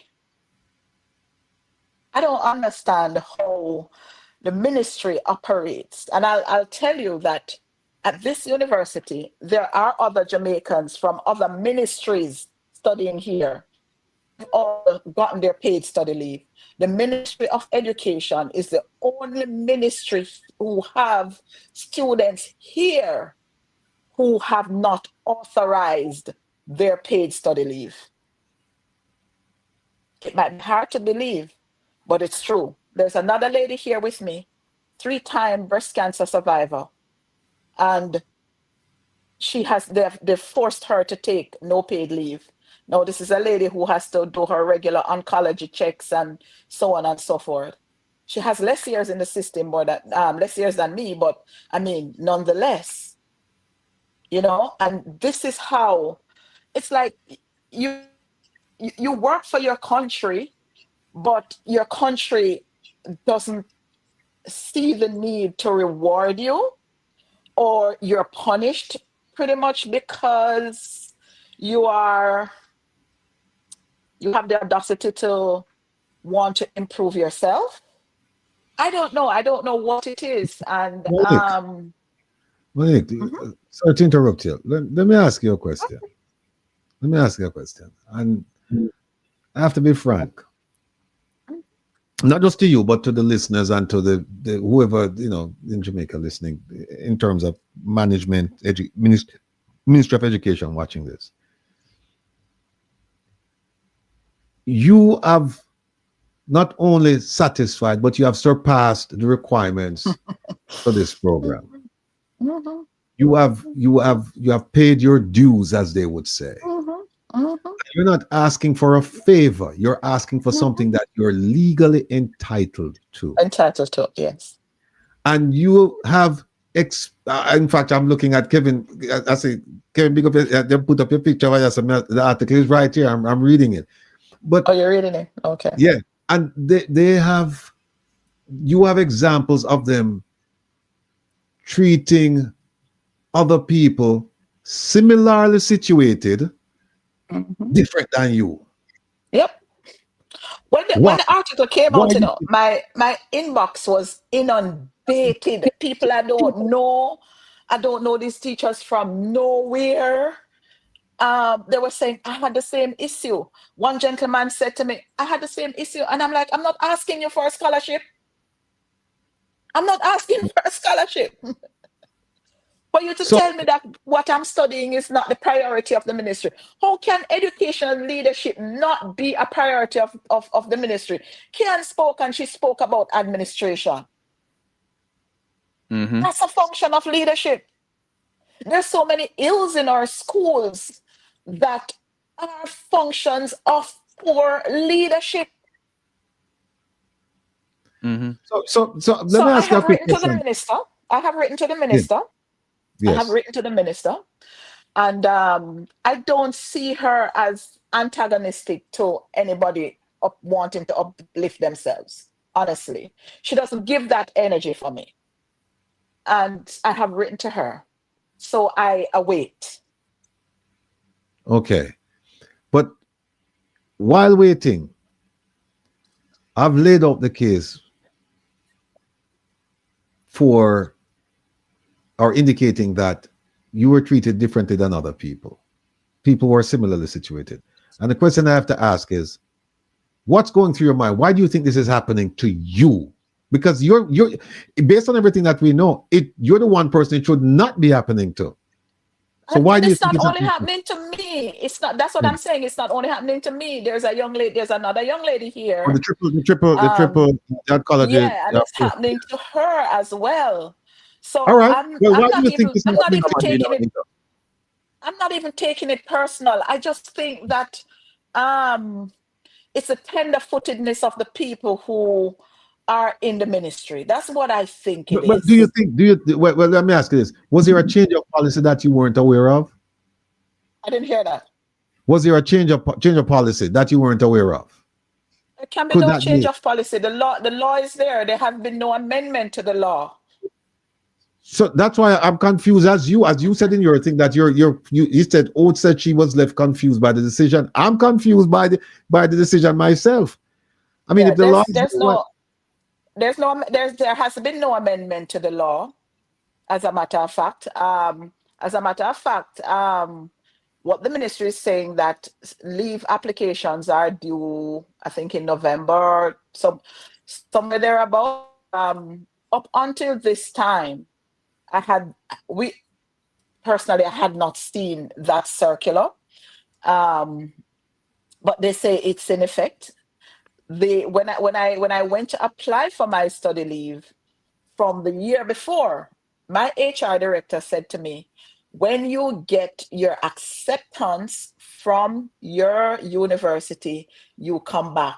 I got the acceptance today via email this evening. I went to him tomorrow. Monique. But it's interesting, Rattigan. Hold on. It's interesting that the letter that the ministry sent, the PS sent to the lawyer, said that I must apply for no paid leave. How do I apply for no paid leave when I have a letter to say that I'm going on study leave and I'm going to be getting this amount of money for my pay? That's one. And then the letter went on further to say that I should reapply for my paid study leave for academic year 2025-2026. But note that at this stage, that application will be late. Right. You denied it because you said it was late. Right. So Right. what is now going to have you to authorize it now? Well, I know they're searching for reasons. One quick thing, Kevin. I know they're searching for reasons, but I'm looking at Section 9, and it says, and I don't know if it applies to you, but it says that the number of persons to whom study and vacation leave may be granted at the same time must not exceed 10% of the total number of academic staff. Is there a possibility that what they're saying is that by granting this to you, now they're gone over, they're exceeded 10% of the academic staff? Okay. All right. So that wasn't communicated. The quota, I know about the quota and it does apply. The quota wasn't communicated at all. When the PS wrote, after that article went out and the PS wrote back to me, then she mentioned the quota. But at that time, I was the only faculty who had applied for study leave. One. Was another faculty member who had taken vacation leave but had rescinded. Okay. Yeah. So the quota thing wouldn't really apply. And then there's confusion because I don't know. First you say I am not eligible because I was late and what I'm studying is not a priority of the Ministry of Education. And then you say, okay, the application was late, it's not a priority. Then you bring in the quota issue, then you bring in the issue of me being just coming off vacation leave. Has nothing to do with, I really don't know what it is. So let me ask you this, Monique. The individuals that have been granted the similar kind of leave that you applied for, what's the difference? What made them get it? I don't know anybody now from my college that has been granted study leave. Okay, so the ones who And I'm have saying also to you, other lady. And I'm saying to you, at this university, there are two of us who work with the Ministry of Education, and none of us have been granted or paid study leave. There are other persons in other programs from other ministries who have been granted their paid study leave. What's the difference between you and them? You both and those that have been. I don't know. I guess it's just leadership of the different ministries. I don't know.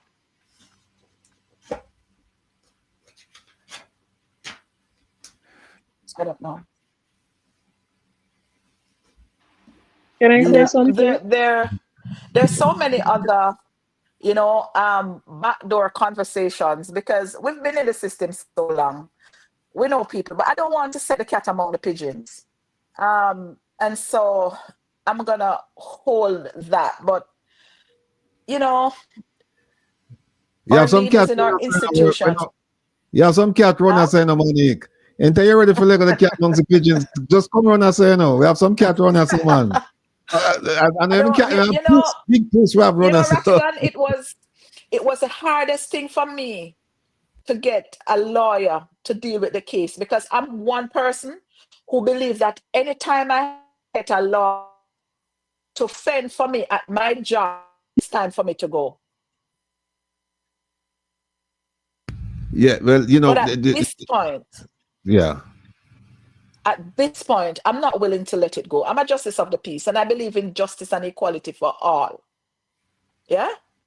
I don't skimp when it comes on to justice, whoever it is. I give you your props, but if you mess up, I'm going to tell you that you mess up. And in this situation, with those of us here who have not been granted or paid study leave by the ministry, they have messed up. Right. They Right. have messed up. And it seems to me that there is some struggle there, because when the PS wrote back to the lawyer actually appealed to the minister. And the PS told him in the letter that all communication must be directed to her. How do you appeal to somebody who turned you down? Don't you have to go higher?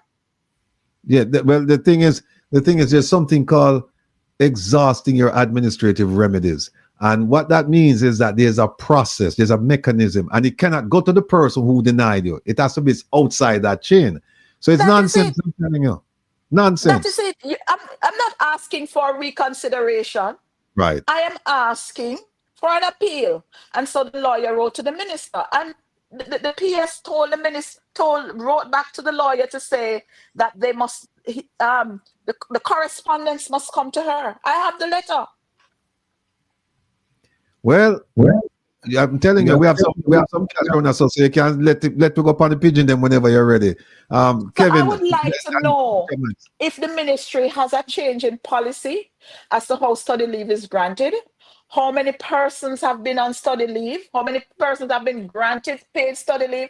Because when I appeal, I even said, hey, if it's a matter of cash flow issues, I'll take 1 year with and 1 year without. Give me the first year with. Let me settle myself.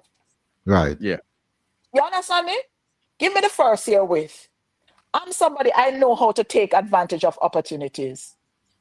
And even while I'm here, there's so many opportunities that I'm taking advantage of. And it's like, I just don't want to do it anymore. I just feel like throwing down arms, because I'm like, Jamaica doesn't respect what they have, or, the quality of professionals that they have in the system. I don't know what it is. I'm hoping that the minister can put something into context for me, because this just does not make sense. All right. And with that, I yield to Kevin. Hold on there. And Kian wanted to say something earlier. Kian, where are you going? I'm here. Okay.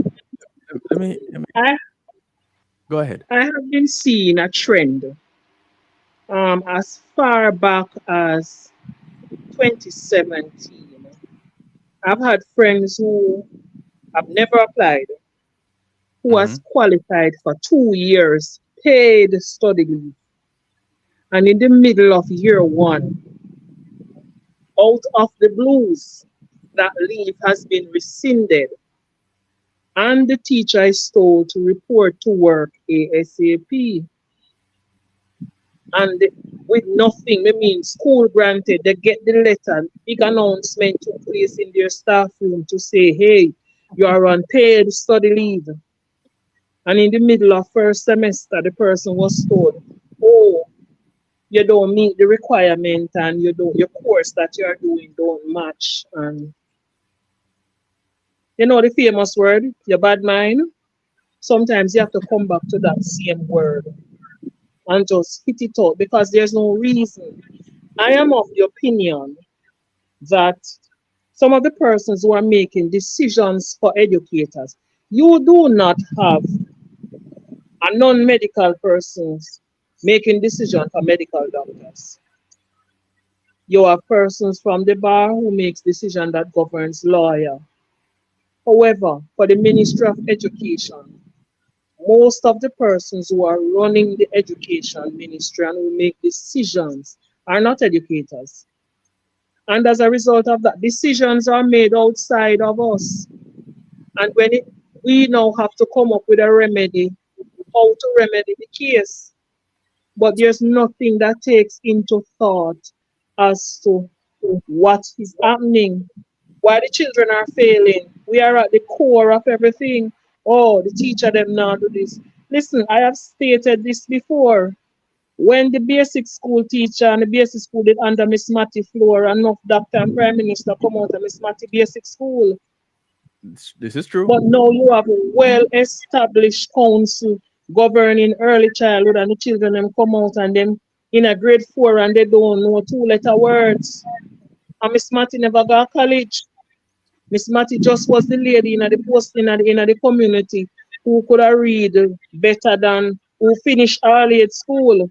Because after all-age school, you stay home and start with something, but yet still, the quality of the passes and the quality of the results. Let me tell you, nowadays, CXC is easy, you know. Passing CXC is easy. But guess what is happening? We are poorly equipped in some areas. Sometimes it's when the last minute we hear certain things. It's a good thing. So we have a network of persons working together and persons share experience. That's how we keep up to date. And first time we hear certain things is when somebody from the ministry standing on a podium and say, this is what we are doing for education. We are the last to know things that used to happen. I've had persons qualified for 8 months study leave now, and they are being told that, hey, you get vacation leave, you get study leave 5 years ago. So you can't get 8 months, you have to get 4. And the entitlement does not say that. It tells you if you teach for 10 years and you're permanently employed, you're entitled to 8 months. Somebody who, I don't know how they interpret the law, right? Tell us that because you did get 2 years study leave 5 years ago, 1 year with pay and 1 year without pay. You can't get your 8 months, you have to take 4. Now, who have that other 4 months there? Persons, listen, in the same ministry, I have had my friend. She's a trained guidance counselor. Her school have a need for a guidance counselor. And somebody from the education ministry is telling, oh, your school don't have nothing for them to be guidance counselor, so you're a normal classroom teacher. While the same ministry, somebody send her the letter to say you are the employed guidance counselor. But when the education officer come, the education officer say your school don't have any on permit for any guidance counselor. Because what? She have a church sister there one next school. And she want to shift the guidance counselor post guidance school. I said that church sister can't get it. What? So we have to find the underlying thing too. Church around the ministry too. And other organized personnel. So you find out say if me are Adventist and the person we are run ministry or Sunday worship, you know say Adventist I get squeezed. And if we are Jehovah Witness, me line up all of my Jehovah Witness friend them. And church brethren and make sure say them all right. And this is why I'm asking the question, you know, what's so different about those that actually was granted this leave from those that weren't? So some cronyism thing are going on. But I'll tell you, Kevin, that I understand from the grapevine that is only principals them granting paid study leave to go and study educational leadership. So I don't know how that makes sense. Okay. All right. Let's say that is. But wait, hold on. Why would a principal need to go to educational leadership when they've already gotten to the leadership position? That is it. And it comes right back to what Ken was talking about, the administration in school. I've seen, let me tell you something, and it is something we really need to take charge of education. We really need to. I've watched, and I've been in the system long enough, I've watched people be promoted to positions for which they have no capacity because they're in 2 years or 3 years and to go home the salary for that position. It is a fact. It is a fact. I have watched people put in positions who sit, do nothing, collect the government money, them have 10 businesses out the road, and half of the time them not at them post that the government pays them for. You mean like you, Graham? Money state to them get traveling to, you know.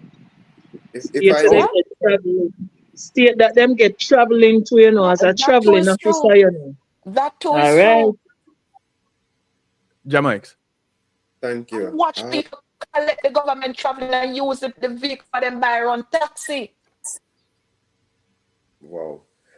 Ladies, good evening to you, and thank you for making it here.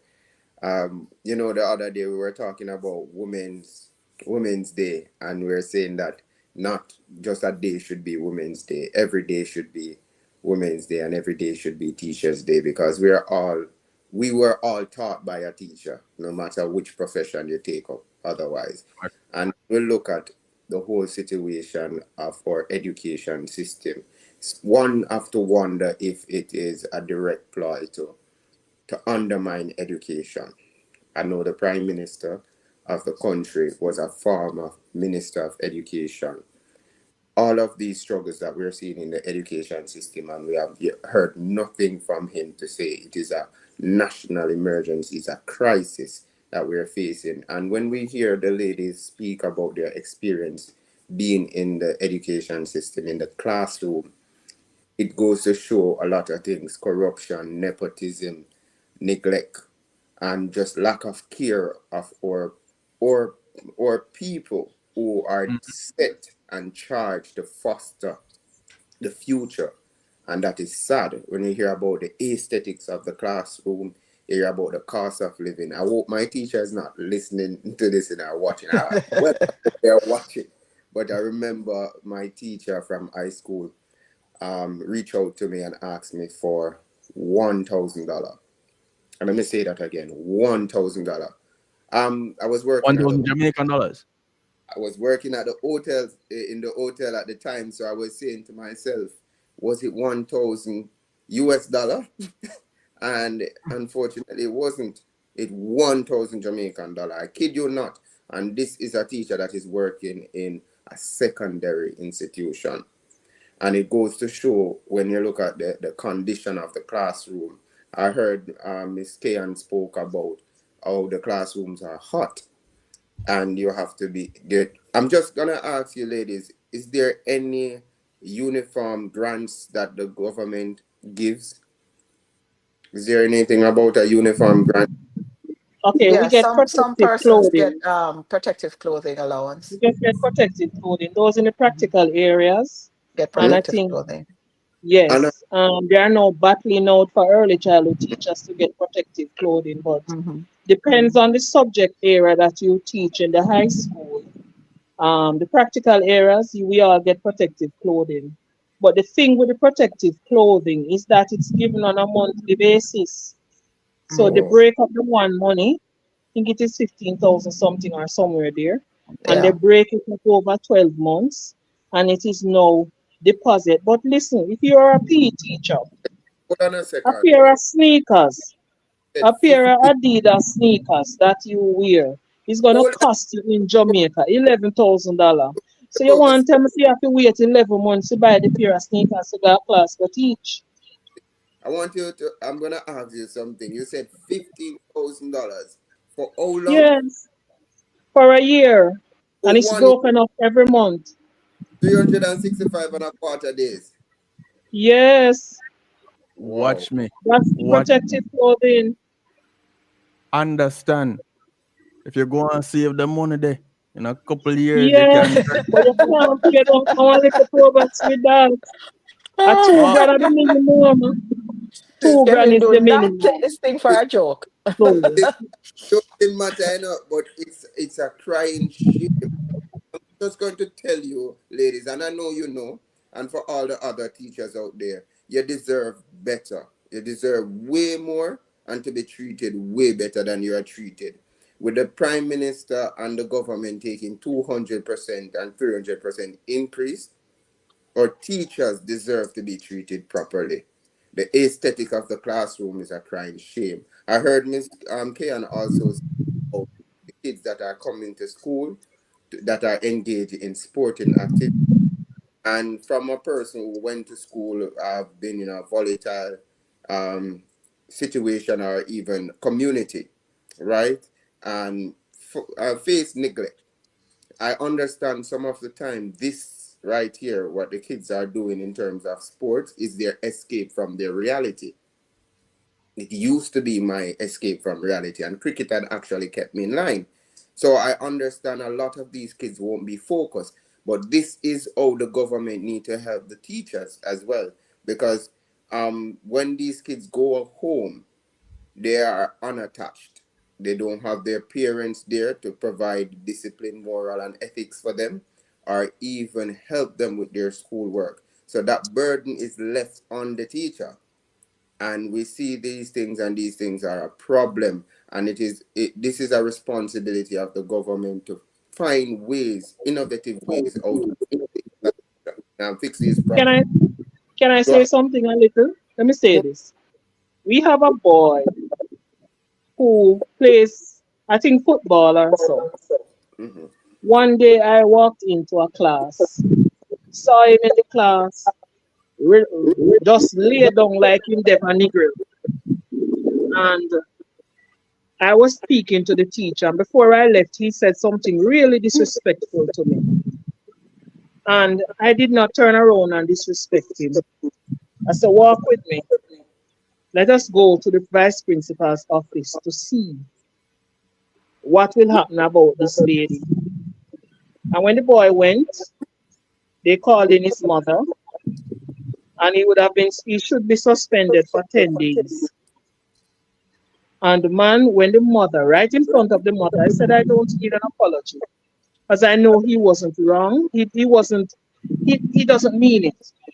I said, him just want a one-upmanship from, because the others were there, and him just want to look like the big man in the group.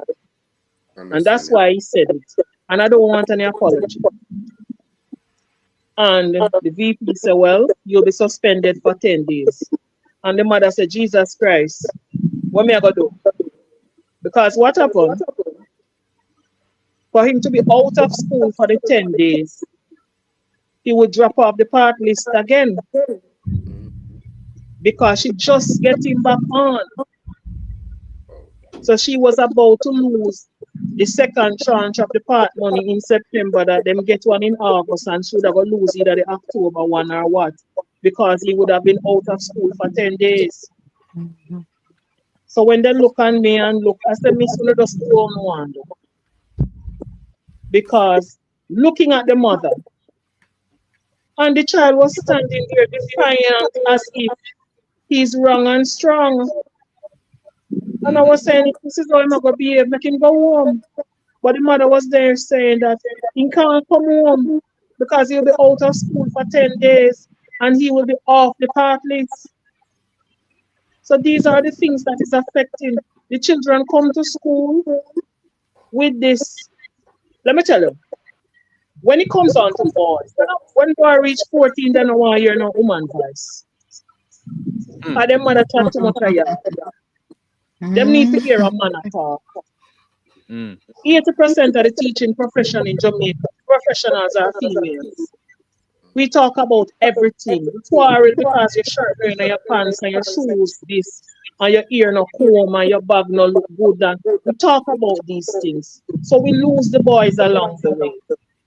Not only that, a lot of us females are now suffering from PCOS. So at 35, we are now entering menopause that never used to be like that in the former education era. So a lot of us females, and I'm one of those persons who talk about it on a regular basis, we are suffering from early stage of premenopausal symptoms, and it makes us as females talk too much and argue, and we are miserable. It's not man problem we have, and it's not picnic problem. It's not. We are going through early onset of menopause. There is nothing in the ministry right now that is dealing with that. I've seen a QEC meeting held at my school, and I could count the number of female principals that I am seeing. And they are in their early 30s. And them 90% of them near miss. They don't have a partner at home to go home to help to get rid of some of the day's activity. So when they come to school, and a child pass them and they get a certain fragrance from the child cologne or when used on him shoes or when using in hair, it triggers something in that female's head and she just get angry. I've been in case where children spray body mist in class and I got so upset I just grabbed my stuff and walked outside.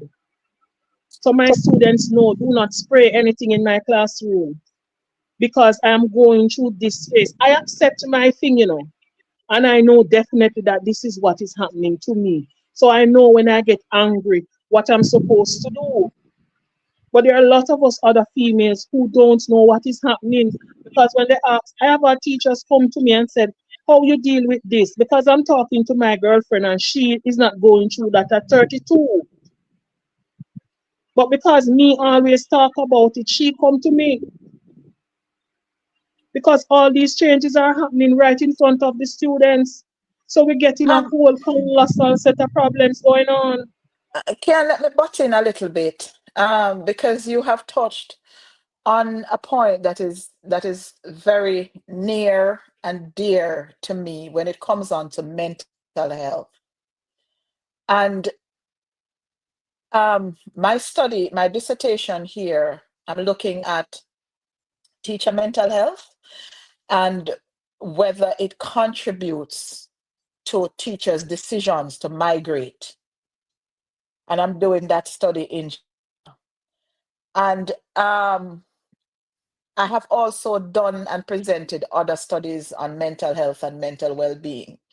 And you have touched on a serious topic of menopause and perimenopause. And there can be serious mental health issues that's associated with menopause and perimenopause. Probably some of what we're getting out of the female leaders in our institutions and our system is as a result of menopause, but because the conversation is not had. Because the conversation is not had, there is no awareness. I have had teachers in my institution, lecturers in my institution, who, when they have bouts of brain fog, can't even remember their password to get onto the system or to get into their email. It's a serious thing. And it exacerbates the problem when you have a male as a supervisor who doesn't really understand what's happening when a woman is going through peri and menopausal issues. And if your supervisor is female, but she's had a smooth transition into perimenopause and menopause, then she wouldn't understand either. So it is a conversation that needs to be had. I don't think that we take the mental health of our teachers very seriously. Also, because mental health is kind of taboo in Jamaica. You talk about mental health and people think you're mad. So it's kind of tabooed. They don't talk about it. So when I'm going through and I'm doing the interviews and I'm collecting the data, all of the issues or most of the issues that teachers give while them leave the system in Jamaica, it doesn't equate to money. It doesn't equate to money. It's resources. It's the pressure from poor administration. And all of those things that they're talking about triggers their mental health. I am not saying America or Canada or wherever is the silver bullet, but there are resources. And I look every day when I my classrooms on my campus here, and I say, Father God, I wonder if my institution back in Jamaica, when we're going to reach that stage here, you walk into a classroom and every classroom is equipped with a whole multimedia set out, your whiteboard, your screens, your tablet, your light, your pointers, your laptops. And Nobody goes in there and takes up anything. The lecturer goes in and everything is there. You put in your thumb drive, you sign in, you do whatever, and you're good to go. Nobody goes in there and takes up anything. If the students don't have a laptop, there's a center that they could go and borrow a laptop. If you feel like you don't want to walk across to the center, you go to the kiosk, you put in your ID card, you do your thing, and a laptop is pushed out of the kiosk to you immediately. When you want to do the same thing and you return it. And there aren't issues and there aren't constraints everywhere, but there are just some things that are given priority. There are just some things that are given priority. The counseling center works. Some institutions, you go to the guidance counselor, afraid because you wonder, Lord Jesus, shall I tell Miss so-and-so or Mr. so-and-so, so did come to her and so. No. My campus has an ombudsman. And you go to the ombudsman, and the ombudsman is under, he or she cannot divulge nothing that you say to her. We need to really reimagine education in Jamaica and how we treat our teachers. Because let me tell you something, the teachers are going to continue leaving.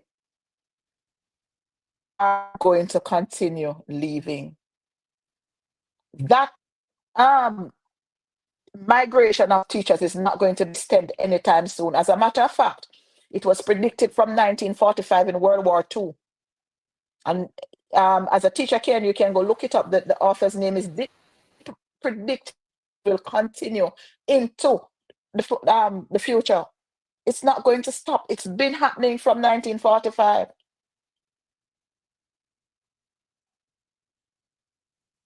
We have to do something about it, but what are we going to do? How can we navigate? How can we pivot? How can we create a paradigm shift for education in Jamaica? And it's sad that some of us don't see the real issues until we are exposed out of country. Money, let me say this. I have taught outside of Jamaica. And when I went, not in the States, but in another Caribbean country, when I went there, they did not even have the Ministry of Education there, or the Education Department did not have a curriculum for none of the grades, from kindergarten right up to high school. There's no curriculum there. When I look, I just carried my same NSC and Rose curriculum from Jamaica, and that was what I used. And after 4 years, I got a citation. And this year is 23 years for me teaching. And after 4 years in another country outside of Jamaica, I got a citation. It was the first time any teacher has ever gotten a citation. There was 4 of us that got citation that year, and I was one of such persons. And I've been back. I've gotten an award at my school based on the CXC results. But let me tell you something. You're not recognized for the things you do and the sacrifice. You know, this morning I went to the market and I was driving and my car shut off on me, just based on how many bumps it has to go over. Potholes and trenches. The battery terminal got loose and the car shut off. So I came out, and as I came out, I just hear somebody call my name and say, "Miss, you still a teacher?" It was a past student that saw me instantly and looked at me and said, "You're one of the best teachers I have." That is what you hear when you go on the street and see your students.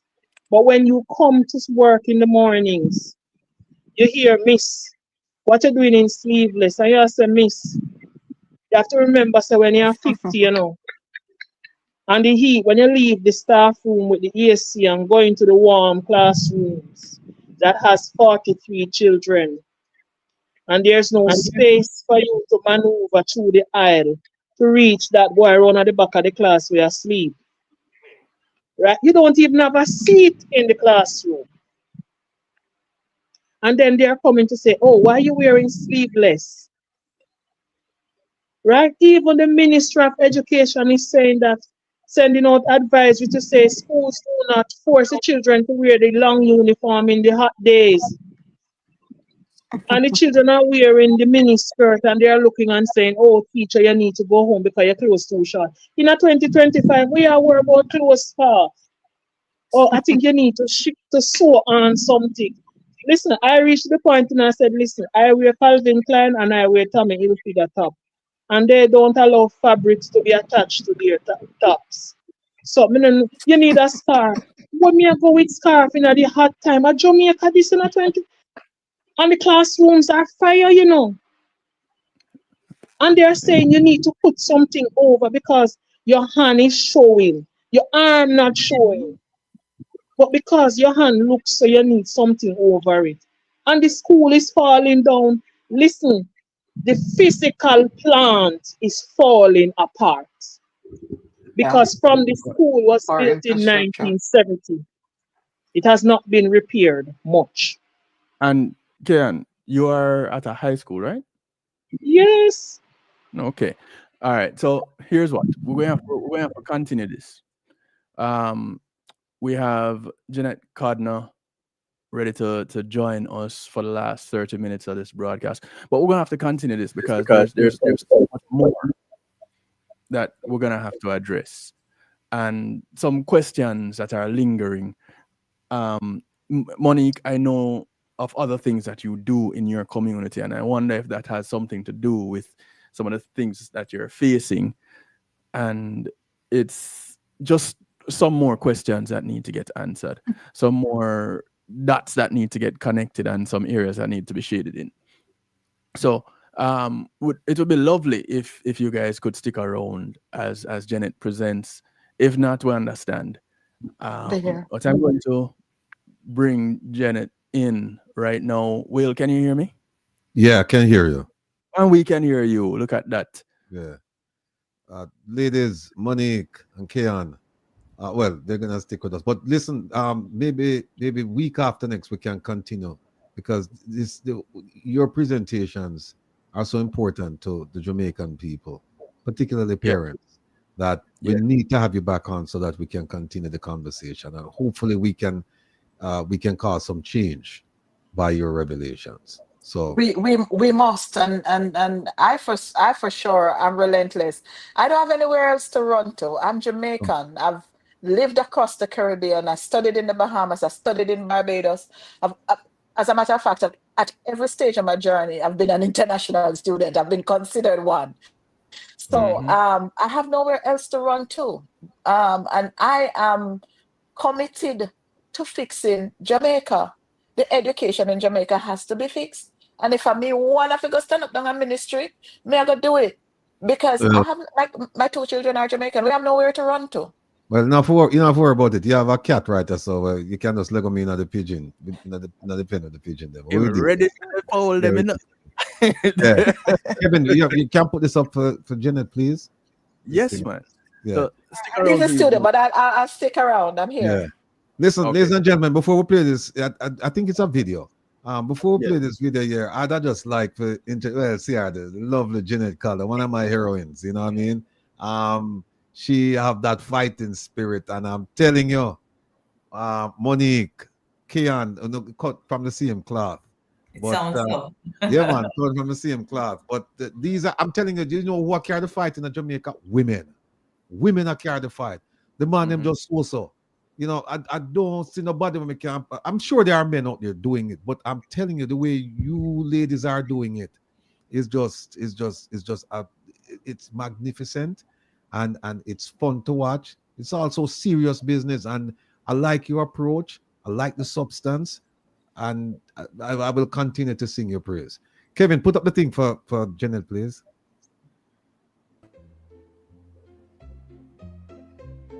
Thanks.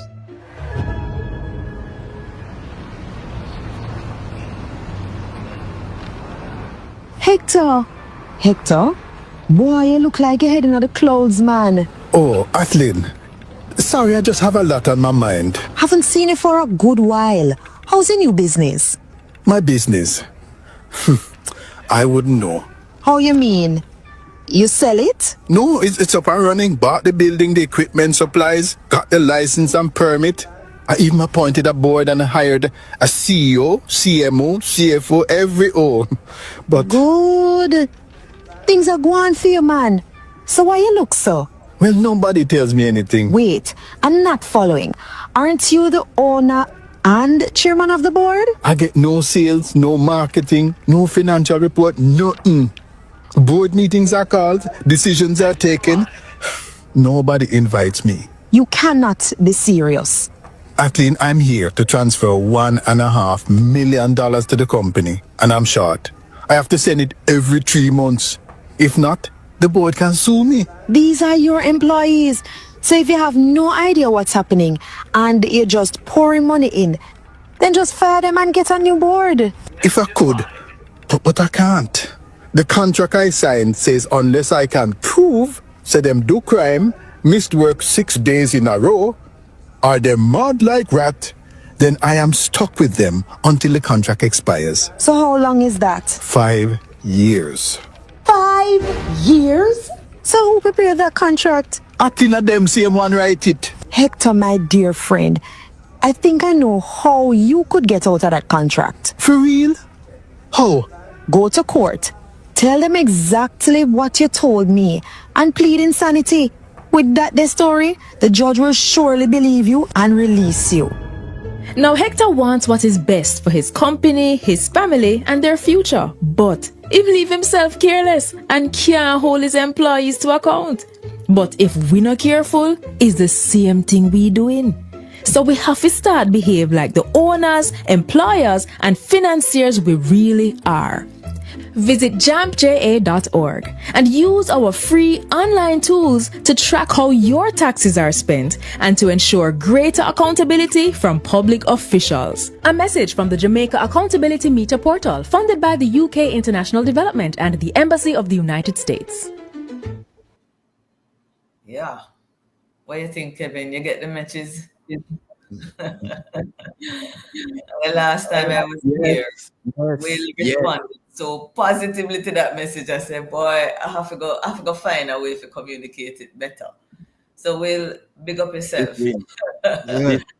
That is just one way I thought we could start the conversations with Jamaicans, by just saying, Jamaics, it looked like a weird story. At first time I tell it, people said, nothing can go so. And I said, but that is exactly how we are living, Ja. We hire some people for 5 years, yeah? Not true. We can't fire them. If we don't get no information, we can't do nothing. We have to put money into the kitty every day. And if we don't do it, them can't go to court. It sounds ridiculous, don't it, Ja? It's madness. But we are that is what it means to be a citizen. Where we are disempowered, we don't have no say, them write the contract, them get the raise, but we financing everything that they're doing. And it sounds crazy, but it's not. And so that's just the way I wanted to start off, Will, by just saying thanks for always sharing that message, but now we have encapsulated it in a way I can share it with more Jamaicans and hope they see what I'm trying to say about the change that's needed. And that's what I'm here to talk to you about today, Will. One of the tools that help us to be a better employer, the access to information tool. So your turn. Well, let me just say that it's timely, it's appropriate, the video, but I still like seeing your face better. So that's why I play from me. So I play the other one. I will play this one, because it conveys a message. Like you say, people watch that and say, this don't make no sense at all. So it complements your message. When that can go where I can't go, Will. I can come here, but that will go places I can't reach. So I'm happy you're hearing it from me. Right. And so what's been going on? And by the way, I apologize for not being on camera. We're having some technical difficulties. So I thought as much. No, Kevin is trying to work. If you look earlier, you have seen Prez's face and my name. And we have to call Prez and we are trying to work it. But be that as it may. Here's the problem I'm having.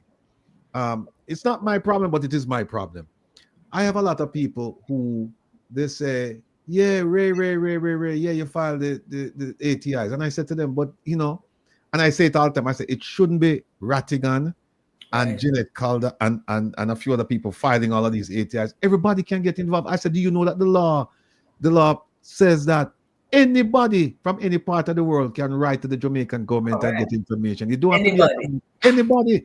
And I said, so why don't you guys do it? And I said, well, we don't know if we do it. And so I said, well, you know what? Let me get the ATI people to do it. Unfortunately, the person who's responsible for the public outreach, I asked him well over a year ago, and he came back and said he was not given authorization to appear on the program and do a public service for the diaspora. He said, yeah, they've sent me all over the place. They even sent me to Bahamas to talk about it. But when it comes to your program on the diaspora, them said no. So that's fine, no problem. So I don't know what's going on there. I think they love me too much. But anyway, I said to them, listen, here's what I'll do. Let me ask Janet if she'll come on, because she has a portal. Because I said, when I used to do it, well, I still do it. I cannot use my letter and send it out. But I said, basically, the easiest way to do it is to go through JAM's portal. Okay, click a few buttons and you're in, and you finish, you write your thing, and it's over and done with. So I was that Kevin, if you would, could you just bring up JAM's website, please, and then we can go through that. Yeah, man. Well, here is the whole tab. We have a section on your the Janet. We have a section for JAM. We have a tab for JAM stuff. But I don't think we have. Oh, it's in there. Yeah, man. No, we don't have the website in there. That's the report. Okay. And that's supporting documents. You have to pick website. JA.org. Yeah. And the tool should be at the bottom right. The ATI tool.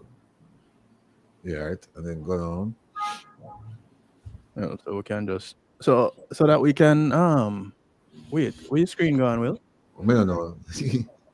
All right, here's the ATI tool. Yeah, but I wanted to show everybody from getting onto the. I don't know what. Now I might have to come out and come back. Just log me out and I'll come back. Yeah. So people, bear with the Rebel for just a moment. Might I just say good evening to you, Ms. Calder? Yes. Amazing. I love the way that you brought across the information. I already share it in my mind all over the place. And that's what I want everybody on this live to do as well. Get your family involved in understanding that a food business, as you say, and we need to pay attention to food business. The Chinese man pay attention, the white man do so, the Indians do so. Why we are not paying attention to Jamaicans? And I say brilliant work from you and the team. Thank you. It's always been somebody that is selfless, and it shines through you, the way how you speak, the way you go about what you do. And I must say that the website is amazing, very engaging, very easy to use, and I encourage people to go on it, check it, and share it. Wonderful. I could add something that Jamaica. So thanks a million. This is not easy work. So every bit of encouragement I get, I take it. Kevin, you can big it up, please. You make it look easy though, Janet. I do. That. Well, yes, I just say bless God. Yeah, I think of it as His work as well. So if Him equip me, I am grateful. Yeah. Folks, this is the website you go to, and Janet was mentioned the monitoring tools. Yes. And then as you click down. And by the way, I tell you, this is an outstanding website now, because if you want to find out where your MP up to, this is a place to come, one-stop shopping. You come right here and you can find. Yeah, and the thing is, guys, any ideas you have, we built this, but the idea is built by citizens for citizens. So with the kind of work that you're doing, if you guys come here and see a way we can do it better, it's only because we get the feedback, we can refine it. Yeah, so nothing here is perfect, but you see where we're going. That's the ATI tool. Yeah. Right. So when you go to the website, you just go down, and Jenny says it's two down on the right, something like that. Yeah. But just look for ATI request too. Yeah. And that's it. And then you click right there. Right. How about this? Yeah, the usual data privacy everybody have to talk about by law. You can just click that off. Yeah. Okay. And the reason it's looking funny, guys, is because you have shrunk the screen. So we can't see it as is because it looks a little wonky. I think because Kevin has, that's the right size. So at the top, you'll see there's a video where we break it down and we explain it at the top right. So citizens can really just get a simple explanation of what this is about, why this tool is powerful, and what they can do with it. And if you don't mind me saying, I was inspired by somebody who called my office one day and said, Ms. Calder, I hear you on the radio and I want to find out what are the chemicals in the fogging that people are driving around the community and a fog and I don't know why not. I was just so impressed that she even called and she said, you tell us that we can get information, how we can find out. So I introduced her will, and she wrote into the Ministry of Health to get information on what is in the fogging that you fog in. Me glad say una kill mosquito, but me don't know if una kill me. So she wanted to know. That is the power of the ATI tool. So I gave that example in the video and explained the process. Folks can check it out after. But what you see here in terms of questions that you have to answer is the same information on the form that the government of Jamaica gives to citizens. But who listening know if you find a form there? Yeah? And who listening, if you find the form, do you know the name and the email of every ATI officer in every government entity in Jamaica? No, you don't. So Jamaica, even if somebody wanted to, it's such a climb to figure it out. So Kevin and I are just going to take you through how we have simplified it. So if you scroll down a little bit there, it tells you that you just have to complete these fields and a copy of your request is going to be sent to your email and to the ATI officer when you're done. So the first thing it asks you, thanks for the blow up, Kev, is which type of public authority do you want to get in touch with? We've built out the ministry, we've built out the agency, we're building out the parish councils now. So let's say we click on a ministry. Constitutional reform are gone. And the other day, I wanted a copy of every submission will that was sent to the Ministry of Legal and Constitutional Affairs. I wanted to know what other citizens were asking. So I went right here, click on the Ministry of Legal and Constitutional Affairs. There it is, right at the bottom. Yeah, good. And I put in my name. You can just put in Kevin. And Kevin, you don't have to put in your full name. That will be fine. Some people would rather not. They just leave it at Kevin. But if you're asking government for information, guys, you have to give them an email that works. So you put in an email, and it can be any foolishness, Kev, because we're not really going to send it. Yeah. You don't have to put in your mailing address. You notice those little asterisks beside some of the titles, public authority, name of applicant, email. It means you have to put that in by law to get it. You don't have to put in your mailing address. If you want to, you can. You don't have to.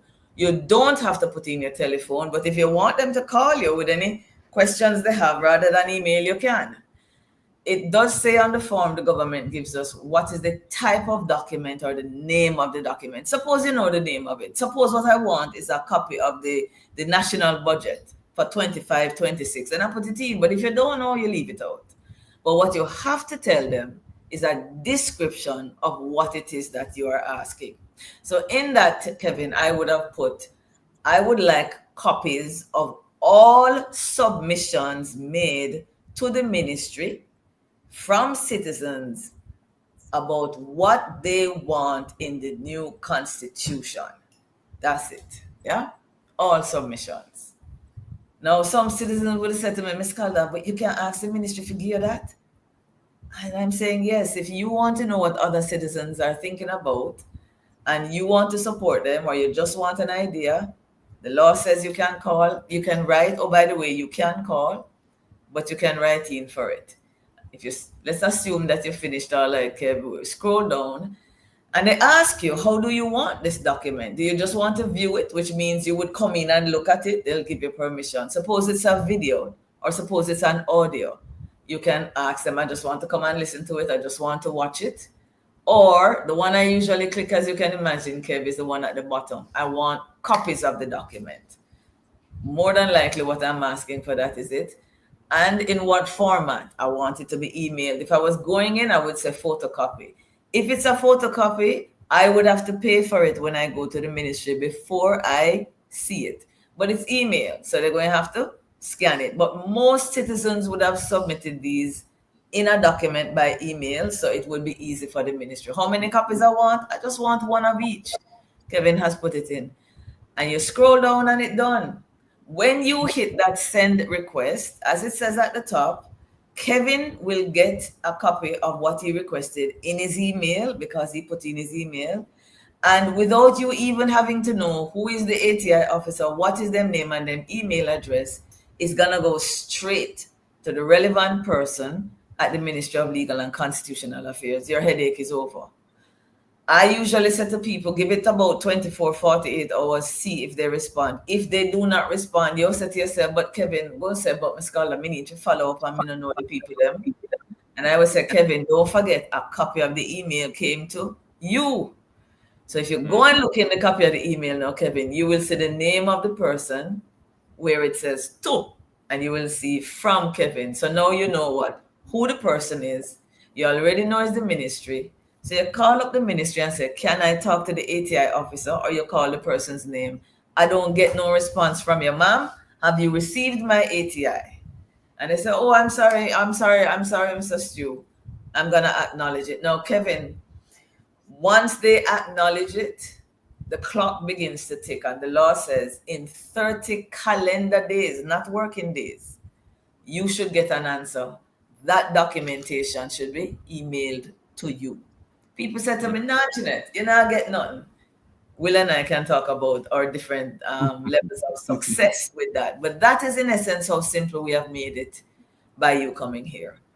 Any questions, Master Will? It says Ministry Parish Council Agency, but what they have in Jamaica, they have ministries, departments, and agencies. Yes. Good. No, go ahead. You anticipate what I'm going to ask. Go ahead, please. Yeah, I figured it out. So we're building it out one by one. We started with ministries. We went to agencies. We're doing the parish councils now. And I'm glad to hear you say that. Wilfred. We will have to do the departments next. There are not many. So maybe we should go to them next. But we're just building it out, the database, one by one. Yeah. Next question. 30 days. Yes. You don't get a response. What do you do? Can you come to Jump and say, Jump, I send it through your portal. You need to follow up for me. What's going on? What do you do? Right. Well, if Kevin scrolls down a little bit, you'll see in bold on the right-hand side that what Jump is saying is, guys, we don't have the capacity. See, the portal is only making it easier for you to make your requests. We don't have enough manpower to follow up everybody who is using the portal and might be having a problem. But I must be honest with you, Wilfred, if anybody here listening, call in and said, Jeanette, not now, go on for me, I will assist. I did that the other day with someone who needed a copy of some documents at the parliament, and they got in touch with me and said, I've tried and I'm not getting anywhere. I tried and I was able to help them. Only because, let's be honest, folks, I've been doing this now since 2016, even before JAMP was formed. So you build relationships with people, right? So I don't mind leveraging those relationships to help, but I do prefer when people learn to go through the ropes themselves. Now, what did I do when I was having a problem in the beginning?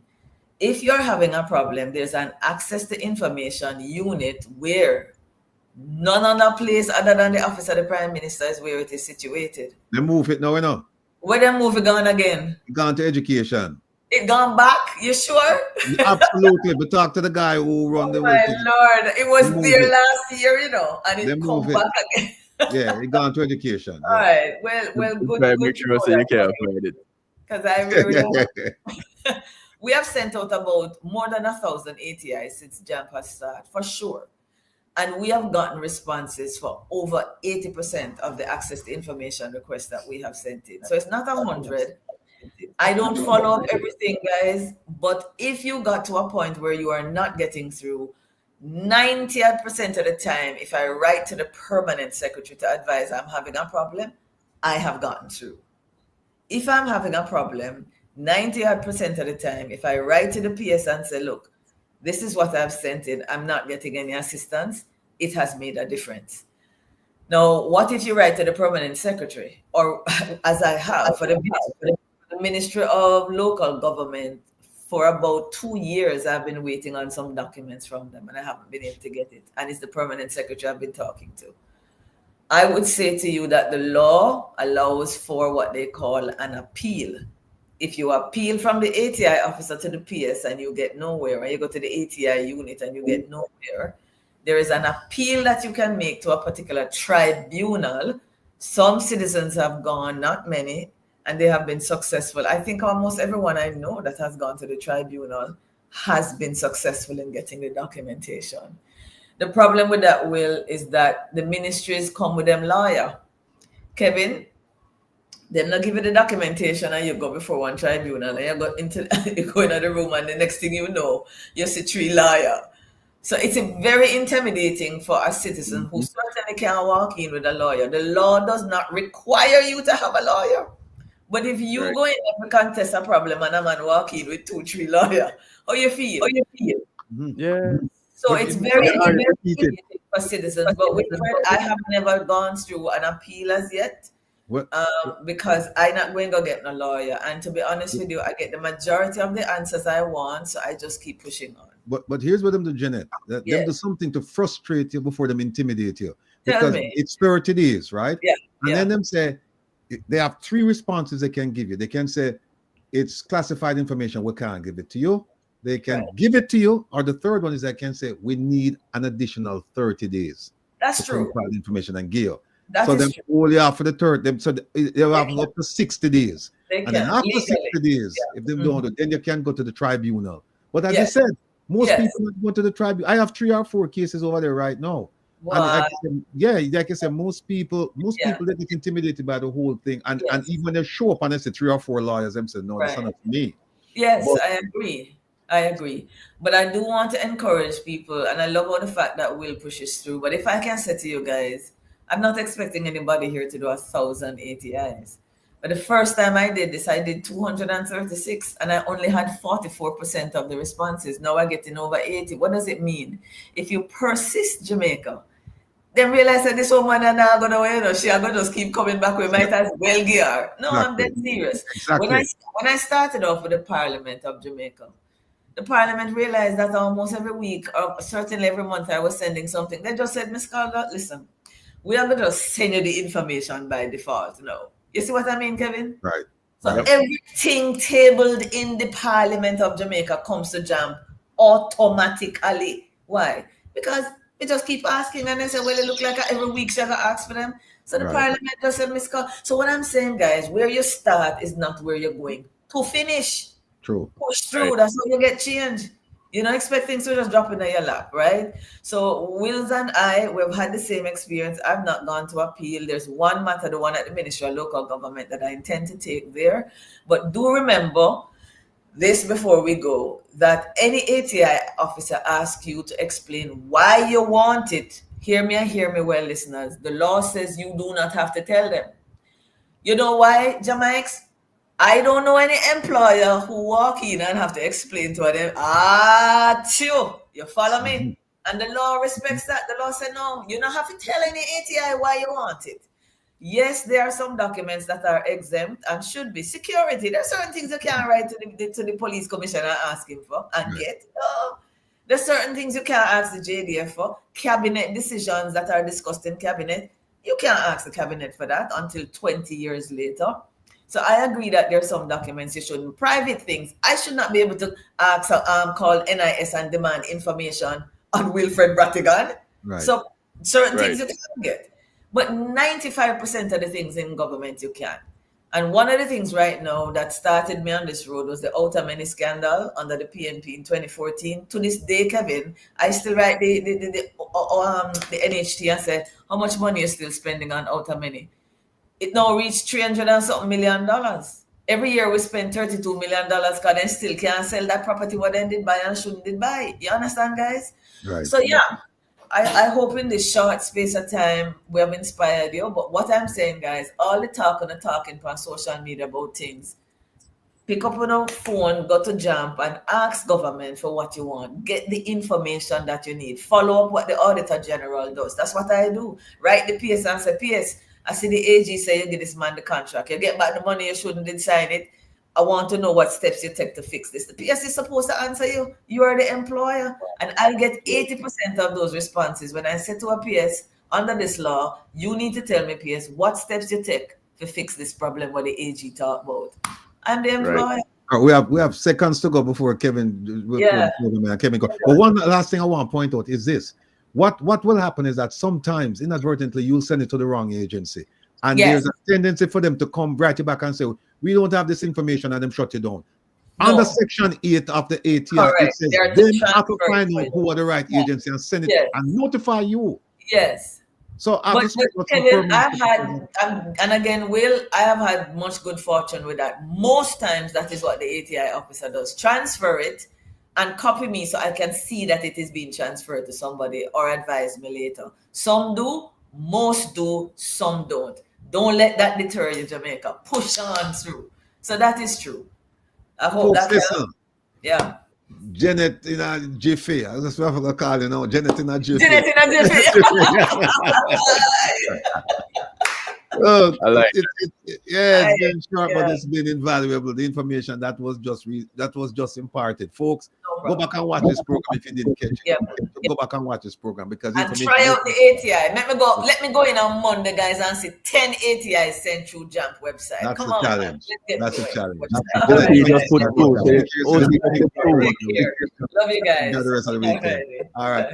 Folks, we're going to cut out now because we have to go and support Kevin Stew. And then at 10 o'clock is the Rebels. So you what? Take care, be well, and we catch up soon. Jamaics, me link you a little more. Blessings. Take care, everybody. All right.